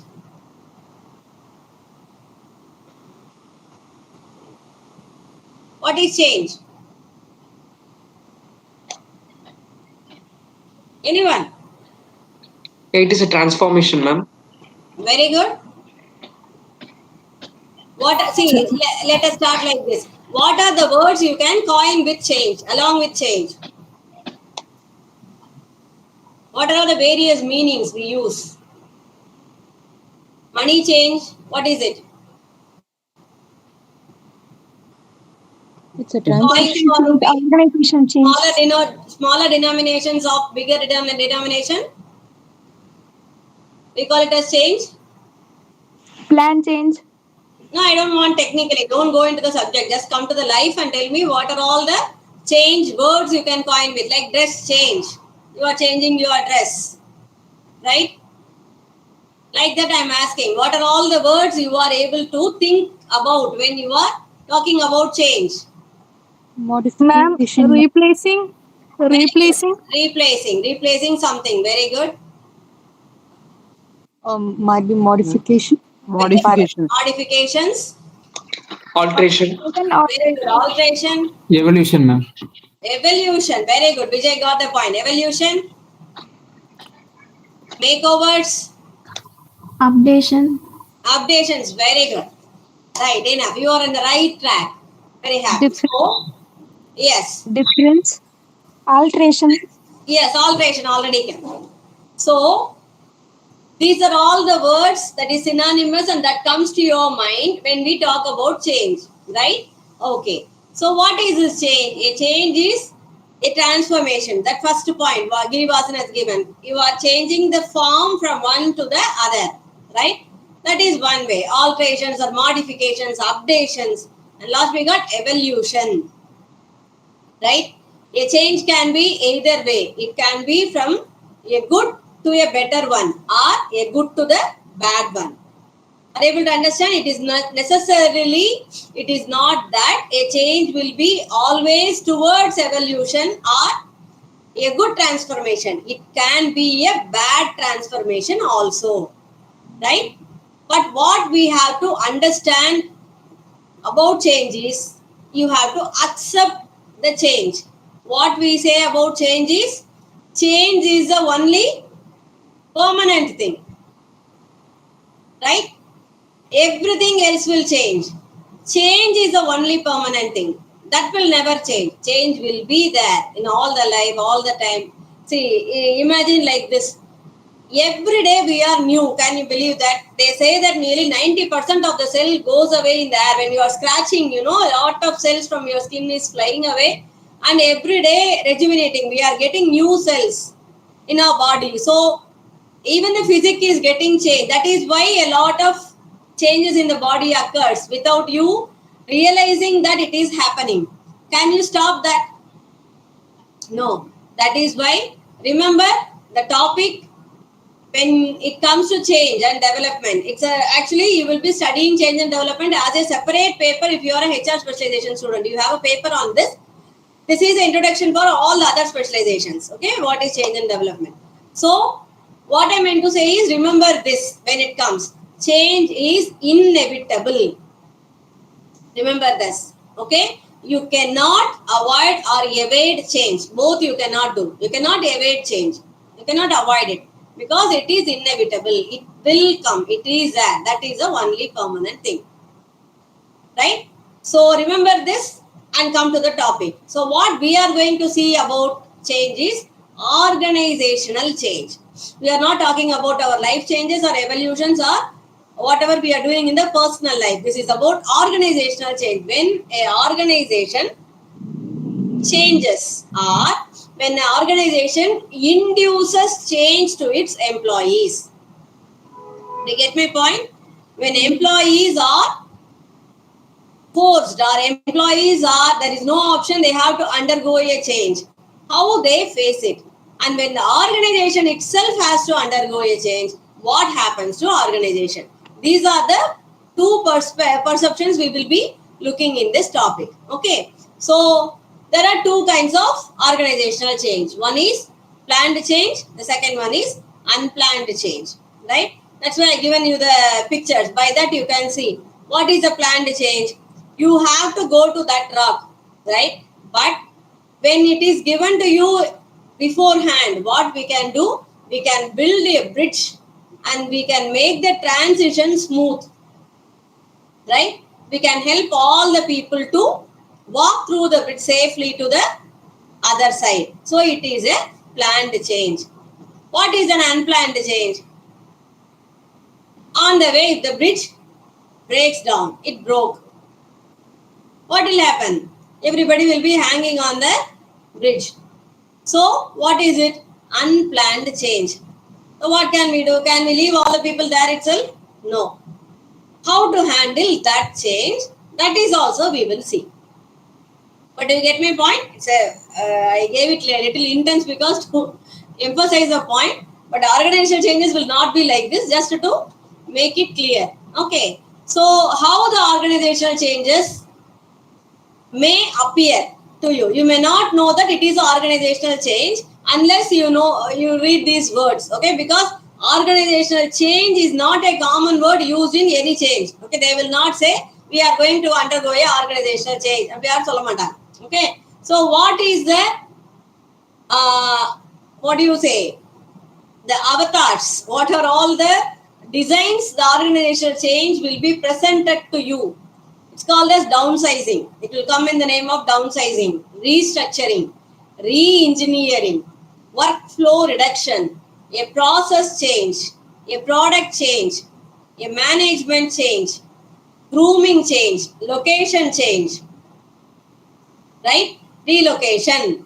That is organizational change, right? Technological improvement or technological updation. That is an organizational change. Right? Product evolution. That is the organizational change. Are you able to understand my point? So, how the change will come in various names and words. Right? So, this is how a change will be introduced into the organization. Why change has to happen? Why you have to be disturbed? Can it be? No.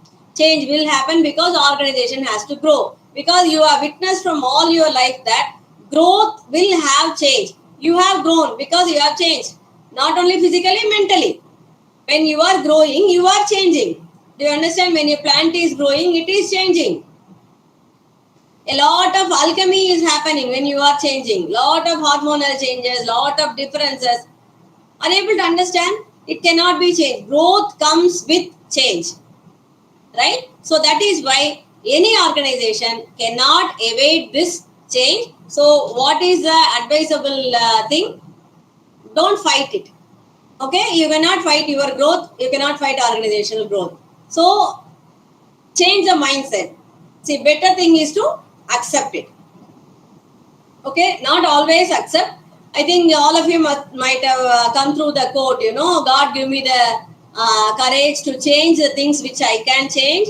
Give me the serenity to accept the things which I cannot. And what is the third one? The wisdom to know the difference between these two. That is the important thing. What are the changes I can, resist? What are the changes? I can say that no, I will not change. And there are some changes which you have to accept because you cannot resist it. But you need the wisdom to differentiate between these two. What is what? Right? So that is very important. Okay. So we will come to the next one. Change sequence. So when you cannot avoid, a organization is undergoing some kind of change. So what would be the sequence for it? How the change is initiated?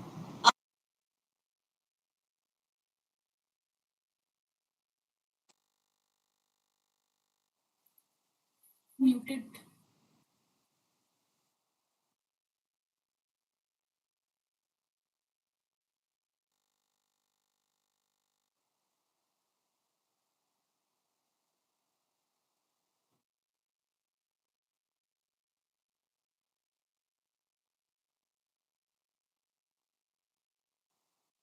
You are muted, ma'am. Yeah, just give me 1 second, please. I'll come back.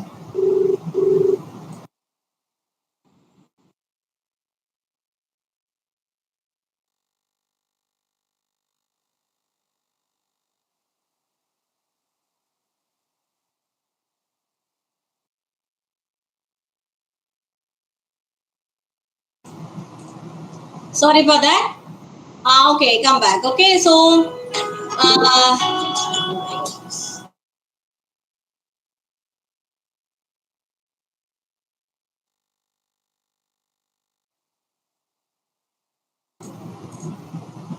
okay, sorry for that.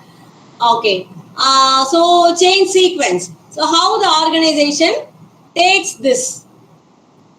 Okay, before going to the change sequence, why this is a serious issue? Why we have to study this as a separate paper, and why we have to make models? Why this has to have a sequence? Why? What is the bigger problem in changing? Might be acceptance. What is that? Might be acceptance to change, something. Might be acceptance. Okay. Might be with the big. Okay, so what? Okay, I rephrase the question for you. If you are the employee, what will be your opinion towards organizational change? Say, for example, what is, let's say, relocation. Okay, the company is relocating to some other place, some other city. Okay, if you are an employee, what would be your reaction to relocation? And what would be a reaction if you are a manager? Acceptance plays because I have. Girivasan, you are a manager or employee. Which opinion you are going to say? Yeah, as an employee, first of all, I will worry about my job. If the organization is going to change, whether I have a security for my job, it will be continuing. Very good. So that I will have a. So what as would employee, be the emotional reaction? What would you name the emotional reaction you are having now? yeah, in next few days, in the upcoming months, how can I What I'm manage asking, my family how do members? you feel? What would you name your feeling? It's a like shock. sadness or insecurity or fear, or what will you call that? Job. Both fear and shock. Very good. Fear and shock. Very good. Fear and shock. Anybody else? Shakira. Yeah, that's from job insecurity probably. So you are also saying in employee's view, right? Job insecurity. Very good. That means fear. Insecurity is fear. Very good. Anybody else? Might be in manager point of view. I do ask the employees, like I don't have any other option to like urge them. Very good. So what will be the emotion you will be having? I do have a pressure kind of. I can't Very make good. it, but Very good. Stressed, pressure. Exactly. Very good. Anybody else? As a manager, I may be aware of the reason for that change. So Okay.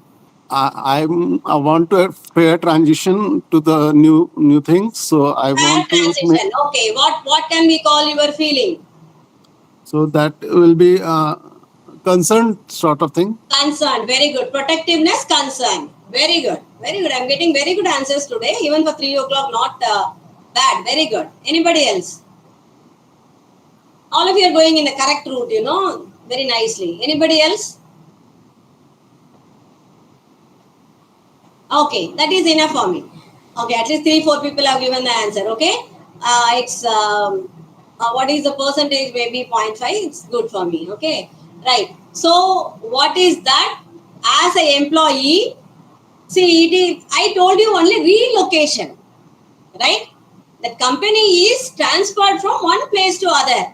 But 2-3 of you immediately came up with the word that job insecurity. Where it rooted from? It is not a merger. It is not an acquisition.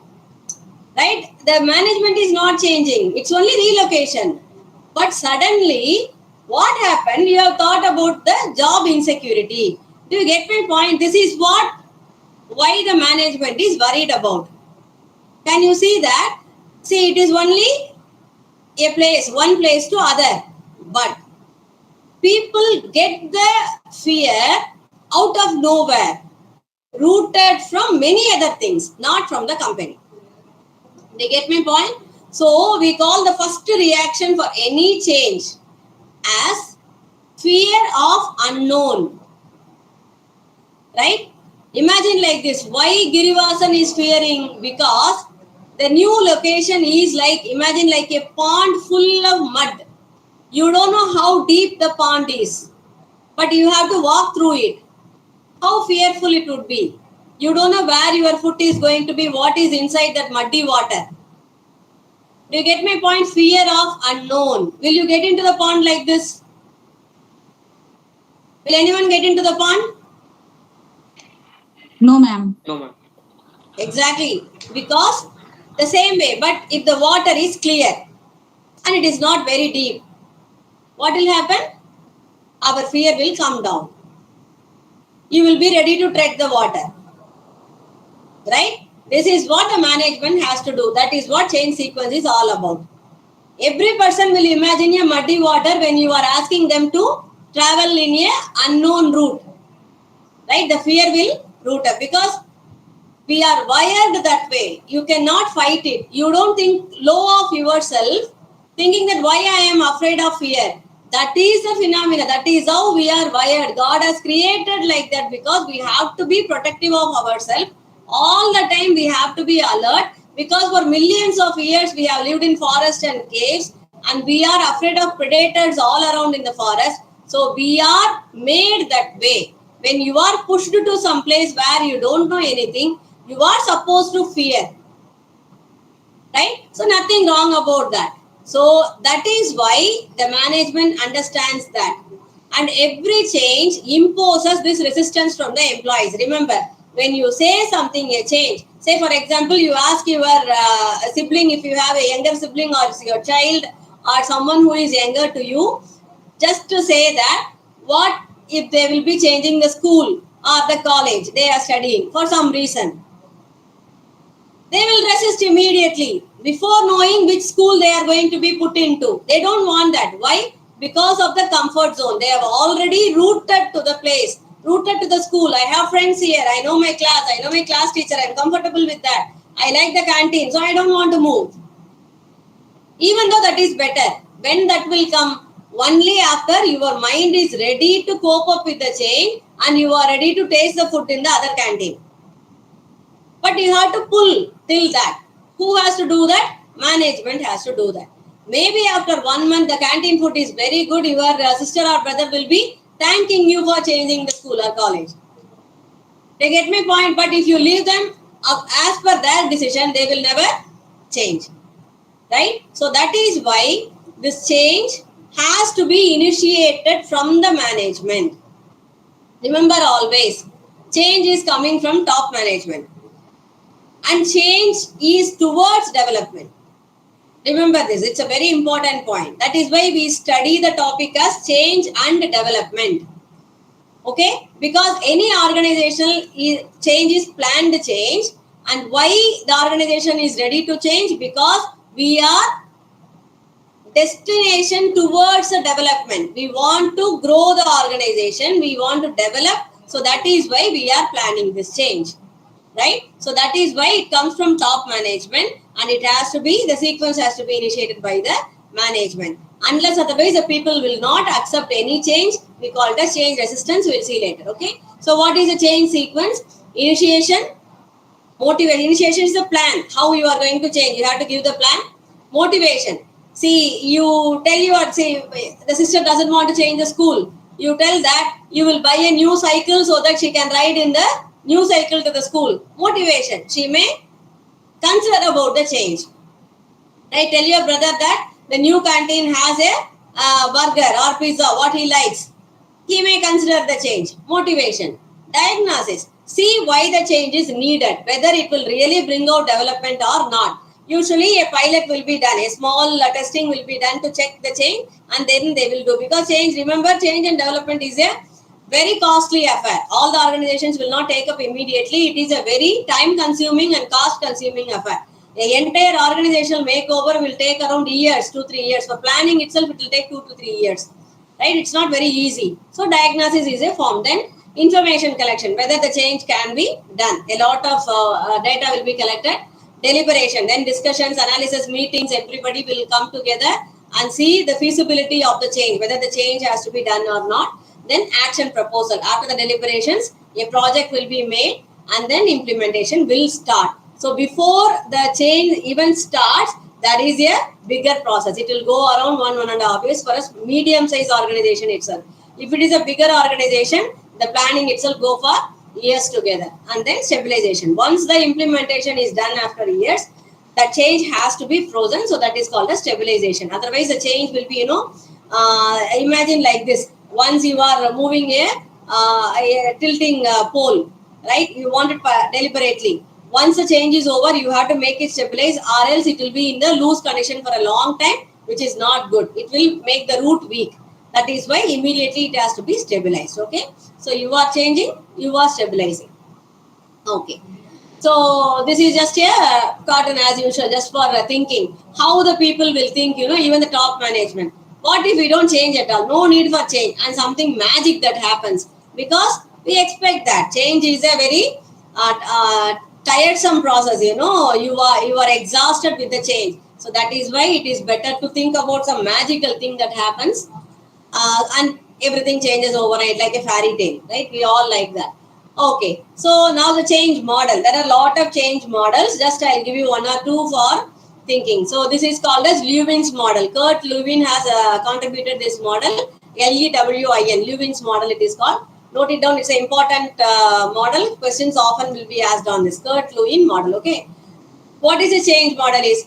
He says that people are frozen. What is that? Comfort zone. We call it as comfort zone, right? So people doesn't want to come out of it. So unfreeze them. How to unfreeze them? What will you do to unfreeze something you are taken from the freezer? You will pour hot water or thaw it inside the oven, right? What it is? A crude shock for the frozen item. It is ice and you are pouring hot water. Just the opposite. Why? To make it come out of its zone. That is what exactly unfreezing is about, right? Shook them, give the employees a shock so that they will come out of the comfort zone. Then change. When they are vulnerable, they don't know what to do. Yes, they have changed, they are ready.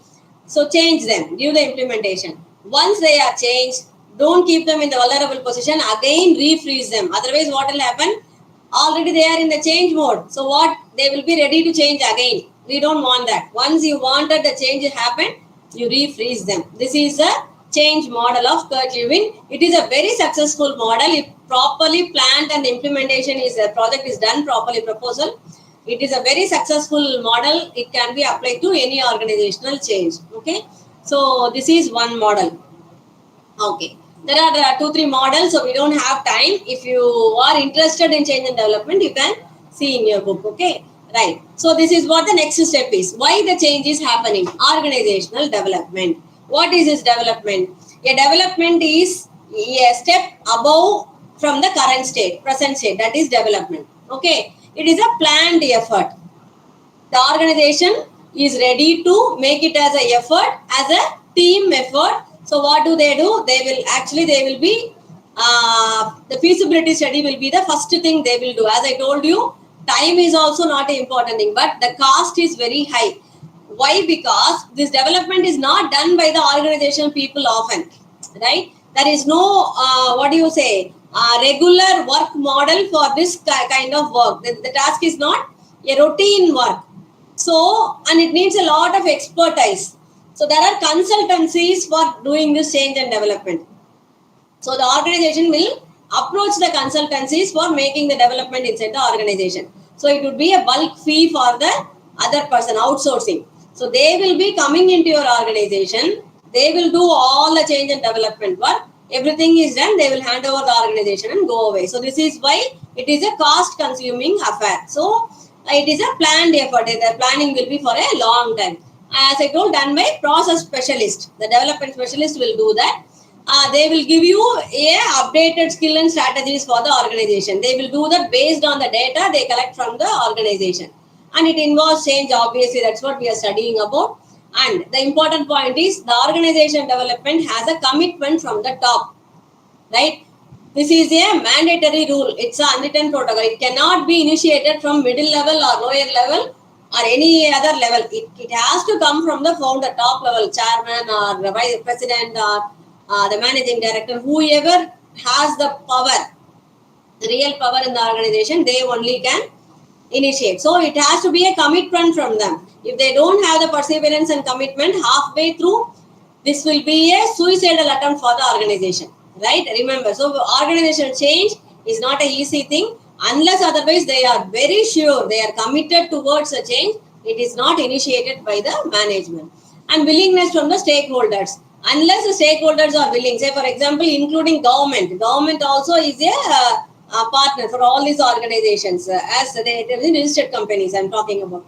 So even the government concern, whenever it has to get the approval, it has to be. So the stakeholders are important, including the employees. We are talking about only employees because they will be the first party to resist it.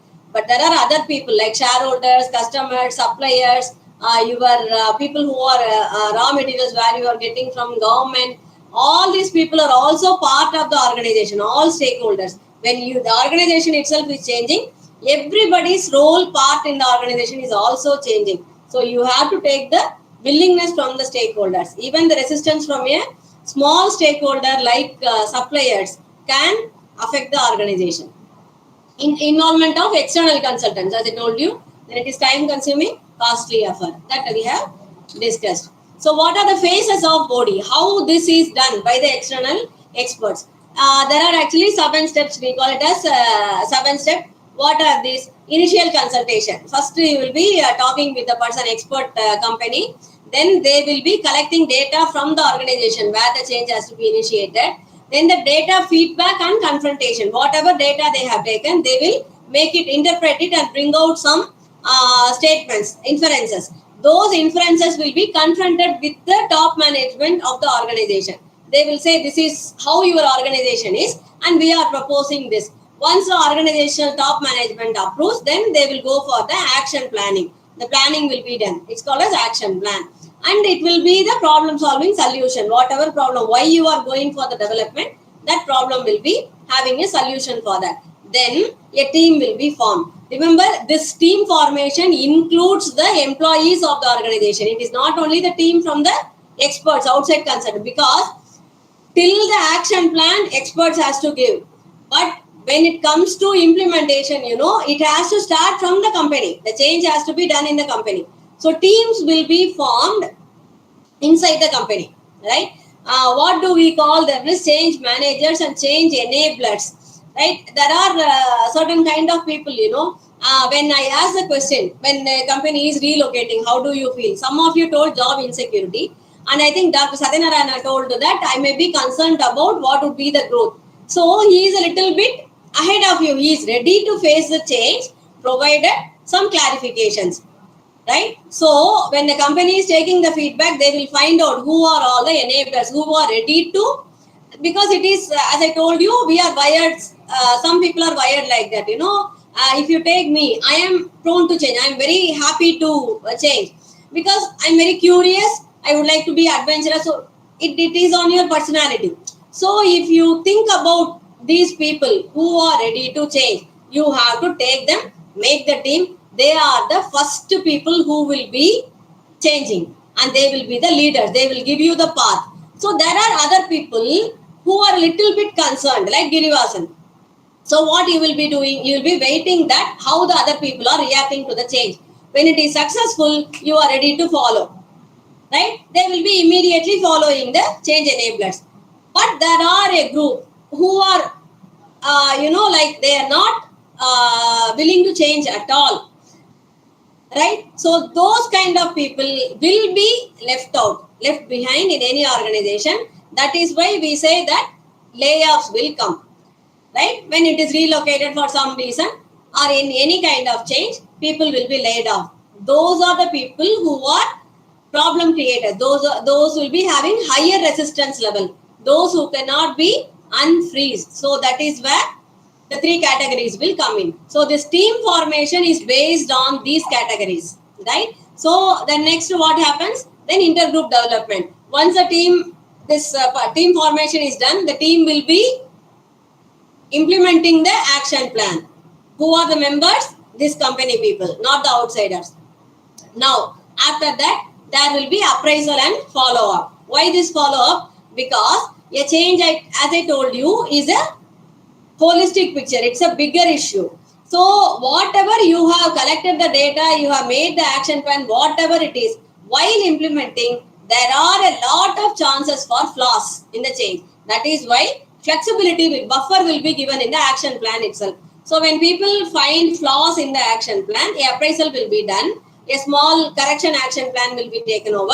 Again, it will go to the first thing, right? So this will be like a process for some time until everything is smooth, the transition is over, and you have refreezed the people, right? So these are the 7 steps of OD. That is one model. And what are the phases of OD? You have to introduce the organization to the external people, give the preliminary information. They will be interviewing the key personalities of the organization where they can get all the data. Then the design of process, because they will be the person who will be deciding what kind of change the organization needs. Then the problem identification. With all the data, they will do the problem identification. Then intervention, team building, collaboration, all these things. So this is what we call as the phases of OD. Okay. So with that, we are completing the change and development. Any doubts in that? Interventions. I'll tell about interventions. Intervention is a primary part of this development. You know, when change and development is done, interventions are what? Slowly helping the people to change, right? Like how to say, there is a saying in Tamil, you know, when you stick a needle into the banana will never know that it is getting a needle. That is how the intervention will be happening to you. You will never know that the intervention is. I'll give you an example. Right? Say, for example, the relocation. Right? What they may do, they will, one day they will ask Girivasan, do you like, say, for example, Madhya Pradesh or say Bhopal? Do you like Bhopal? He may say, no, I don't know about Bhopal. No, there is a duty there. Can you go do the work and come? Right? So this is the intervention. In future, they may be relocating. But Girivasan, by that time, he will never know that he is being intervened. So he will be sent away. He may go see the place and come back, and he may say to his wife and children that, see, the place is very cold, it is very good, it is having a quarters is there. So it is going to come after 6 months, but intervention starts early. Do you get my point? So slowly the company will be doing this. Interventions comes in frequencies, right? It is not continuous. It will come, say, every 15 days once or every 1 month once. The intervention frequencies will be there. So a change happens without our knowledge. Unless you are in top management, you will never know what is happening in the company. But at one point of time, when you see a continuous log of 1 year, then only you will come to know, yes, the company has changed and I also have changed. Intervention has happened. If you have not studied all these things, you will never know that company has changed you.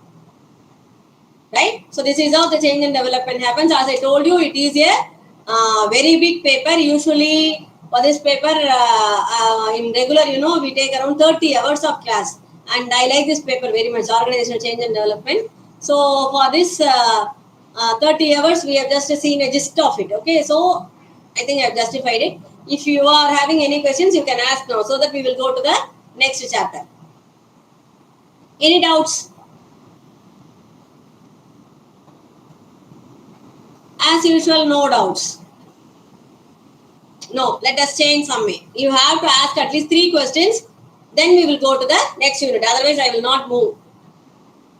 You have to ask some 3 simple questions. Yeah, hi, ma'am. What is your name? Hi, ma'am. Sorry, I was speaking on mute.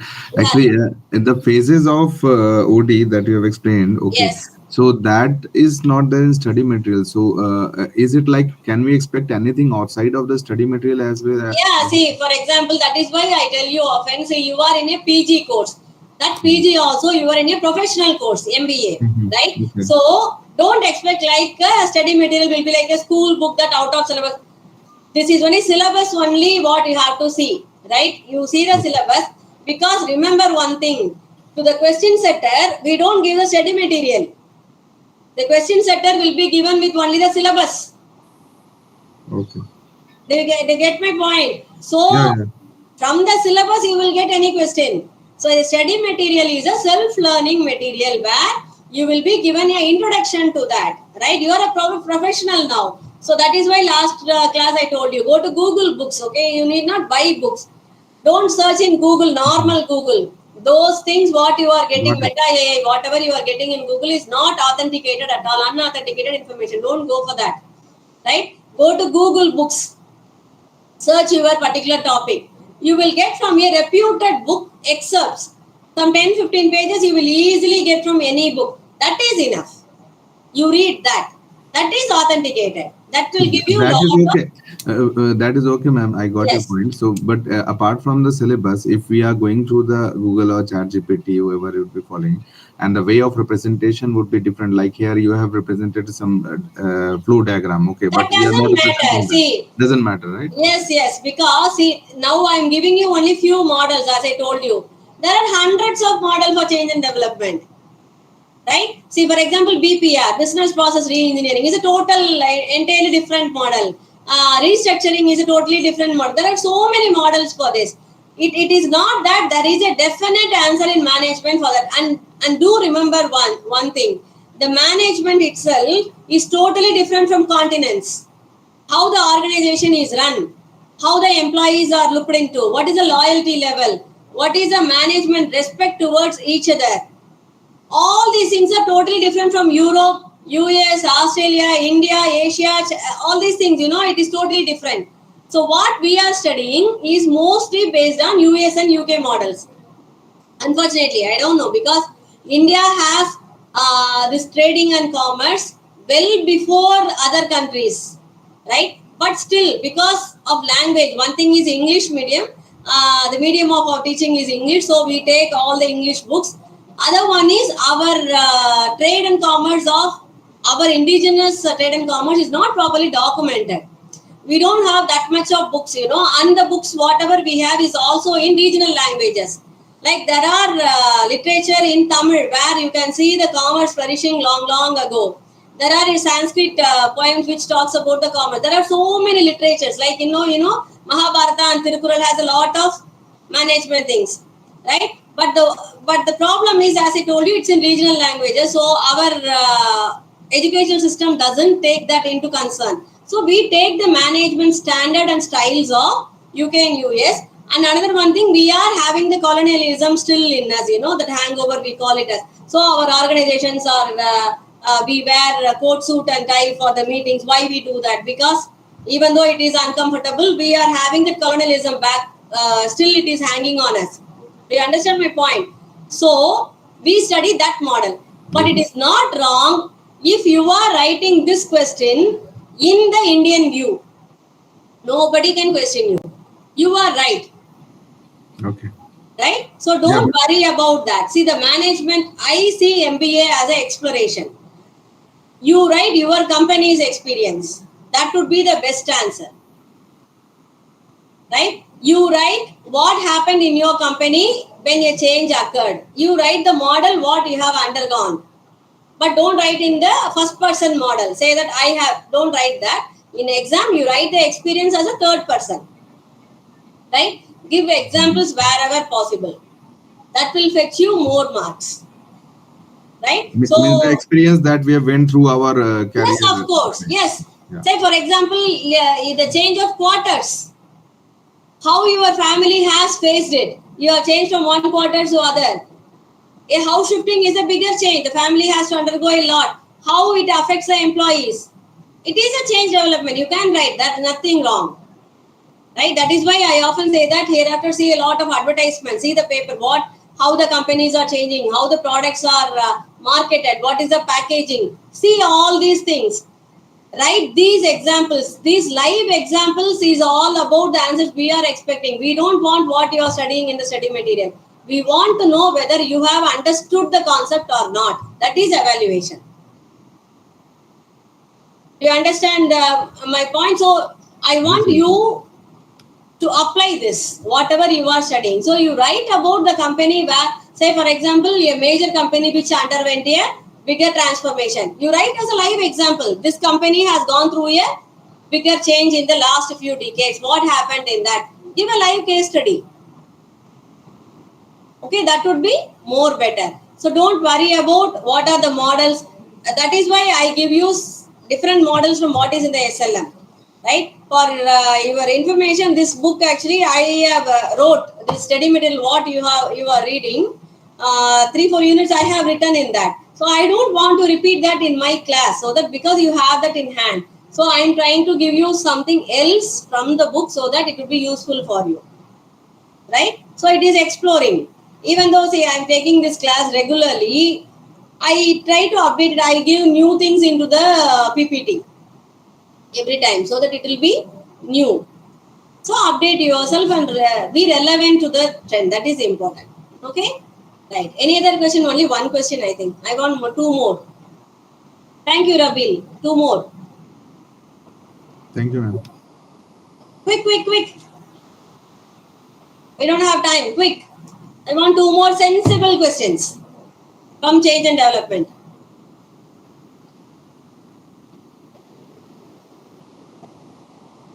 Ten minutes ago, I appreciated the class.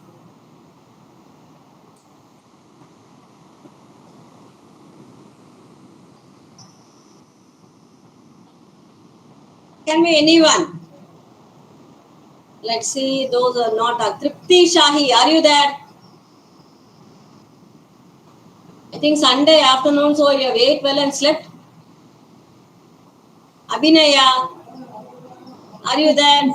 Yes, ma'am. You understand change and development, Abhinaya? Yes, ma'am. Any doubts? No, ma'am. Rita Datta, do you have any doubts? I want you to ask some question.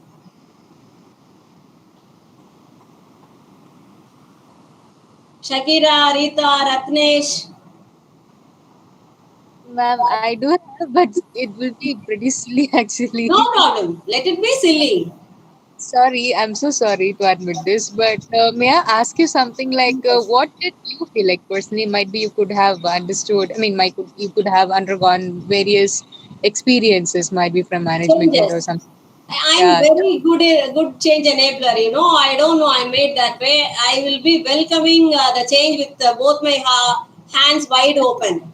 Right? I don't know. I have encountered a lot of changes. Maybe I have encountered big changes in my life when I'm young. So I'll welcome. I'll be very happy because I'm always would like to see the new things. I'm an explorer maybe. Right? I'll give you an example. There is one time in my career experience, and I'm 28, I think. Within 2 years, I have jumped 4 companies. 4 organizations I have changed. Why that 6 months, you know? Minimum 6 months is necessary to get your PF amount. Right? So I will wait for that 6 months, 180 days, and I'll jump to the other one. So there is a return. Within 2 years, I switched to 4 organizations. I'm very good in that. Thank you, ma'am. Thank you. You took me to those years. Yeah, thank you. Anybody? One more question. Only one more. Rita, Pragya. Ma'am, this is Balamurugan here. Balamurugan. Ma'am, recently in my organization, it is an MNC company. It has been split into 2 companies, finance and retail. And due to this organization changes, company has benefited, but employees got laid off, lower level employees, but managers have been saved in the job. So how can I see this organization changes? It is benefit to the organization, but being an employee, I should look after another opportunity. Yes, this is the reality. Thank you for the question, Balamurugan. This is the reality. Okay, that is why you can see in the change. If you see in this slide, when I introduce change, my first point was downsizing, right? Because usually if you say that the change, all the other words will be often used in your organization. We are restructuring the organization. Nobody will say downsizing the organization. But every change will be having this hidden agenda. That is why I told you, for the change enablers, those who are ready to change, they will be taking along. But if they see that these people are problem creators or they will not be benefiting to the organization, they will not think twice to lay off them. That is how the organizations work. You have to understand this is the reality and accept it. Any change is brought into the organization not for the betterment of the employees but for the development of the organization. Yes, keep that in mind. This is the fact. Any company which is going towards development will be leaving back some people.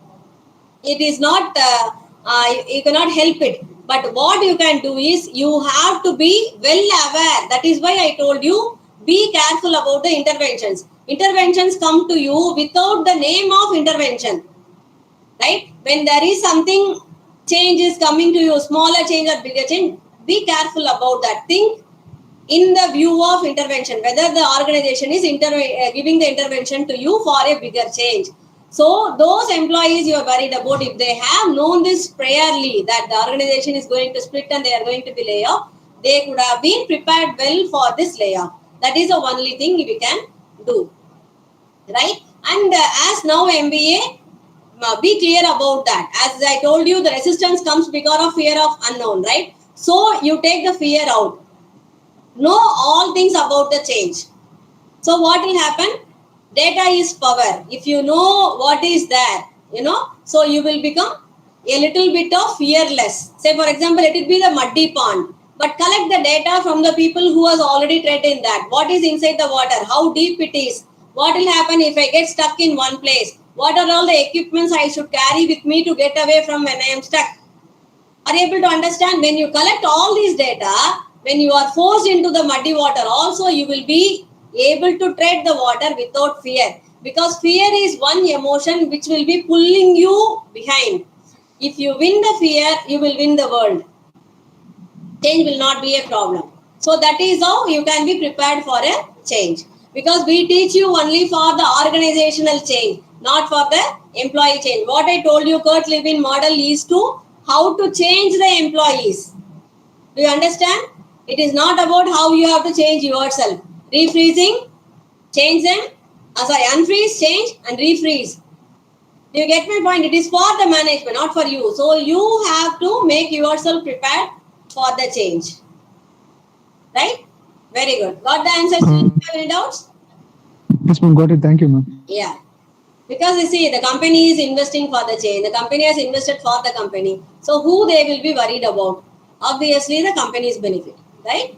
Accept that fact also. So we have come to the last chapter. This is about trends in the organizational behavior. That is the new what is happening in the relevant present world. I think after Corona, I need not say all these things because all of you are experiencing much better than me actually. Work from home.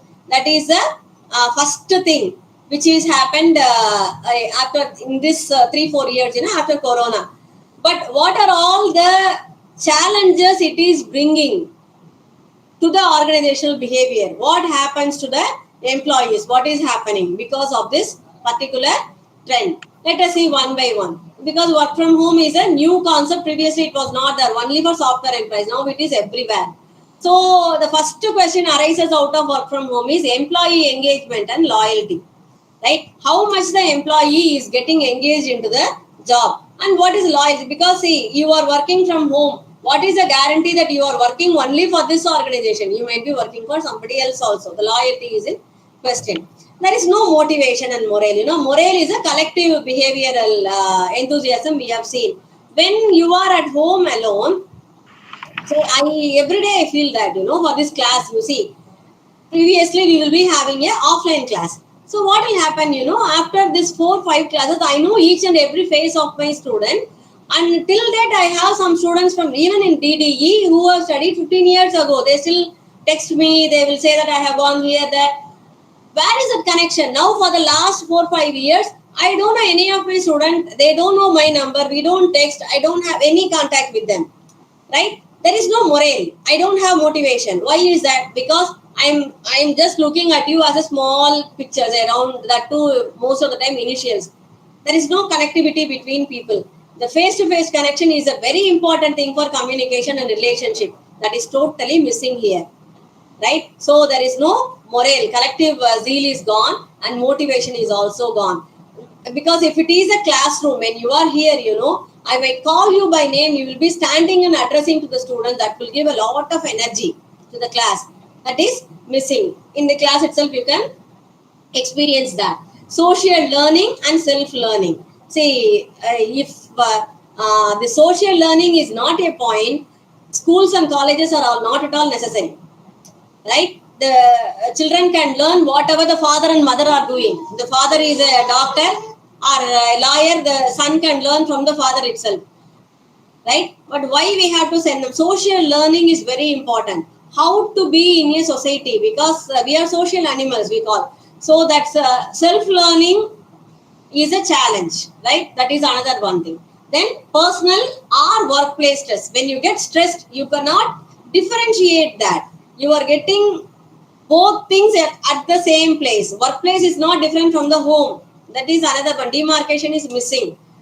Then team playing or job autonomy. You are fully independent. You are not given with any support, team support when you are working from work from home. Even though it is a team, mutual teams we call, not very successful. Then appraisal. Where is performance appraisal? You don't see your superior at all. What is appraisal and what is the consequences of this? When you are not properly appraised, what will happen? How the next generation is going to be? It's a question. So where is the end of shift? That is a major drawback of this work from home, People feel that even though it is work from home, the working time is becoming lengthier, right? Because if, for example, if you are in your office, you might go with your friends for the canteen for a tea.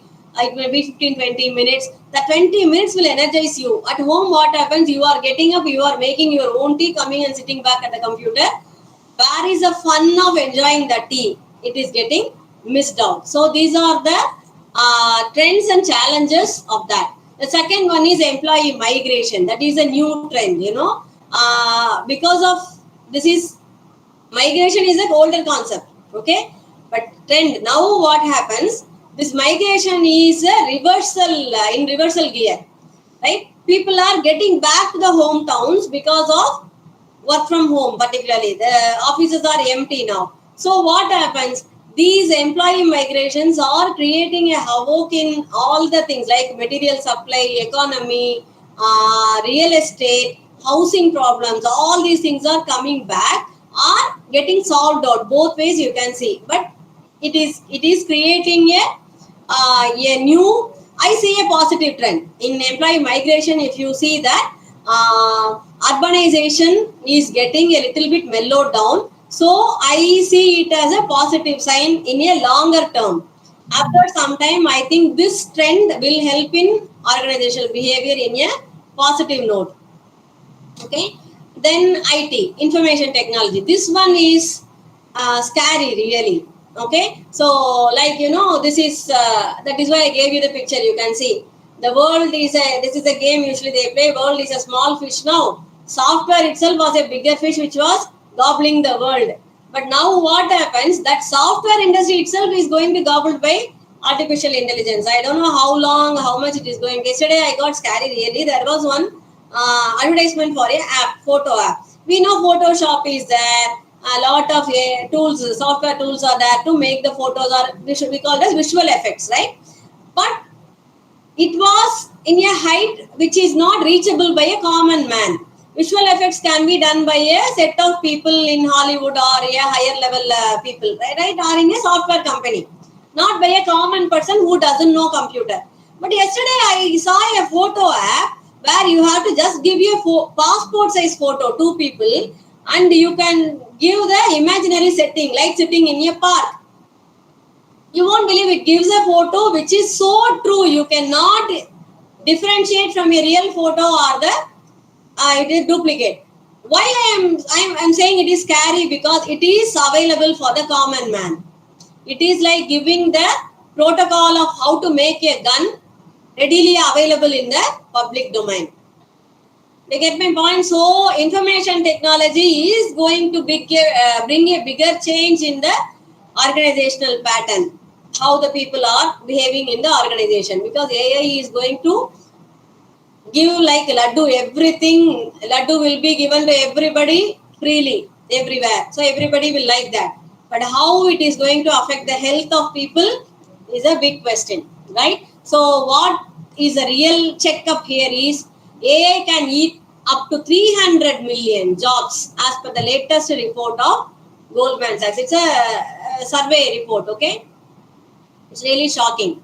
How much what do you say, jobless people are going to be in the next decade is really scary, because if it is jobless, that means the capitalism will grow. Do you understand my point? If the people are going jobless, it doesn't mean the companies are not going to operate and not going to get profit. The companies will be earning profit more because they are going to lay off the people, and that salary will be considered as profit. Do you get? So the richer will be getting more rich, and the jobless people are going to come down. The economical gap is going to get widen up, and that is not a good symptom for anything, right? So this is another one trend we will be seeing. So this is all about the trends in OB. I have given you some few things, and it is an open arena. If a question is asked that write about the trends in OB, it is not that you have to write about this. You can write whatever you feel as a trend in OB. It is like, we call it as a open playground, right? See what is the current scenario of OB, or give a globalized report of OB, or what is the different continental behaviors. Like this, these are all called open playground questions, you know. There is no proper or a pattern answer. You can write your own experience, whatever you feel. So don't miss these questions. If your open question is asked, play it. Okay? Right. So any doubts in this? Okay, I'm going as planned. As I told you yesterday itself, can I take 5-10 minutes more? It is 4 o'clock. Can we see the class up to 4:10? Yes, ma'am. Yes, ma'am. Yes, ma'am. Right. Any doubts in this one? Whatever we have seen so far? No doubts. Ma'am, no doubt. Okay. Siva Subramanian, you want to ask something? No, ma'am. Okay, right. So we go to the next topic called consciousness, right? With that, we will be completing the entire book. So what is consciousness? Just I have given a quote, you can see that. No problem can be solved from the same level of consciousness that created it. A problem is created by a person, right? So he says that problem cannot be solved by the same level of consciousness. It has to have an upper level to solve it. Creation is lower level, solving is higher level. That is what consciousness is about, right? See, why we are studying is like, this is the ultimatum of the behavior. If you understand this, you will be able to think, and you will have the empathy always in your mind, behind of your mind. Whenever a person is asking you or conflicting with you, you can be able to think on his side, how he is making the problem. It is called empathy, and it will give you a power, you know, how to address him or how to handle him. So that is like, you will get empowerment with this. Okay. So what is this? Conscious mind acts as a medium to analyze. As I told you, you will get that empathy. You will be empowered to think that why he is talking like this, why he is angry, why he is using that word. Instead of getting provoked, you will be analyzing the root cause of it. So it will be easy to handle, right? Then conscious mind is the I. When we say I think, what is consciousness? You say that I. What is that I? Right? Like that. Who am I? That question is that. Conscious mind is the one which appreciates, loves, hates, or any other emotion. Right? You can say that it is a place where all these bubbles are. Emotions comes from the consciousness. Then conscious mind acts with moral responsibility. That is an important thing, right?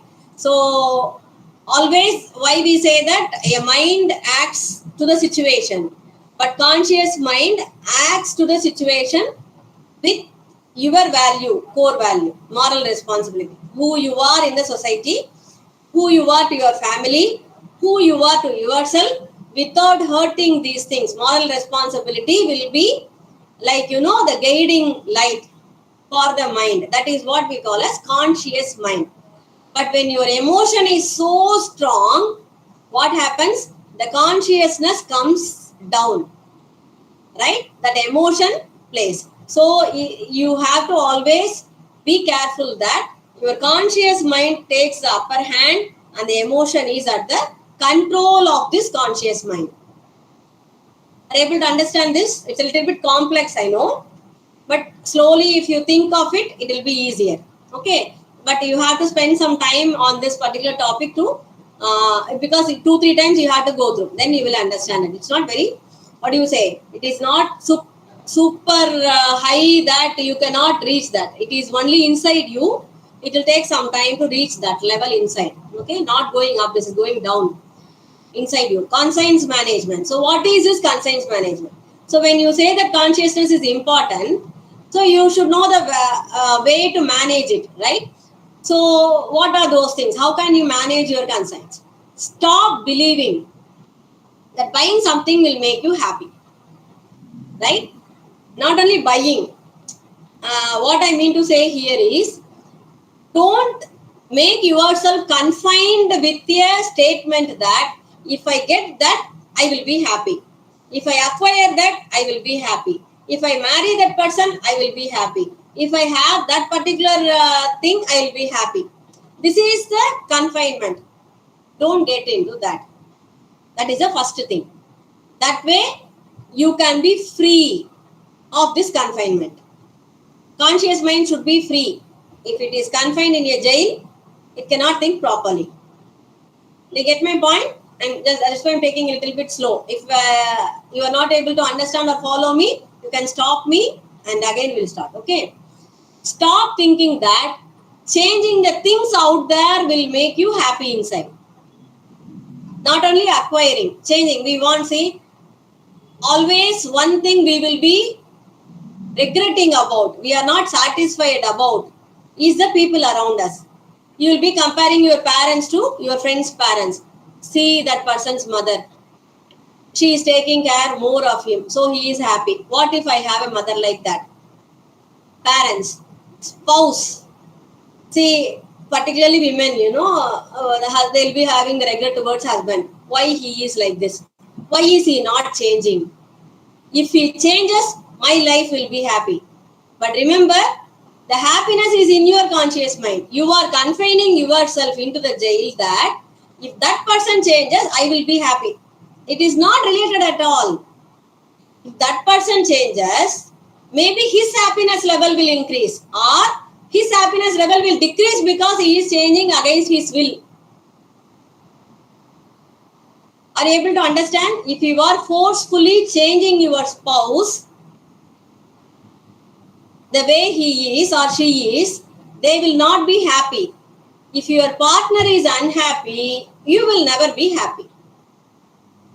So it is ulta. Instead of making them change, if you accept them as they are and you are expressing it, that I am happy the way you are, they will express that happiness, and that is how the happiness will be contagious and you will also be happy. Are you able to understand? Third one. Start living as if you already have everything. Very hard, but possible. Right? You go the other way around to practice this. What do we think? We think that we don't have anything. Whatever we have is very low. I want lot. This is why unhappiness roots from the mind. Instead, think the other way. Right? Whatever you are going to have, still you will be thirsty. Still you will need. That is how we are made. Remember, that's why I said the biggest pit is your stomach, how much you put into it. Again, it will be empty and it will be asking you. So there is no level to finish it. There is nothing can satisfy a stomach. Remember that. That is how your needs also. If you buy a gold necklace, you want a diamond necklace to be happy. If you buy a small car, you want a big car to be happy. See, if the things can bring happiness, the world's richest people will be happy and they will stop yearning. Am I right? Have you seen any person have stopped earning even though they are rich? Have you seen name one person who has stopped earning even though they are rich? World's richest people. No. So that means how much you have, you are still going to need. So then what is the meaning? Right? So think the other way around. What you appreciate, it appreciates you back. I would say this is even if you can apply this to non-living things. If you appreciate, say for example, a monitor is in front of me. If I appreciate my monitor, what is appreciation? If I clean it up, if I maintain it properly, if I switch off every day, it will appreciate me. How it will appreciate me? It will work for a long time. When this is applicable for a non-living thing, think about living things. If you appreciate them and adore them, they will do that to you back. Right? Then practice gratitude. You have a lot of things to be grateful for. At least think about 3 things every day. What you are grateful for. See, first thing I would say, if you are given with all your limbs properly, hand, eyes, nose, your physique is fully able, not disabled, you should be thankful for that. Right? So like this, think about 3 things. Take care of your mind and body as if you are your best friend. Right? Be grateful to the body because no spare parts are available easily. So take care of the body. Cultivate habits that makes you more content and easeful, and let go of ones that don't help you to elevate. Any habits. If it is pulling you back, remove it. If it is elevating you, practice it. Right? I think you understand what my meaning is about the bad habits. Okay? So, Ma'am, one thing I want to yes, understand. So consciousness is directly related with psychology, we can say? Yeah, of course. This paper itself is psychology paper. Conscious mind is psychology. Right? See, this paper is a branch of industrial psychology. Organizational behavior roots from industrial psychology. Right? Industrial psychology is a applied psychology paper. So what do? We take all the theories and things from that psychology. It's a psychology paper. Right? Okay. Yeah. Then, so the last thing is what we think we become. I think all of you know about this one, right? So all that we are arises with our thoughts. Who you are is what you think. With our thoughts, we make the world, because it is, as I told you, it is contagious. How you accept other people, they will start accepting other people. So that is how this can be a change in the world. So this one picture particularly, why I have given, I like this animation. What do you say? It's for children actually, but I have seen it many times with my son. Any of you have seen that Avatar? Yes, ma'am. No, it's not for children. There are so many lessons for adults too in that. So I like that. I would recommend, if anybody wants, you can see that. That will be very helpful to understand. So that's all. We have come to the end actually. So this will be about conscious mind. The next one is organizational vision. A organizational vision is where it reflects the organization desires. The missions will clarifies how to get it there. Values are how the individual should be in the organization, and competencies are the organizational abilities on how it can achieve the vision and mission. So this is alignment of goals. So how the organization can align its goals to improve it and to attain the goals. This one is gender sensitivity. Gender sensitivity is a new trend actually. That is why I gave it here. Gender sensitivity is you have to treat the people equally, men and women. Okay. Also the third gender also. Nowadays it is not only 2 genders, 3 genders we have, third gender.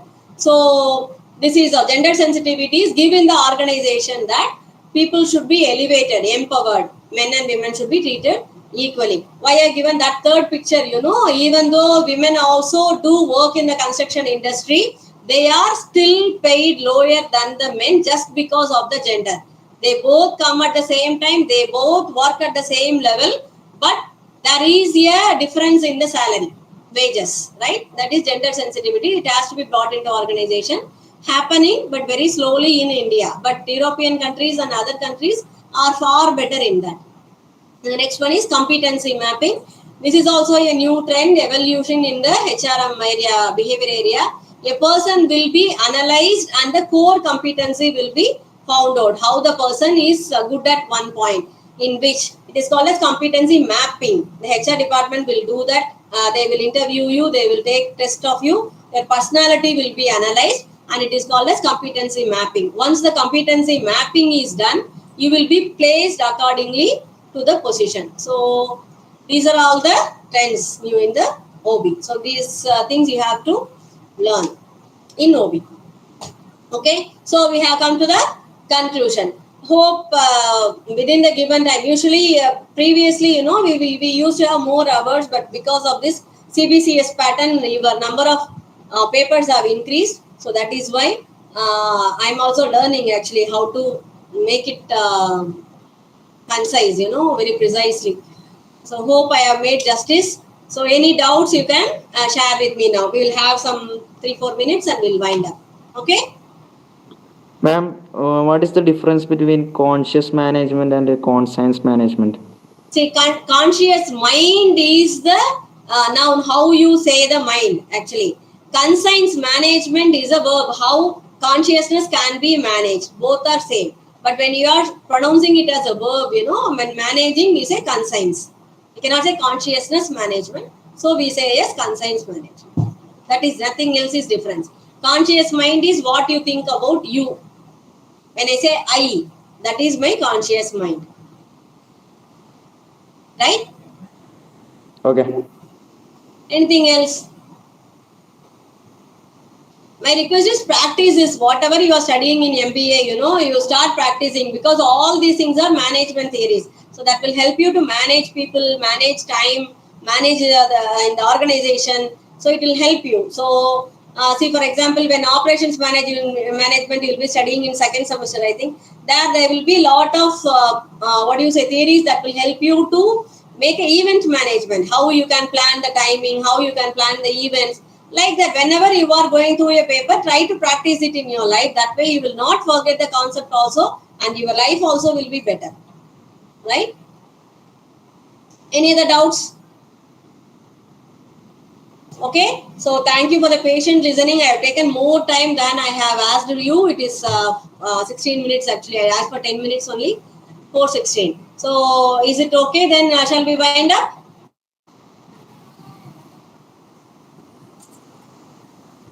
Okay, thank you very much.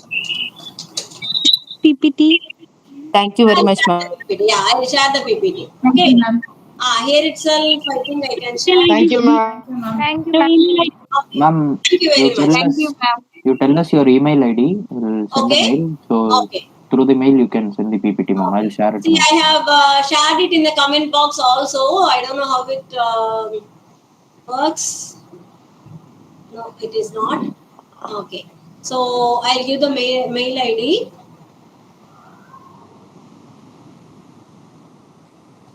I'm typing in the mail ID. Okay, ma'am.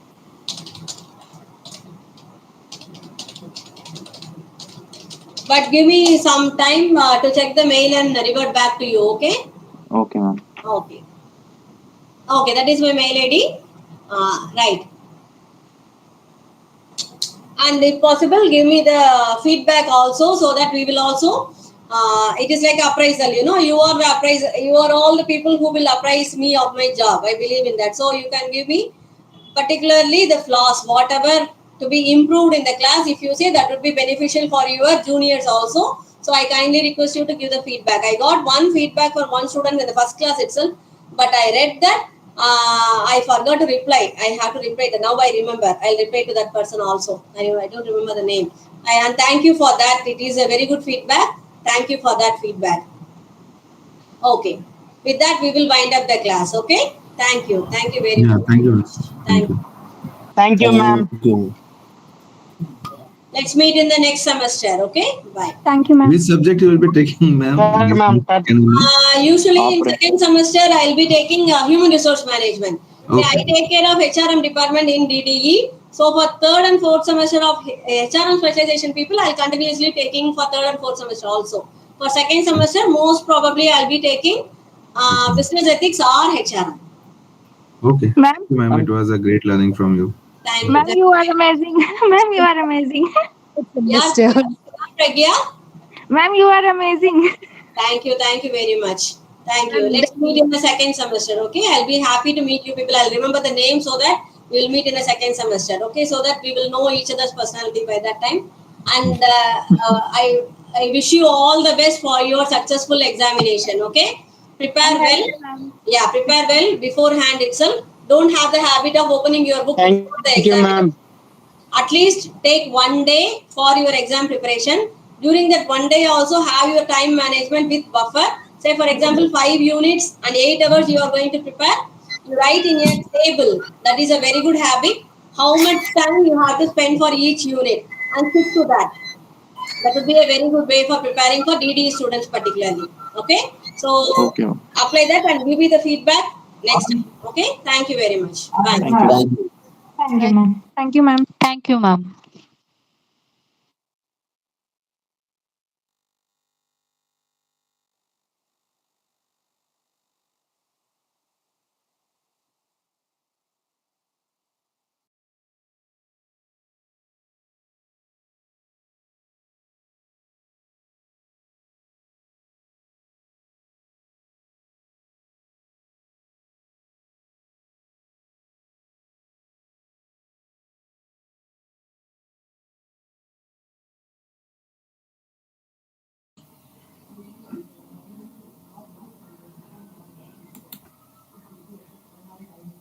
Good afternoon.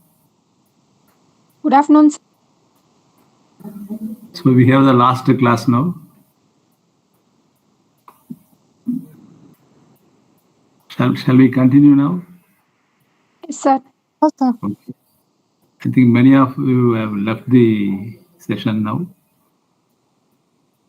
What happened? They don't know whether they are having class Yes, or sir. They don't know, sir. they know. Okay. Let me continue now. So in the last class, I have discussed about the calculation of Carl Pearson's coefficient of correlation. Now, in continuation of that, today I am going to take up this rank correlation. If you have your study material, please turn to page number 136. Page number 136, please. Is this rank correlation is visible on the screen? Is it visible on the screen? Yes, sir. Yes, sir. It is visible. Okay, you turn to page number 136 then.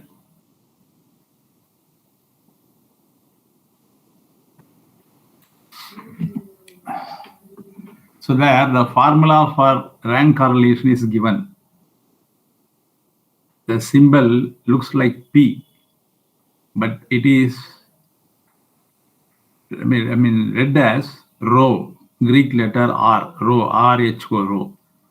So rank correlation rho is equal to 1 minus 6 sigma d square by n cube minus n, where n is the number of items, d is the difference between two ranks. So 6 is the value, 1 is the value. So with the help of this, let us now move on to find out the value of rank correlation. So when you find out the correlation coefficient, there are two things. One is Carl Pearson's coefficient, which we have discussed yesterday. Today's rank correlation is otherwise known as Spearman's rank correlation coefficient. Suppose instead of values, if you assign ranks for two variables, namely x and y, then also we can find out the correlation between the variables. If the values are there, you can find out Carl Pearson's coefficient of correlation. If values are not there, only ranks are there, then ranks or grades are there, then you can find out rank correlation coefficient. Then how to find out this, let me explain now. This is an example which we are going to take up now, which is there in page number 137. Turn to page number 137.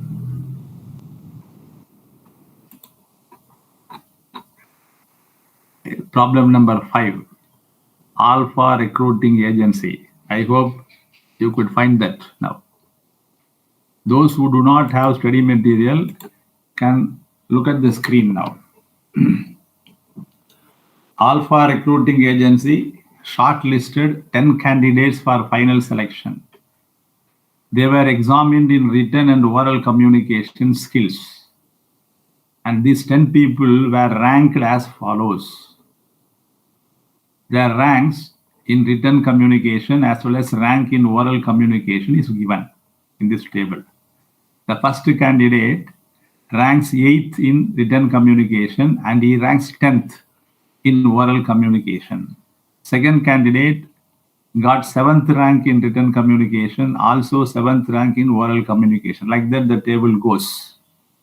Now what is asked is, what is required is, you have to find out whether there is any correlation between the written and oral communication skills of the shortlisted candidates. So this is what we have to find out exactly. Is there any correlation between these two skills of 10 candidates? That's what we have to find out. Ranks of 10 candidates in each skill is being given. Therefore, we have to find out the rank correlation. Now, if you move further, you can see the solution there. That is, ranks of written communication is taken as X. Ranks of oral communication is taken as Y. So X is called R1, rank 1, Y is called R2. So all the ranks of written communication is entered in this column X, that is R1 column. And ranks of Y, that is oral communication rank, that is considered as R2, entered in the second column. Now in the third column, you have to find out the difference between these two, R1 and R2. You just verify whether the difference is correct. The solution appears in the same page. Those who do not have study material can look at the screen for the solution. X is taken as written communication, Y is taken as oral communication skill. X is denoted as R1, rank 1, Y is denoted as R2. Now we have to find out the difference between these two, R1 minus R2. That is, for the first candidate, 8 minus 10, you will get minus 2. Second candidate, 7 minus 7, you will get 0. Then third candidate, 2 minus 2. Like that, the differences are calculated. Are you able to understand the difference now? Yes, sir. The next column is D square. Square up all the D values. Minus 2 into minus 2, 4. 0 into 0, 0 into 0, 4 into 4, minus 2 into minus 2. So all the D values are squared up. You will get D square. Just go through that quickly. Then you find out the total of D square. Total of this D square.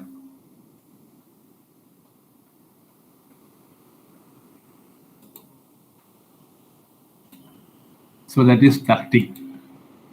Are you able to understand this table now? Yes, sir. We understand it, sir. Okay, now let us move on to the formula. Below that, you just look at the solution again. The formula is given where n is equal to number of items. How many items are there here? There are 10 items. So n is equal to 10. D square, sigma D square is equal to 30.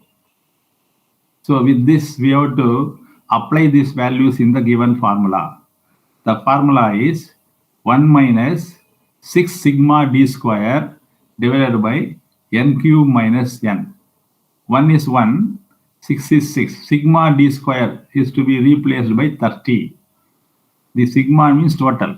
D square's total is 30. So sigma D square 30. So 1 minus 6 into 30 divided by n cube. N is 10. 10 cube. 10 into 10 into 10.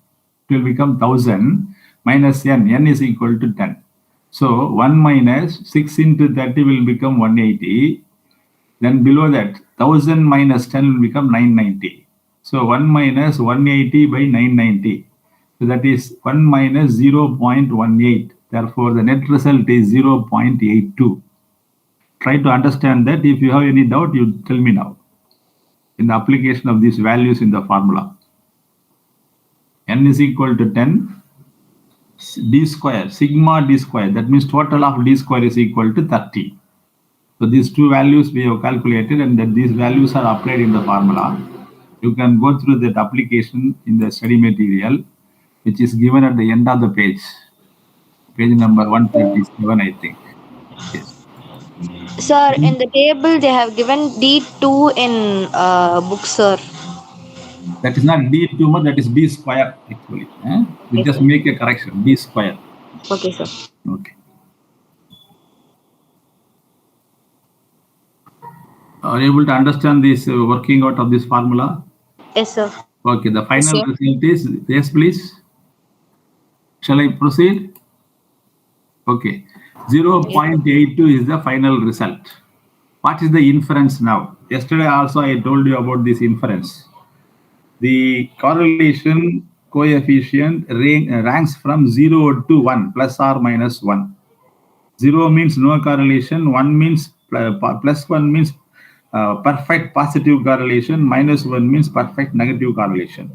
Here the value is 0.82. So it is positive correlated. Positively correlated means both are moving in the same direction. The skills regarding written communication and oral communication are moving in the same direction. They have a positive relation. And it is 0.82. That means it is very near to 1. Therefore, it is called high degree of positive rank correlation between written and oral communication skills of 10 selected candidates. That is how we have to infer that. Okay. Then let me move on to the next part of this. Second, next problem you can work out on your own. Let me move on to the next model. Then if you, yes, please, anything to be discussed? Sir, inference should be written in for an exam for compulsory. Yeah, you ought to write. You ought to write. Then only you will get the full marks. Okay, sir. Okay. Then now move on to page number 139, example, problem number 7. 139, problem 7. Those who do not have the problem, I mean study material, can look at the screen. So in the first problem, which we have worked out now, you are given with the ranks of the two sets of skills of 10 people. Suppose you are not given the ranks. Instead, you are given the scores of the people. Then also you are asked, you have to calculate rank correlation. Then how it should be done. For that only this problem is explained now. Here in this problem that appears in page number 139, problem number 7, calculate the rank correlation to determine the relationship between equity shares and preference shares given by the following data on their price. So prices of equity shares and preference shares are given, but you are asked to find out the rank correlation. So values cannot be used for calculation of rank correlation. Rather, we have to use ranks only to find out rank correlation. Therefore, the given values are converted into ranks first. The scores, the price scores are now to be converted into ranks, right? How to convert ranks? So first let us take equity share. The price is like this: 90.0, 92.4, 98.5, 98.3, 95.4, 91.3, 98.0, 92.0. Among these values, which will get first rank? The value which is the highest value will get the first rank. That is the normal procedure, no? The highest value will get the first rank. Do you agree with me or not? Yes, sir. Yes, sir. Now you tell me, by comparing all the values in equity share, which will get first rank? Which value will get first rank? 98.5. Yes, 98.5 is the first rank. Then second rank? 98.3. Third rank? 98.0. Like that it goes on, right? So If you just move further, you can see in the next table how the ranks are being allotted to each values. Move further in the study material. Below that, you will get here. The steps are given here. Step 1, step 2 is given. That also you can go through. Otherwise, you can go to the table in page number 140 straight away. There, specific ranks are allotted against the each respective value. You see that? See, and are you able to understand the assignment of the ranks?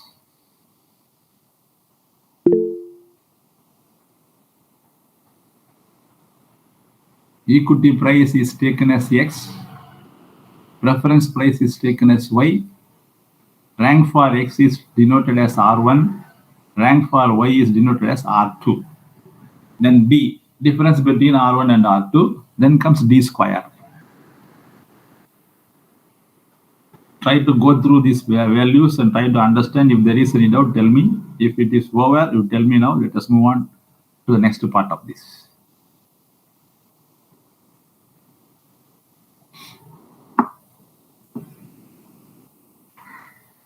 Are you able to understand the process now? When the values are given, how it is converted into ranks. Right? So in exam, if they are given as decimal, we have to do like this, sir. But like making ranks. Yeah, when the values are given, you convert them into ranks. Okay, sir. And then work out D and D square. Okay, sir. Once you get the total of D square, you apply in the formula. Okay, sir. Minus 6 sigma D square and all that. So just move further and see how this calculation is being done. And what is the final result of that? Tell me now.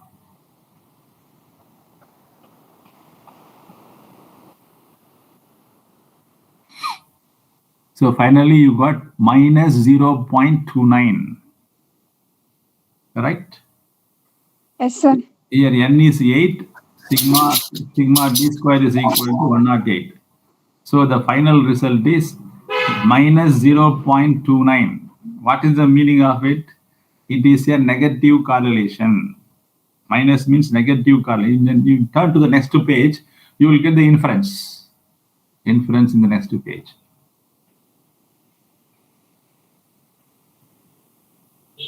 The prices of equity shares and preference shares are negatively correlated.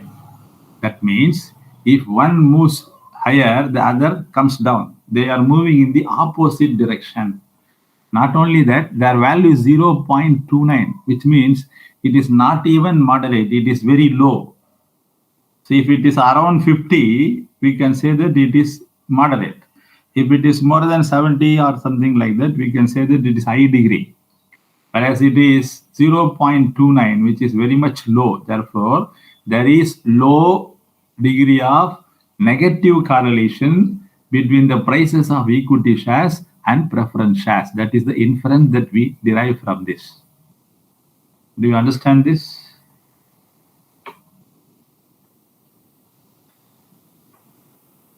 Shall I move further now? Next model. Yes, sir. Now you take problem number 8. Problem number 8. This is another model of rank correlation. So in examination, Sir, any one model. doubt, sir. Yes, please tell me. Sir, in previous question in step number 3, sir, how we are calculating rank of X R1 and rank of Y R2, sir? Which one? No? Which problem? Previous problem, sir. Now we finished one problem. 7. That one. The 7th problem, sir. Yes, sir. In page number 140. Yes, sir. Which one you tell me now? Which step? The rank of X R1 and rank of Y R2. Okay. After ranking, we are calculating this one. So in this table, I will tell you. In this table, I will tell you. The table which appears in page number 140, you take that. Yes, sir. X is the values of equity prices. Am I correct? Yes, sir. Okay. It is written as it is given in the problem, in the same order. Okay. Now, among the X values, which ranks first? Tell me now. Which value gets 98.5? Yes, sir. 98.5. Against that, 1 is given in the third column, see R1. That is the first rank. Now you refer the third column, there only you are getting rank of X values. Do you understand? No, sir. One more, sir. Say X is given, Y is given. X and Y are actual values given in the problem. These actual values are to be converted into ranks. Let us first take X. The X values are converted into ranks in the third column, that is rank of X R1. Okay, sir. Yes, sir. The value 98.5 gets first rank, 98.3 gets second rank. Which is the third rank one? You compare the values and tell me. 98, sir. Yeah, against that you can see 3. Is there 3 there? Against 98, you can find the value 3. Yes, sir. Okay, sir. Next, which is the fourth rank then? For the 95.4. Like that, all the values are ranked for X.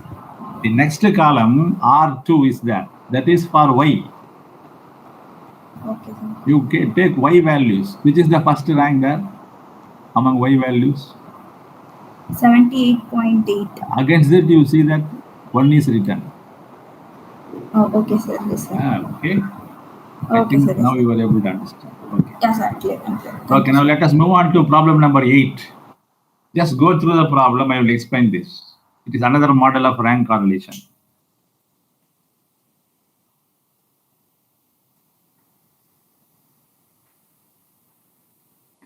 Here, what happens? 3 managers evaluate the performance of 10 salespersons in an organization. And the 10 salespersons are being ranked by these 3 managers in an interview. Say, rank awarded by manager 1. For the first candidate, 8th rank. For the second candidate, 7th rank. For the third candidate, 6th rank. For the fourth candidate, 1st rank. Like that it goes. Similarly, for all these 10 candidates, manager 2 awarding different ranks. Rank number 7 for first candidate, second candidate 8th rank, third candidate 4th rank, like that it goes. Similarly, third manager, manager 3, is also awarding ranks. His ranks for 10 candidates. So 4, 5, 1, like that it is there. Now, are you able to understand the problem now? What is the problem exactly? 3 managers are ranking 10 people differently according to their, say, perception. Right? Do you understand this? Yes, sir. Say, for example, first salesperson is ranked, is given 8th rank by the first manager, whereas second manager gives 7th rank, third manager gives 4th rank for the first candidate. Similarly, for the second candidate, first manager gives 7th rank, second manager gives him 8th rank, third manager gives him 5th rank. Like that it goes. Now, what is the question before us is, below that you read, determine which 2 managers have the nearest approach in the evaluation of the performance of the salespersons. Which 2 pair of managers have the nearest approach in evaluation of the performance of the salespersons. Whether it is first and 2, or whether it is first and third, or whether it is second and third, which pair of managers, which 2 managers have the nearest approach in their evaluation mode, in the evaluation of method, that we have to find out. So therefore, what happens here, ranks are given straight away. Therefore, straight away you can work out rank correlation. But how to work out rank correlation is, we have to find out the rank correlation for 1 and 2 first. For first manager and second manager first. Then first manager and third manager. And then the second manager and third manager. So this is how we have to work out 3 different rank correlation. First one for 1 and 2. Second one for 1 and 3. Third one for 2 and 3. So 3 sets of rank correlation are to be worked out. Now you can go through the table given below. First column salesperson are given. It continues in page number 142 also, because there are 10 people in the first page. It is given as 7 only. The 8 and 9, 10 are given in the second page. Otherwise, you just look at the solution part in the screen now. It appears on the screen.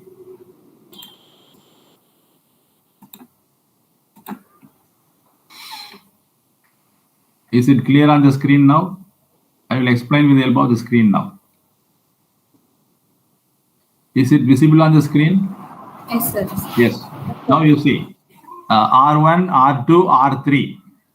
That is given in the problem. It is written as such. First manager, second manager, third manager. It is given as such. Then I am taking R1 and R2 only. First, R1 and R2. Find out the difference for R1 and R2 and square it up straight away. Say R1, R2, 8 minus 7. What is the value?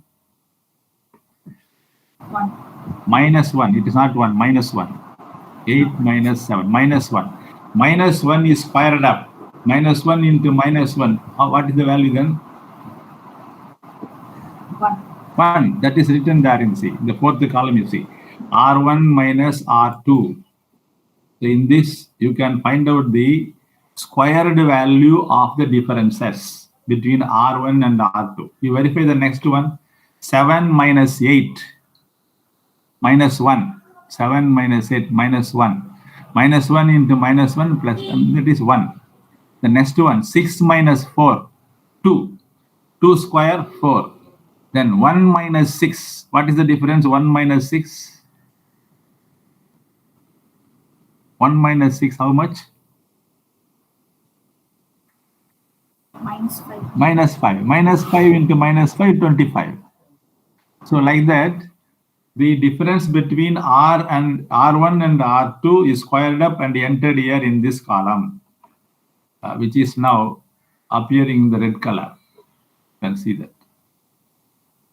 Similarly, you find out between R1 and R3. It is there in the next column. Then R2 and R3 in the other column. So find out the difference, square it up straight away, and enter in these columns. Sir, Tell me please. sir, R1 minus R3 can be named as D3, right, sir? Okay, no problem. I have taken like this, you can take like that also. No issue. Okay, thank you, sir. Okay.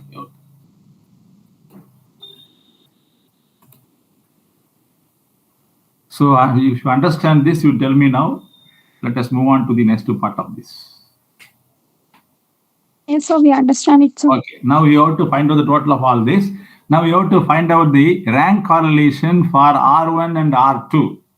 So you can just move further in your book. You can find the solution there. Rank correlation coefficient between manager 1 and 2 is there.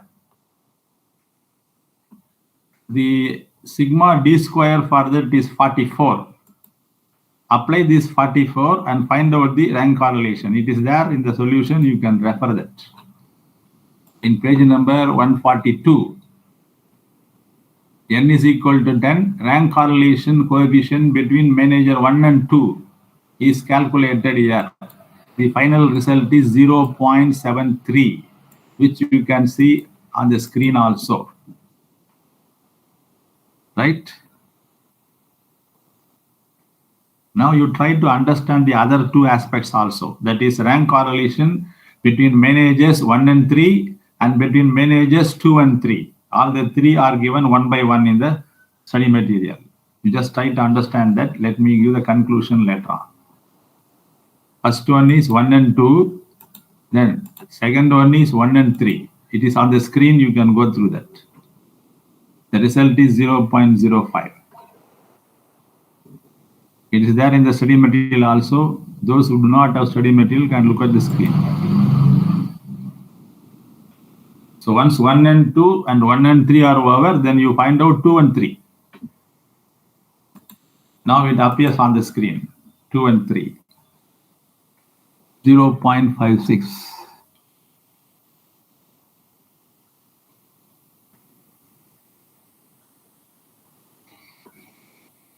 Now inference is to be drawn. See, if you compare these three values of rank correlation, the first one is 0.73, second one is 0.05, third one is 0.56. Comparing all the three values, we have to write the inference. Among the three values, which is having the highest value? Which is having the highest value? Tell me now. 0.73. 0.73. 1 and 2. 1 and 2. Therefore, 1 and 2, sir. yes, 1 and 2. Therefore, we have to conclude that the managers 1 and 2 have the nearest approach in evaluating the performance of the salespersons. Now, let me say now one important note. Here in the given problem, all the three values are positively correlated. There is no negative value, right? All the three values are positively correlated. 0.75, 0.05, 0.5, something like that. So when all the values are positive, you can take the highest value as the inference. Suppose all the values are negative. All the values are negative. In that case, you have to take the least value of them. Do you understand that? All the values are positive means highest positive value is to be taken as the conclusion. If all the values are negative, you take the least of the negative values for the conclusion. Do you understand that? Do you understand or not? Yes, sir. Okay. Now, if one or two values are positive and other values are negative, combination of positive and negative values, then ignore negative values, consider only positive values. Among the positive values, you take the highest value. If there are two positive values, one negative value, ignore negative, set aside.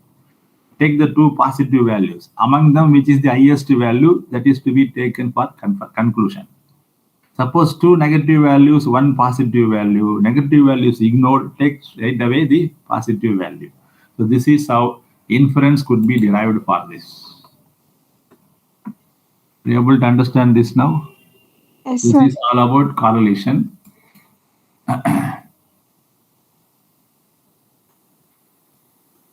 Now, let me move on to the next part of it. Analysis of variance. Shall I take another 10 minutes? Yes, sir. Okay. Sure, sure. You can take it, sir. Yes. Because we have to learn so many things.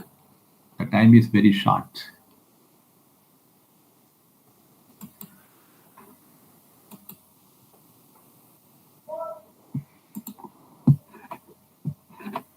Is analysis of variance clear on the screen?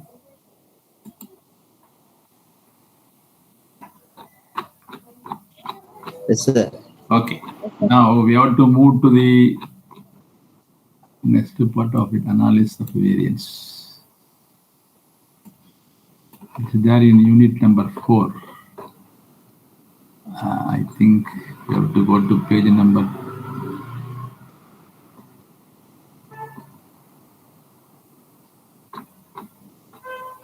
Yeah, go to page number 168 in your study material.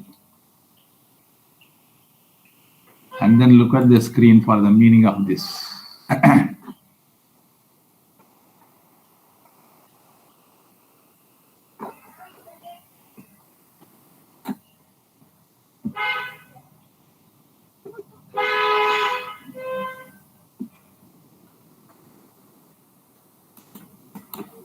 Now, is it, visible on the screen? Yes, sir. It is visible, sir. Yeah. Say, what is this analysis of variance? It is abbreviated form is ANOVA, right? This is one of the tests we use to compare the means of 3 or more groups to determine if there is any significant difference among them. When you are given three or more groups, and we have to find out whether there is any significant difference in the performance of these groups. For that, we have to use this ANOVA. Let me give some examples so that you can understand the cases now. The first example, testing different diets for weight loss. Suppose that a nutritionist wants to test if there is any difference among the three types of diets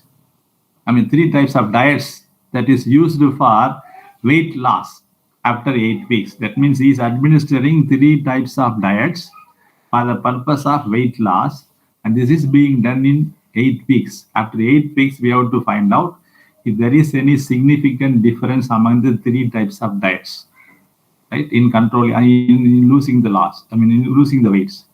So diet 1 is called, diet A is called low carbohydrates. Diet B is called low fat. Diet C is called Mediterranean. Now, what is null hypothesis? We have to start with null hypothesis that there is no significant difference in weight loss across 3 diets. That is how we have to start the test. There is no significant difference among the 3 diets in controlling the weight loss. This is one example. Let me give another example.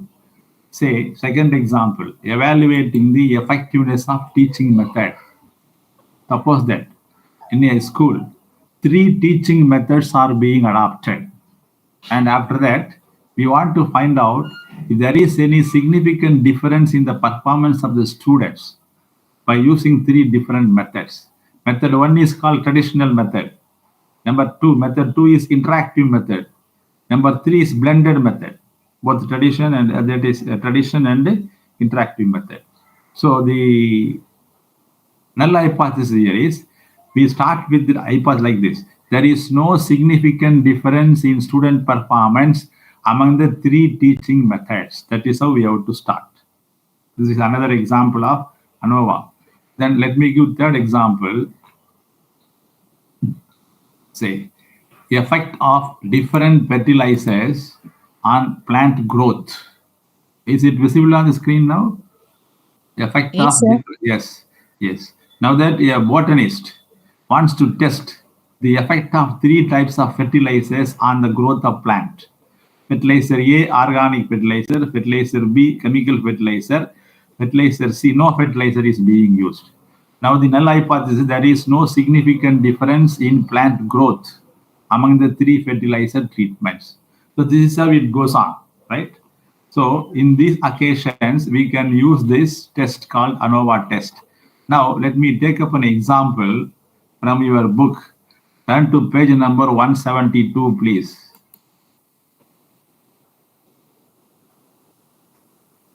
And the problem is in page number 168. Let us first go through the problem now. And for the solution part, let us go to page number 172. Turn to page number 168 for the problem, please. Problem 1. The following, let me read out the problem so that let us work out the problem now. The following are the details of sales affected by 3 salespersons in 3 door-to-door campaigns. Suppose that in 3 places, right? In 3 places. 3 salesmen are performing in 3 places. Their performance is given. For example, salesperson A, he has performed, say, his sales performance is 8, 9, 5, 10. So 4 different places he has gone. For these different places, his performance is 8, 9, 5, 10. Say, for example, 8 is 8 lakhs, 9 lakhs, 5 lakhs, 10 lakhs, something like that. Salesperson B, 7, 6, 6, and 9.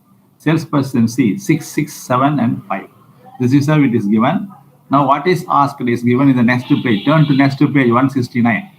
Construct an ANOVA table and find out whether there is any significant difference in the performance of the salesperson. That is what we have to do. Here, direct method, indirect method, shortcut method, different methods are there. Let me straight away move on to the page number 172 for shortcut method. That is easier to work out. Page number 172. Yes, method 2. At the end of the page, it is given method 2, shortcut method.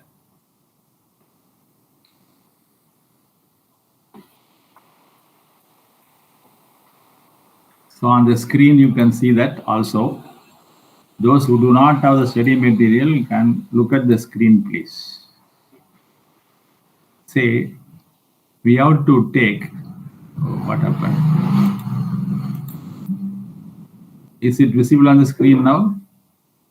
Yes, sir. Yes. So we have to take, first of all, calculate T square. T square is to be calculated. T means sum of all the sample items. Sample A, you take sample A. For A, what is the total value? You find out from the problem. Total value of A. 32. 32. For B, 28. For C, 24. It is there on the screen now. So you take the sum of all this, that is called T. T means total, that's all. Sigma A plus sigma B plus sigma C. It is there in page number 173. Turn page number 173, please. Sigma A plus sigma B plus sigma C. The total is 84. Right? Then the number of items, N. How many items are there in total? 12. 12. 4 plus 4 plus 4.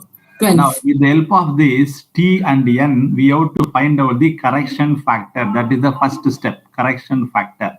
The formula for correction factor is T square by N. T value is 84. 84 square by N. N means 12, number of items. So T square, 84 square by N, 12. That is equal to 588. You can work out and find out. 84 into 84 by 12. You will get 588. This is the first step. Note down against that. This is the first step. Calculation of correction factor is the first step. Right? Shall I move on to the next step? Yes, sir. Yes. Now, all the 12 values we have to write down in this table. We have to calculate the sum of squares of observed values. All the 12 values are listed on one by one. First, you take A. There are 4 values of A. Write down all the values one by one. Then followed by B and followed by C. This is called X value. It is to be squared up. Then it is to be squared up.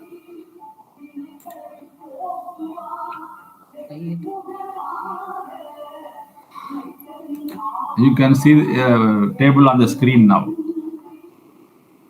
Those who are having study material, refer the study material. Otherwise, you look at the screen, please.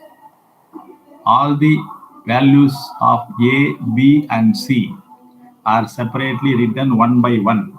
And these values are individually squared up. 8 square, 9 square, 5 square, 10 square, like that.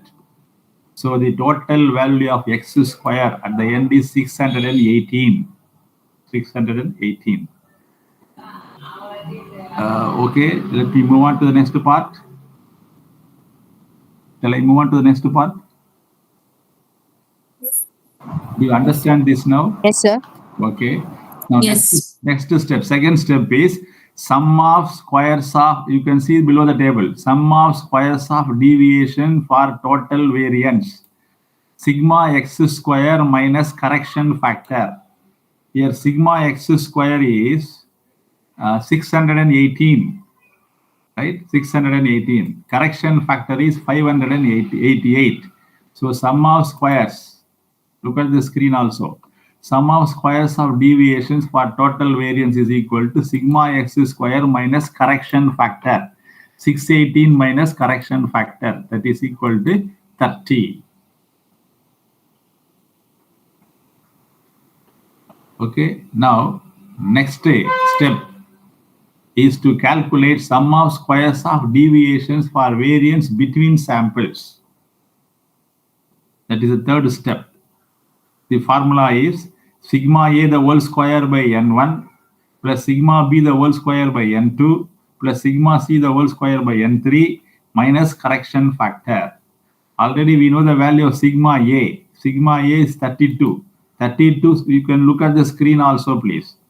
Sigma A the whole square by N1. N1 means number of items in the first sample A. Then sigma B the whole square by N2. Number of items in the second sample. Sigma C the whole square by number of sample items in the third sample minus correction factor. Sigma A is already calculated in the first step, 32. 32 square by number of items 4. Second sample 28. 28 square by 4. Third sample 24. 24 square by 4 minus 588 is the correction factor. So finally you will get the answer as 8. That is there in the study material also. You can go through that in page number 174. On the top of it, 174. Okay.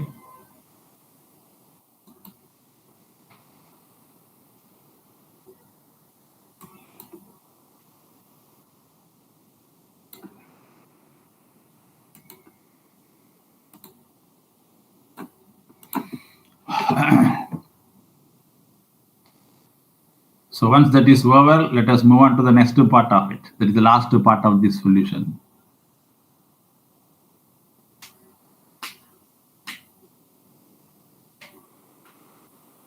When you understand this concept, then you move on to the next part. If there is any doubt, you tell me now. This is the solution for the third step.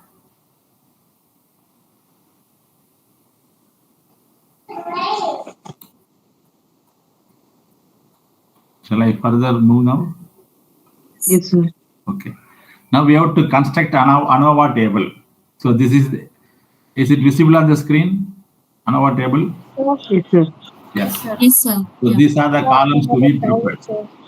Source, between, within and total. DF means degrees of freedom.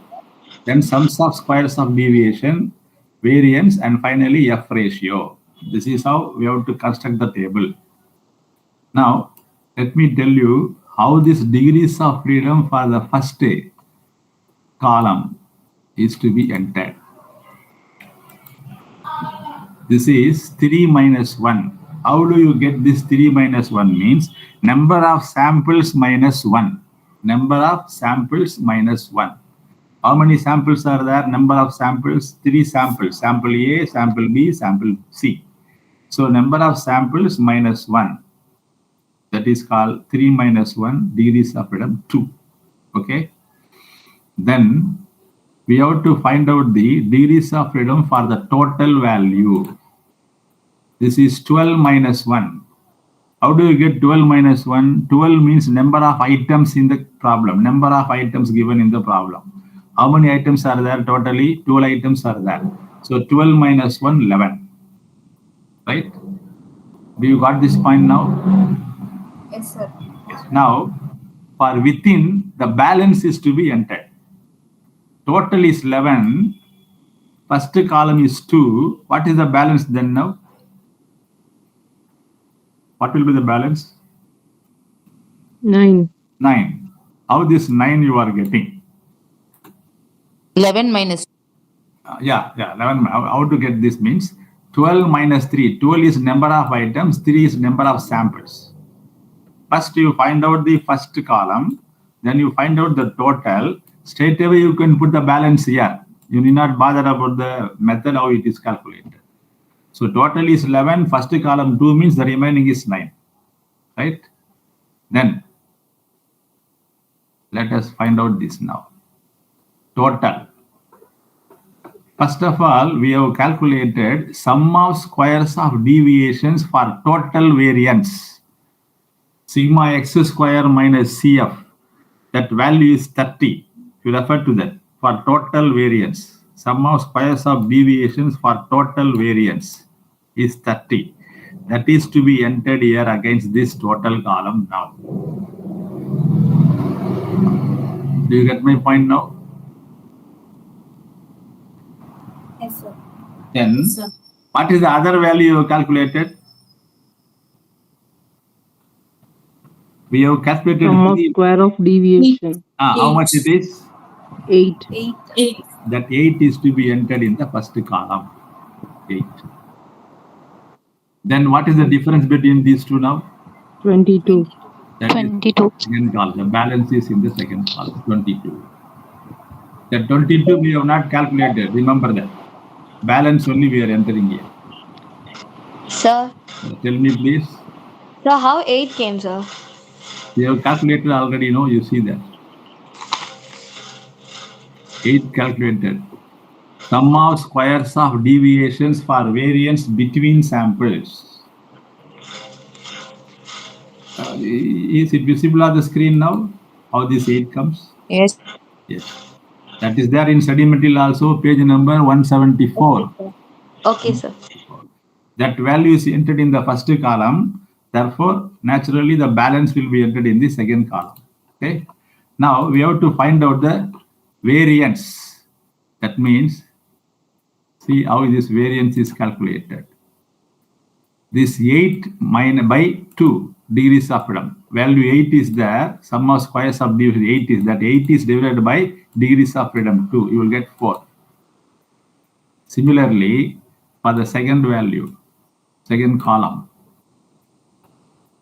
22 divided by 9, you will get 2.44. That's all. Now, with the help of these two values, that is 4 and 2.44, we have to find out F ratio. How we have to find out this F ratio? The ratio between these two values is called F ratio. The formula to calculate the F ratio is always put the greater variance on the numerator, smaller variance on the denominator.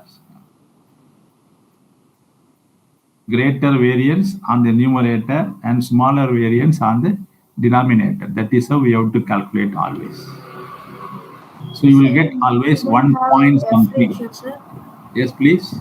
In book we didn't have F ratio, sir. It is there in the next columns there. It's not in column is not given. In the next paragraph it is given. So it is not there in this model. You just refer to the first method. First method. I will tell you the place where it comes. 172, sir. Yes, 172. It is there in 172. So the same thing is now continued in this third method also. That is shortcut method. So the same values are taken there for conclusion. So you will get 1.6393 as the value. Then what is the inference then? Okay. Now we have to find out the table value for this. Table value for this. You go to page number 212. I will tell you how table value is to be calculated. Go to page number 212 in your study material.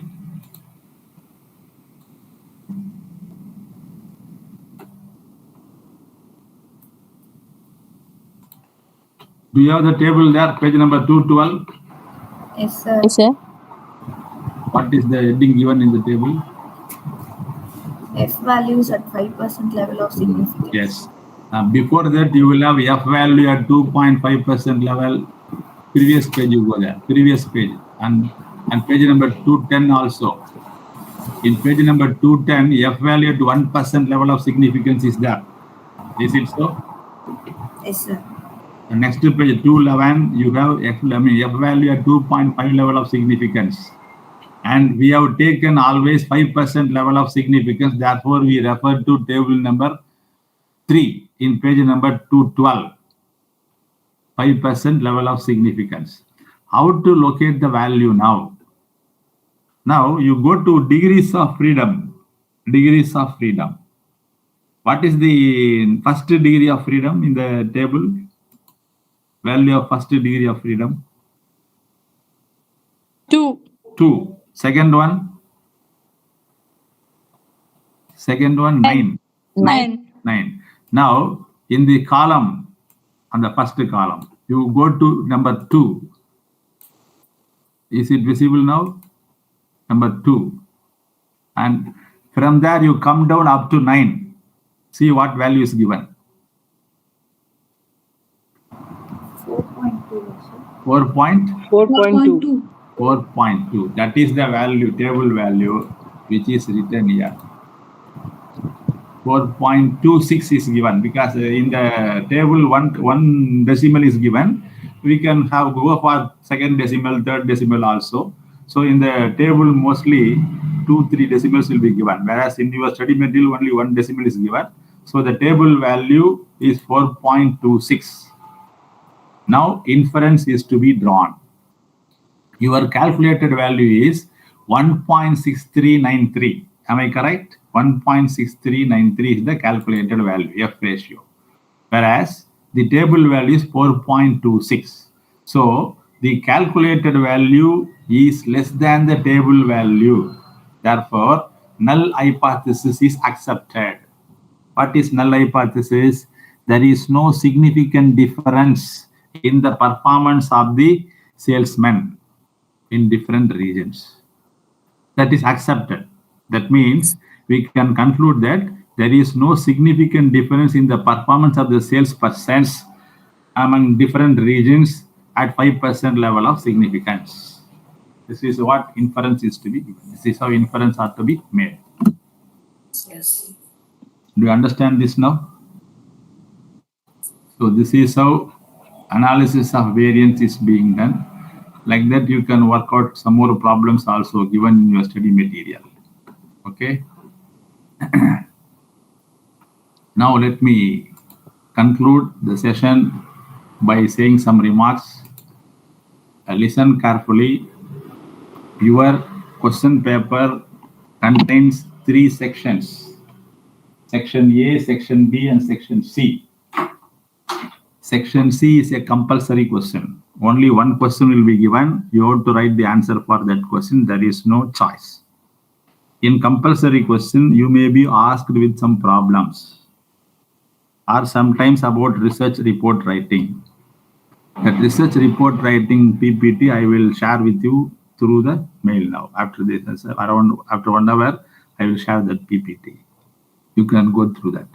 So in the case of problems, you may get either ANOVA or you may get either chi-square or correlation, and some more problems are also there, which we could not cover up due to want of time. So you just go through that. 40% problem, 60% theory, right? Now, your question paper contains 3 parts, A, B, C. In C, you will get compulsory question for 15 marks. The mark is 15 marks. In section A, you will be given 8 questions. You have to answer for 5 out of 8. Each carries 4 marks, so 20 marks. In section B also, you will be given 8 questions. You have to write answer for 5 questions, 5 out of 8. Each question carries 8 marks. So 5 into 8, 40 marks. 20 marks for A part, 40 marks for C part, 15 marks for C part. B 40 marks, C 15 marks. So totally 75 marks, right? So you have to answer 5 questions in A section, 5 questions in B section, 1 in C section. Now, as far as this subject is concerned, 2 units are problem oriented, that is 3 and 4 are problem oriented, whereas unit number 1, 2, and 5 are theoretical concepts. 60% theory, 40% problem is given in the syllabus. Therefore, as far as section A is concerned, mostly theory questions will be asked. Mostly.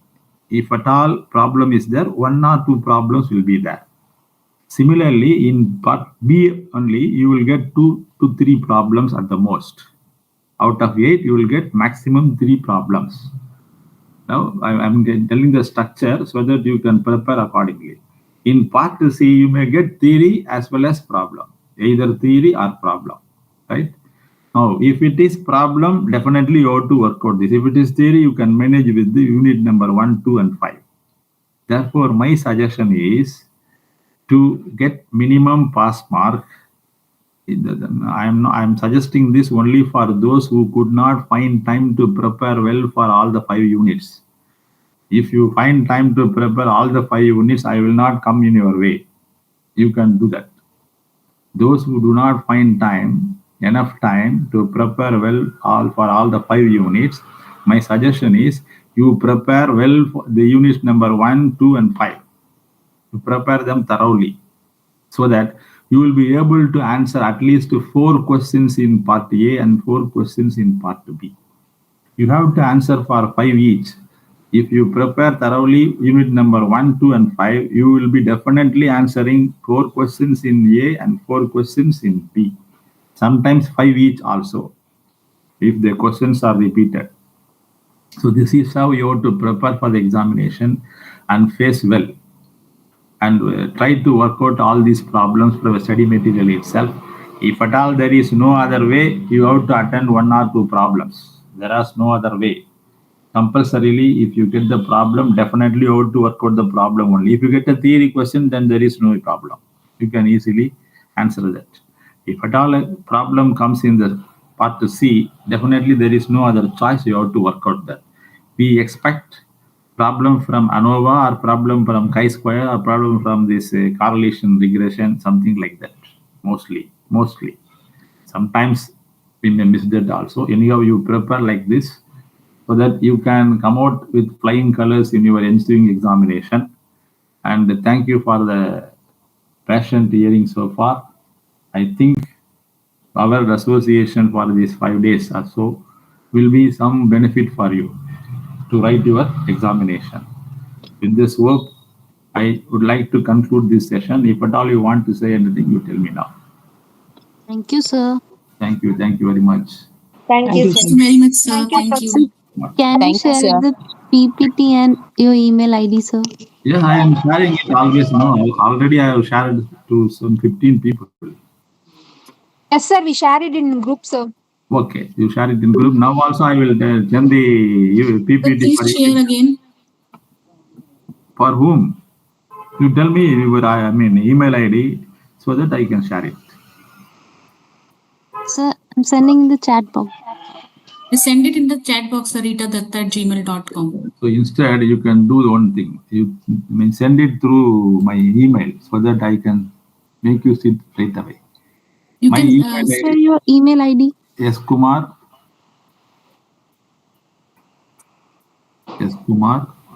12459 12459 @gmail.com. Yes, Kumar 12459 @gmail.com. That is my email ID. You share your email ID, I share the PPT. Yes. Already, I think I have shared unit number 1, 2, and 3 for around 15 people. Yes, sir. You are shared. Yeah. Can you provide some important questions? That's what I told at the end. You prepare thoroughly unit number 1, 2, and 5. Don't go for questions. Go with the units. Okay, thank you, sir. Okay. Sir, do we get the statistic table at the exam in the exam? Means I don't get you.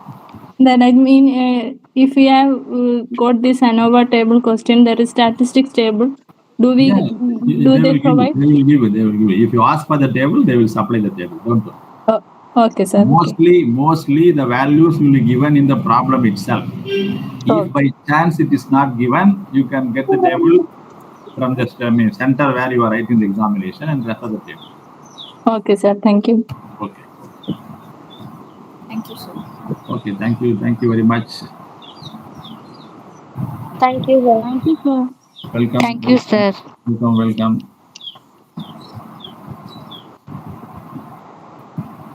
Thank you, sir. You are welcome. Thank you, sir. Welcome, sir.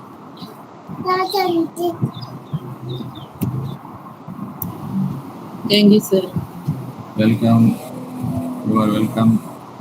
Best of luck.